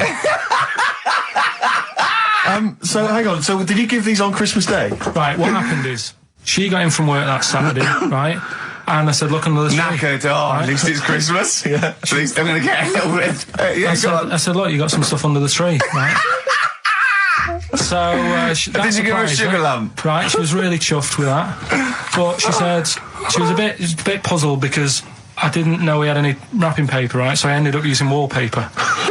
You didn't take it off the wall, though. You had some. No, it was some left over, right? So she said, why have you used wallpaper? I said, well, I didn't have any paper and you were getting in a bit and I wanted you to have a surprise. So she said, can I have a feel of them?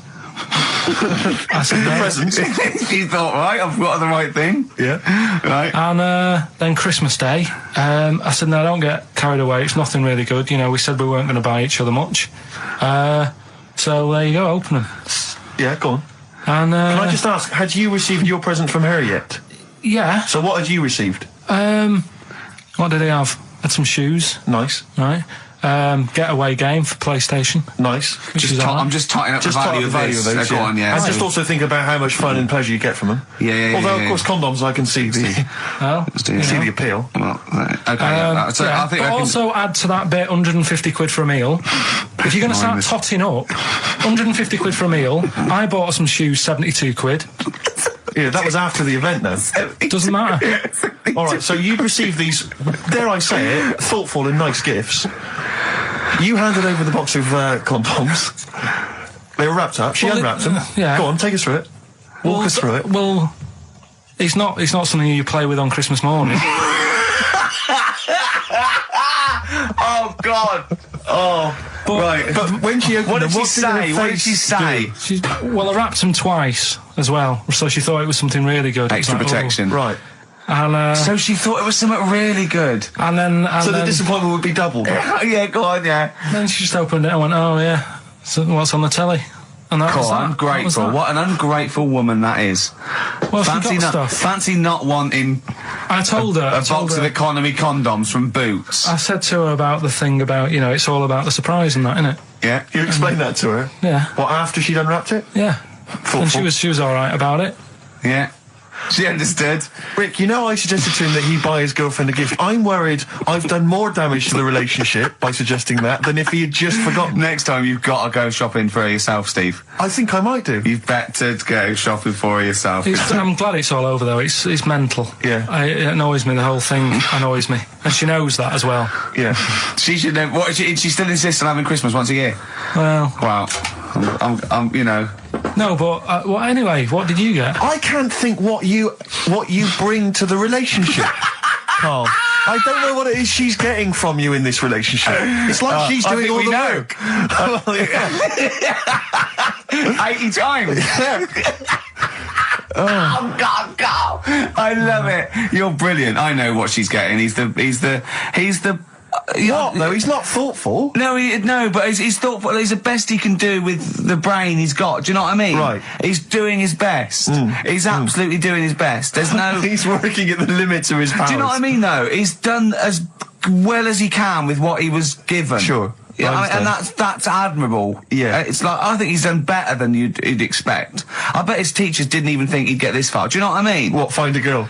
No, well, yeah, a job, a girl. Yeah. Do you know what I mean? Clothe himself. He's done really well. What do you think, Carl? You think you've done well? I think I've done all right compared to some of my mates. What are they doing now? Probably not that much. Do you know what I mean? Mrs. Matthews said I wouldn't be an high flyer. I think I'm doing all right. Yeah. Do you know what I mean? I have a holiday every year. Got somewhere to live and that. Yeah. Got a new flat, haven't you? Yeah, so where are they then, the condoms? Did she show them to her family and friends? No. Take them into work? Look what I'm Carl's got. surprised she told Ricky, actually. I was a bit disappointed in that. Yeah. Because I didn't go shouting around. Well, she was so excited, Carl, clearly. She was just so pleased and proud. Yeah. All right, play a record. We'll come back to it. No, that's it now. Streets, don't mug yourself. XFM 104.9. Ricky Gervais, Steve Merchant, Karl Pilkington, a regular Santa Claus. I'll leave it. Oh dear. Right, listen. Right. Yeah, New Year and all that. He's great, isn't he? Rockbusters is on the way. We're getting some good stuff coming in. I have to say, I'm amazed. Every answer I've had so far has been correct. I listened to the clues. I've got no idea. And I know you, Carl. I've spent time with you. Have I you know seen how you the work. XFM listeners? Well, of course they're the same as Carl. Sure. Of course they've got the same mindset. Yeah. Yeah. Oh. Right. You got to play a record. No, but... Because I see Steve's face. No, but I've got used to it. Shut up. Wait, what were you thinking during the quiz then, when the questions were coming out? What were you thinking of? Well, what it was, right, just before the quiz started, I had to go to the toilet, right, because the rule is, right, people who don't go to it, once it starts, phones off, no more toilet. They take it dead serious, don't they, right? Yeah. So, I went to the toilet. Now, I'm not being out of order here, it just got me thinking, right? I went to the toilet, the gay fella in there. Right? There was a gay fella in there. Gay fella in the toilet. Now, how could you tell? How did you know? Just typical, everything about it, right? Everything about it, right, yeah. Oh. What, large handlebar moustache, leather cap. Butt plugs, amyl nitrate. Could I just say that these views do not reflect the views of the management of XFM or me and Steve. Or most of the people in this country. Go on, Carl. What's your problem? Yeah, but this is what I'm worried about, really. But this is why I only got Danny Minogue right. Right? Because this was floating around my mind. Went to the toilet. Icon, now, isn't she? Go into the toilet. They have like men's cubicle and they have women's cubicle. Yeah. Now, without sounding out of order, is it wrong for me to think gay men should have their own little cubicle? Go in. They should have their own. Well, not cubicle. You mean an actual toilet, I suppose. When I was at the urinal, normally, there's a fella there, and then you go, all right, and there's no pressure. But I couldn't go. I was thinking, should I wait? If I go into the toilet, it'll look obvious.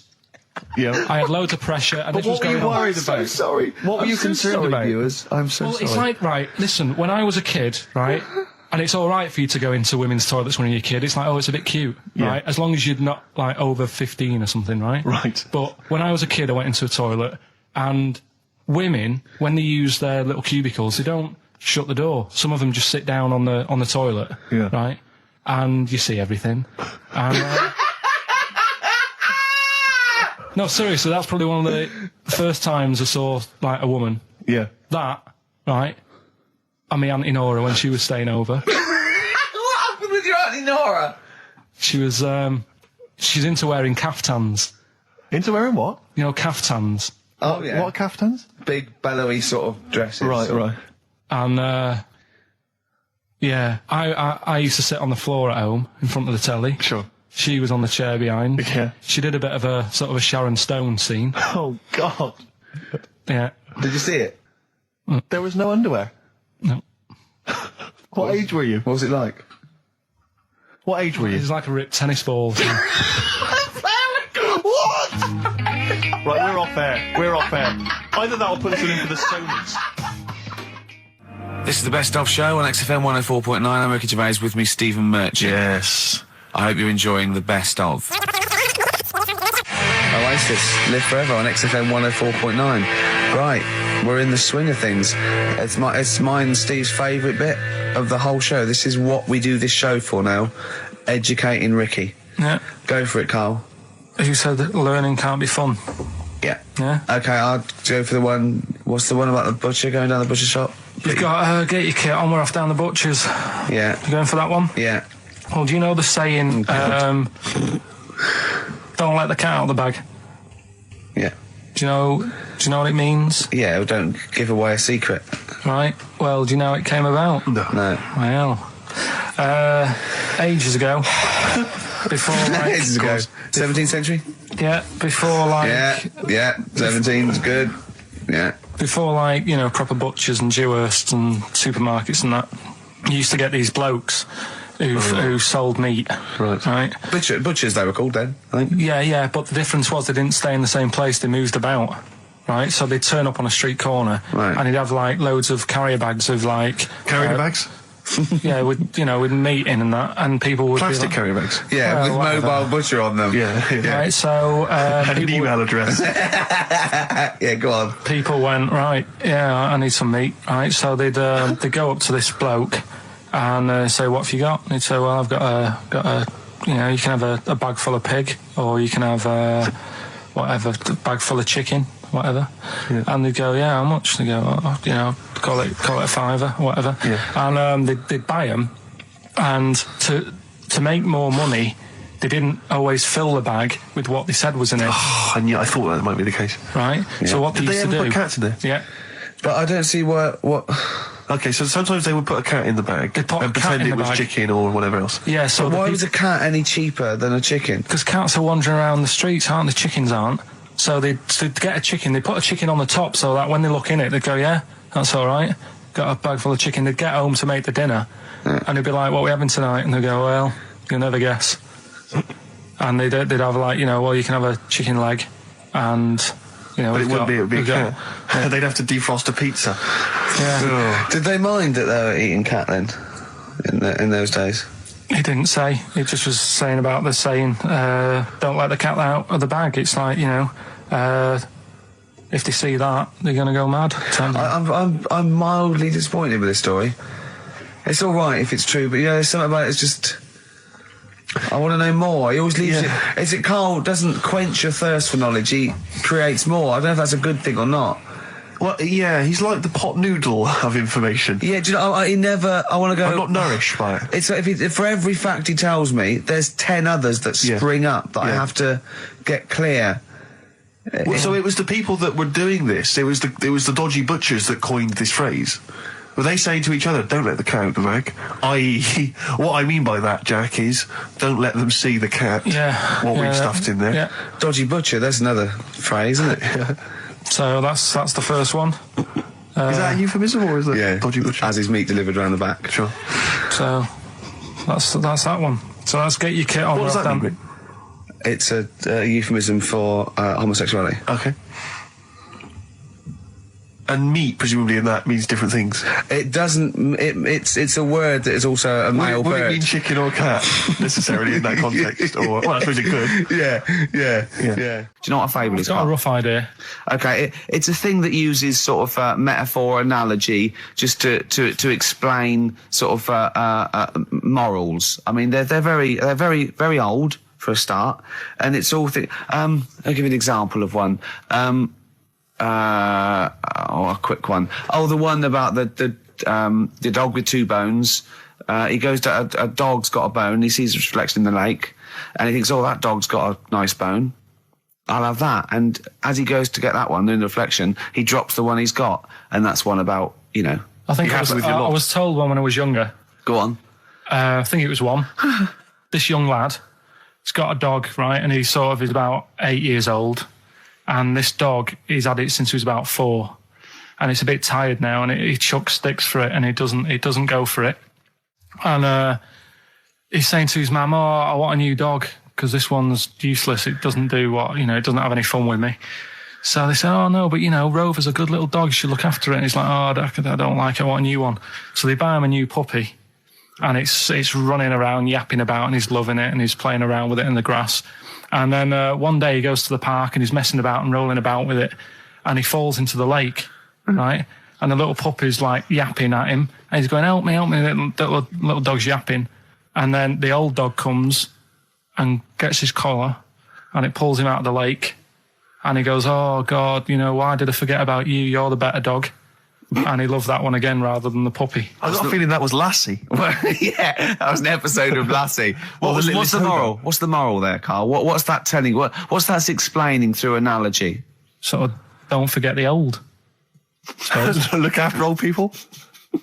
I remember there was one I heard once about a young boy who got trapped in a lake inside a cage. But he loved his trainers so much. He wasn't going to get them wet. But even though he had to get out there, and even though he thought that was the important thing because it's material value, he actually drowned, and the trainers were no good to him then. I woke up this morning, feeling fine. It's not a blues song, and I turned my phone on, and it was from Carl, and it went, "Forget it, I've made my mind up." And I thought, wow, what is that? And I forget it, I've made my mind. I went, "Carl, what is it?" He went, "Oh no, it's about the text I sent you last night." I went, "Well, what was it? I just got this text." He went, I was just wondering, I was thinking last night. He said, "Supposing you had to have your hands removed." Sure. Right? And the doctor said, "Well, you can either have them stay like that with stumps, or I can sew feet there. What would you have?" And I was bleary-eyed, and I went, "The stumps." He went, "Yeah." I went, "All right." He went, "Yeah." And then what was his follow-up text to that? And then I got the text. It was obviously before it, and it went, and it was like quite serious. What would you do if surgery not doing your hands? Would you have stumps or the feet? Right now, the way when I said he's made his mind up, and I went the stumps, he went, "Yeah." I think secretly he decided on the feet, but was too embarrassed to tell me. There's a little bit of what would you do? Because But why did you think of this? Why did you think of this? Girlfriend's away, right? Yeah, no, that's not why you start thinking bizarre surgery devices. Right? I'll let you into my little mind, right? Last night, I had some beans on toast, right? She was away. It's good already. She was away, she had some beans on toast, she went wild. Yeah. Right? Now, I was stood up, I live on on a high street, right? So I'm washing up, I'm looking out the window. First thing that had my attention is, I can look into other people's flats, right? Yeah. And it was weird how all these different lives were going on, I was watching them, and everybody had the telly on and was watching Volcano, right? Which was on last night. Right. And I thought, that's weird, right? I can see them all watching it. And it was like a little Chinese lad who was dancing around in some underpants. Yeah. And then there's a little old woman who lives downstairs who was reading a book, and she's always reading a book every night. And it's like, I have a better life than her. And then there's like some sort of bouncer who's always getting ready to go out late at night with all the black on. He looks like a bouncer. So I was watching all this life going on. I thought, did you witness a murder while you were doing this? Yeah. It was like that sort of Sliver film where that bloke had loads of tellies watching people's lives. So that was going on in my mind. And then I was washing up, and I picked up the plate, and I thought, it's amazing, isn't it? The human body, the way you can just sort of, I want to pick that up, and you do. Yeah. And the way your hands work, right? You've got 5 little digits, but it's just the right amount to do to do what you've got to do, right? So I'm cleaning the plate. Sorry, Carl, stop. It's just the right amount. Might be one of the most genius things I've ever heard said. I would love David Attenborough to phone you up and say, "Carl, how do I word this about the evolution of the mammalian front limb?" Just go, we'll just say it's the right amount. But it is. One Of course extra it is. would get in the way. Yeah. And one less would just make it that little bit more tricky when picking up a bit of a slippery dish. Sure, or buying gloves. Yeah. A slippery dish. And then the other thing is, the one that I was reading, the world record with the fellow who's pulling a train with his teeth. Does that make any difference that he's done it with his teeth? What do you mean? Well, what difference does it make? Well, isn't it? It's quite hard to pull a train with your teeth, I imagine. Well, it's pretty hard to pull a train. All I'm saying is it because he couldn't beat the fella who's pulling it with his hands? Well, so this is my point. I think there was one bloke with the record for the running backwards 100 metres was sort of like 11.5 seconds. And I was thinking, turn around, you'd probably have a really good go at that. Do you know what I mean? Yeah. It's sort of like doing a marathon with a milk bottle on your head. Take the milk bottle off and see how fast you can go, you twat. But you can just tweak it, like the fella who has done the pegs on the face, right? Yeah. His name's Gary Stretch Turner, right? Right. So he's sort of cheating already if he's got a stretchy head, right? but you are, right, you are one of the most stupid humans I've ever met. Well, get me in the book. Yeah. Right? Well, listen. So Gary Stretch Turner, right? His record is 153 pegs. Yeah. He did it again, and he only got 150 on. So he hasn't broke his own record. Right. But what I'm saying is, if he tweaked it a bit more, would that make a new record? What? Well, if he said, I've got 150 pegs on, but at the same time as eating a burger. I see what you mean, yeah. He'd be the world record breaker for pegs and eating burgers at the same time. Yeah, just change it a bit. If you know that you're not going to make it, just do something else. I'm assuming the rules are set at the beginning, Carl. That's Yeah. it. That's where they say, right, you're just going to do the pegs thing. You're not going to introduce burgers halfway through, are you? Definitely not. And then they have a go. I was on one leg, not interested. How many pegs? 150. Can I just ask very briefly, I was quite interested by the family had to move because they lived on Butthole Road. Yeah, I quite like that one. I don't know if I've told you before, Rick, where I used to live. I'm not going to tell you the name of the street that I used to live on, not on air, because my parents still live there and I don't want, you know. But I'm going to write it for you now. This is the genuine name of the street I used to live on. Just imagine when you're at school. Yeah. And like in class, for instance, in French, you've got to say, you've got to answer where you live. Yeah. J'habite, wherever. Yeah. That's the name. This is actually the name of the street we lived on. No, it's not. I swear to God. That is... Absolute right. I could phone my father now and he could confirm that for you. No, I swear because he doesn't want to God. And I tell you that... But listen, do you know what worries me? It's the apostrophe S. I know. Because that's blatant. Yes. Amazing, isn't it? That is incredible. But imagine how embarrassing that was. So if I look that up in the Bristol... You'll find that in the Bristol A to Z. I swear to God. That is really... Why have you never told me that before? I can't believe I haven't. That's I'm incredible. still embarrassed now. Do you know, whenever I have to phone up, if I have to give that address, I always spell it instantly. Really? Like, somehow that'll hide it, that'll disguise the name. But I can't get over that. Anyway, if you perhaps live in Tits Avenue, yeah, you know, or... Wankling Drive. Wankling Drive, just get in touch. Let us know, we're not really interested. You've been voting in all week, sending your emails, so here's the clips that you wanted. Carl, you're making noises while I'm talking. Yeah, but you do this all the time trying to wind me up. And I'm not saying Manchester's the best place in the world, but what I'm saying is there's bits of it that I really miss. Yeah. Like last Sunday, right?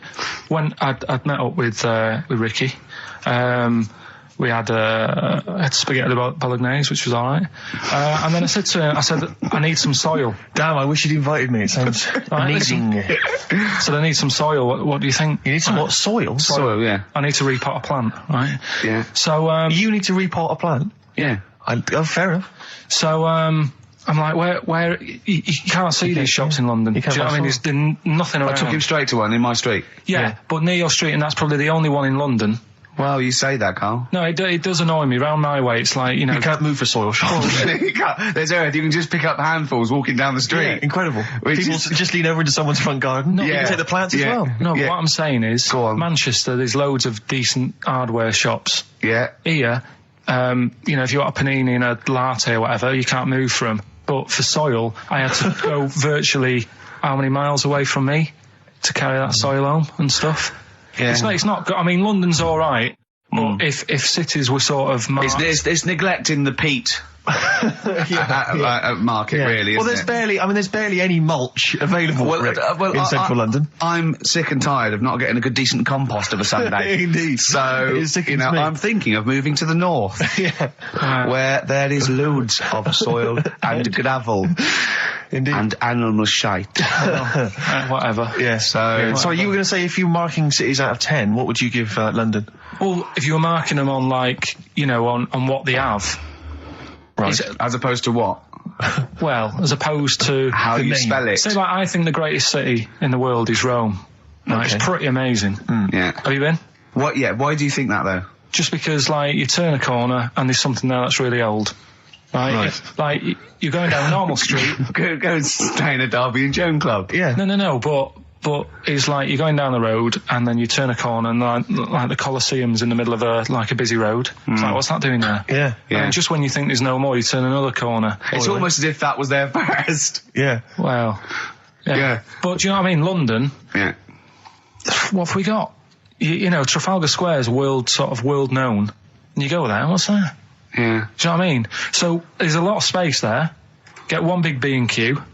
In Trafalgar Square. To cater for the whole of people who live sort of central Londonish. Yeah. And then I'd be happy, but what I'm saying Well, with is... Nelson just popping up through the middle, because you can still see it, couldn't you? Yeah. Yeah. It's a great idea. B&Q, so B&Q could be like the whole sort of flat thing and make it sort of grey so it looked like rock, and then Nelson popping Make it up. classy is what you're saying. Yeah.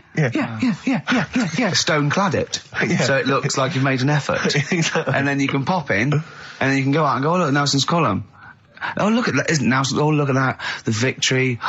Defeat, that's fantastic. One of the greatest living. Yeah. I need some nails. Yeah. Perfect. Killing two birds with one stone, you're saying? But why isn't there more than them shops?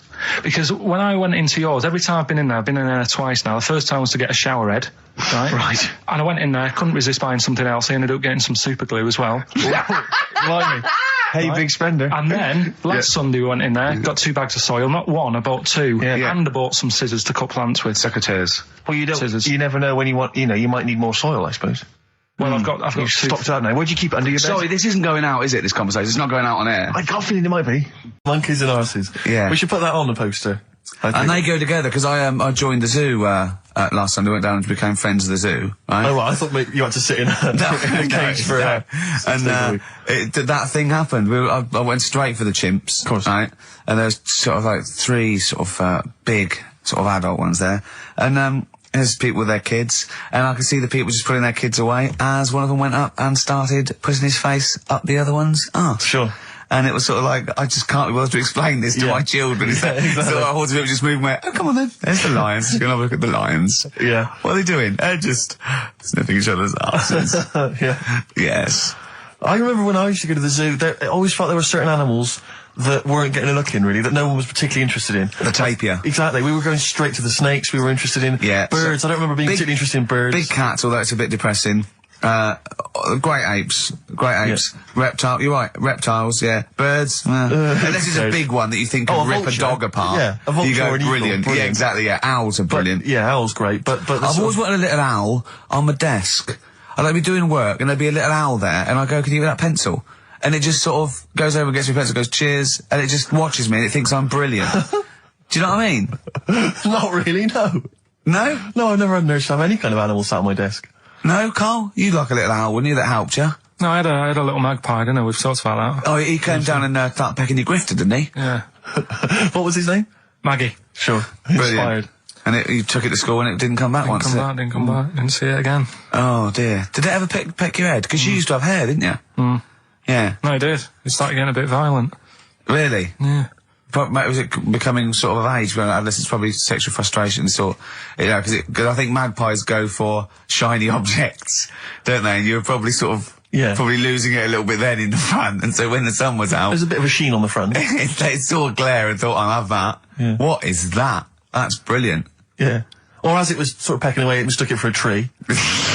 Yeah, because of the noise. Because of the noise. Yeah, the hollow sound. I squeezed his head yesterday. We should just point out, if you're a new listener to XFM, you might not realise that one of Ricky's many sexual peccadillos, I'm assuming it's a sexual thing, I can't justify it any other way, is to just squeeze Carl's head. Yeah. Front-wise, sidewise. I don't know what it is. I don't know if it's sexual or, you know, like when you've got a little kitten, you want to squeeze his little face. Do you know what I mean? Do you know what I mean by that, Carl? Yeah, I said that. I said it before, squeeze a little head. Yeah, exactly, and I feel that with you, because it's sort of like, he gives so much. Look at Carl's face, he gives so much. It is like he can understand what we're saying. Yeah. And that's what the connection is, I think, between me and Carl and other animals. It's like he can understand what we're saying. But I squeezed it yesterday, and Carl went, I definitely heard something crack. Yeah. Because I'm trying to see how hard I can squeeze it. Yeah, I think that was you just thinking, Carl. To be fair. I think the cogs just started to... No, I mean, I think there is a danger, because I think there is a danger that you could squeeze it too much. Yeah, I know. He did a good deed today, the other day, didn't you? Was it? Yeah. What were you up to? You were just, you were talking about, like, you know, being hassled in the street and stuff. And, I get hassled a lot by the homeless. Don't we all? You should go home to sleep. Yeah. I'm here, mate. But no, I do treat them a lot. You know? You treat them. I love that. You had a good day? Yeah. You've been good? Yeah. There you go. It's 50p. Suzanne does the Save the Children thing. You were talking about, you know, charities hassling you all the time. She does that. And I sort of say, well, you do that. I'll look after You'll take care of the homeless. I'll take care of the odd tramp around where I live. And how do you treat them? Loads of different ways. 50p I might give them. Yeah. Or I might, you know, they'll sort of say, oh, have you got any money? I'll say, what for? And they'll go, I'm really thirsty. So I'll go, well, hang on a minute. And I nip and get them a little Diet Coke. Sure, Diet Coke? Yeah, they want to watch their weight. Yeah. They're going full fat. Oh, what an insult. Yeah, exactly. To a man like me. Yeah. You know, I'd rather treat them than... Because a lot of people spend money on, you know, problems abroad and stuff. Right. I just think, you know... Yeah, famine I'm just saying. Oh, God. Like what? What do you mean? Like famine relief? Well, you do get sick of it, don't you? You know what I mean? It's that... You get sick of it. No, I'm just saying. Wait. Go on. I'm just... I know, just let whatever you do now, Steve, don't interrupt, because I'm scared, but I just think it's worth it.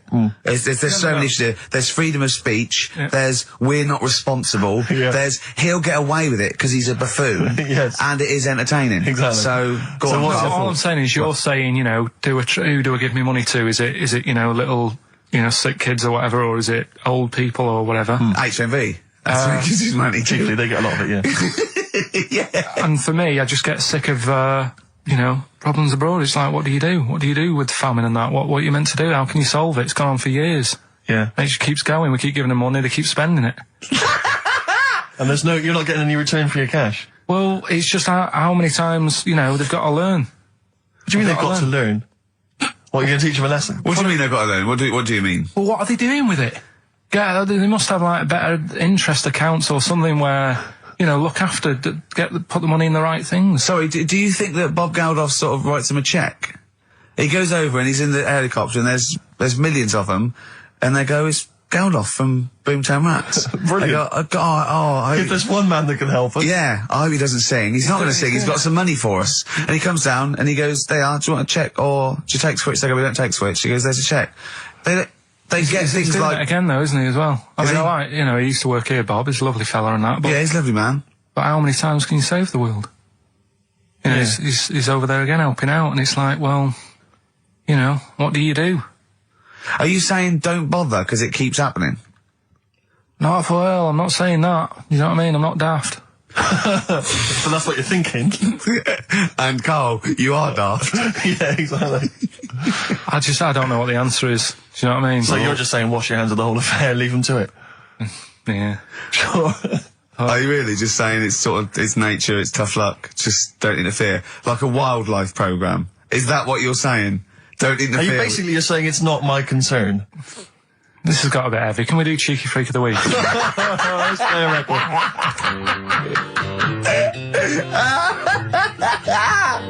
Oh, God! My Hey Hey out of the blue from the album Rust Never Sleeps by Neil Young. Such a brilliant song. Oh, he's a great musician. He's amazing. Yeah. He's incredible. I think we're playing Neil Young track a week. Okay. From now until Christmas. Brilliant, okay. Alright? Excellent. On XFM 104.9, I'm working radio with Steve Merchant and Karl Pilkington. We were talking about the homeless. I saw a homeless guy in the week as I was walking down Finchley Road, and he was peering in the window of one of the Dixons or something like that, just checking out the details on one of those cable TV packages. And I thought, one step at a time.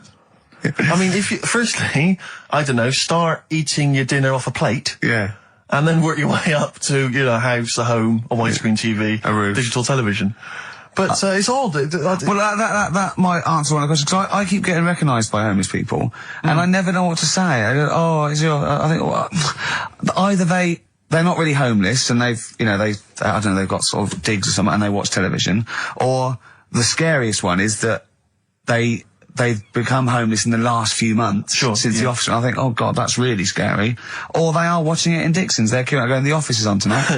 yeah. What are you doing? Going down to Dixon's. Or they think you're one of them. Or that, well, I am. Because I mean, the way you dress. Well, no, some that are probably not quite, got their faculties, so maybe a little bit worse for wear, think they recognise me. And they whole scenarios where they're going, remember we were chatting, I was going, yeah, how are you? And it's just they recognise someone. Right, yeah. But that's a bit weird. But I mean, I think that's the worst thing. On a serious note, it is outside health. We're talking about charity, and I don't know, I sort of, got this standard as where I've been sort of like caught in the street. But the ones that I'd choose, I'd always think, charity is what touches you. You can't change the world, but you can change your bit. So cancer, obviously, because I'm so I give to cancer. And I think outside health, the next one must be being homeless, because there's nothing you can do. It's got everything. You're scared, bewildered, you're cold. It's just everything. Even if you're healthy and homeless, eventually you're not going to be. Well, I do feel bad because, I always feel that I want to give to the health charities, like cancer, for instance, because there's that fear that I might get it. Well, yeah, it's not just that. It's just like, if you're not healthy, that's the first thing, isn't it? If your life's being threatened, there's nothing else you can really worry about. Yeah. But I don't know if that makes it wrong though. That it's like I'm investing in a possible future. Yeah. Well, not really, because it's the same for everyone, isn't it? But Yeah. I saw a homeless guy as well, looking through the bins, but he wasn't pulling out food and scraps, he was pulling out newspapers. Just having a read. Yeah. I always find that odd. I see that a lot, homeless guys. I don't know if they're just checking out the TV listings. When he finally gets his When's the office cable? on? Yeah, the office, they've moved it. They've moved it to Choice and UK Gold. I don't blame him, because there is some cracking stuff on cable TV. There's some great stuff. But I was flipping through the other day, and on digital TV you can see what other shows are on while you're watching something. I was flipping through, and there was one, and it was called, now, when are you ever in the mood to watch a TV show called I Survived a £200 Tumour? When was that on? Because it seems to me that if you've got a £200 tumour, you probably want to watch something else that'll take your mind off it, Big Brother or whatever. I'm not £200. Well, I can't imagine what this is. A £200 tumour? It must have been an error. £200 tumour? It must have been a £200 tuna. It was probably someone fell in the water. And it came I survived a £200 tuna. Yeah, and it was just a spelling mistake. Sure. A £200 tumour? Isn't that like kind of having That's Mr. another T person. That is another person. Yeah. Maybe, oh my God, maybe it was all his life they told him it was a Siamese twin. But someone had just painted a little face on it when he was at school. Just drawn a little face on it. Exactly, and they go, it's not your twin brother. He goes, isn't it? He goes, no, it's a tumour. We better take it off. It's £200. £200? That can't be right. You sure it wasn't £20 tumour? I'm assuming that's what it probably would have been. But it was certainly £200 on the digital thing. Maybe that's a mistake. That's great, isn't it? They're trying to make it more interesting. Yeah. It's someone at Carl got there. £20 tumour. Let's make it 200. At least they're watch. Exactly. That's what I'd be like though. I wouldn't want to go to the doctors. You know what I'm like? £200 tumour. I know. It's just that thing. I mean, you know what I'm like. I don't like. It depends where it is as well. Taking your clothes off and all that. There's the pressure in it. You don't like anything being touched, do you? I remember when he said he doesn't check his balls. He doesn't like the feel. That's live with me. He doesn't like the feel. I think, do you mean that you don't like what it feels like in your balls when you're fiddling with them? Because I imagined that you meant you don't like the feel, in your fingertips. You don't like the feel of your balls. It's the thing of,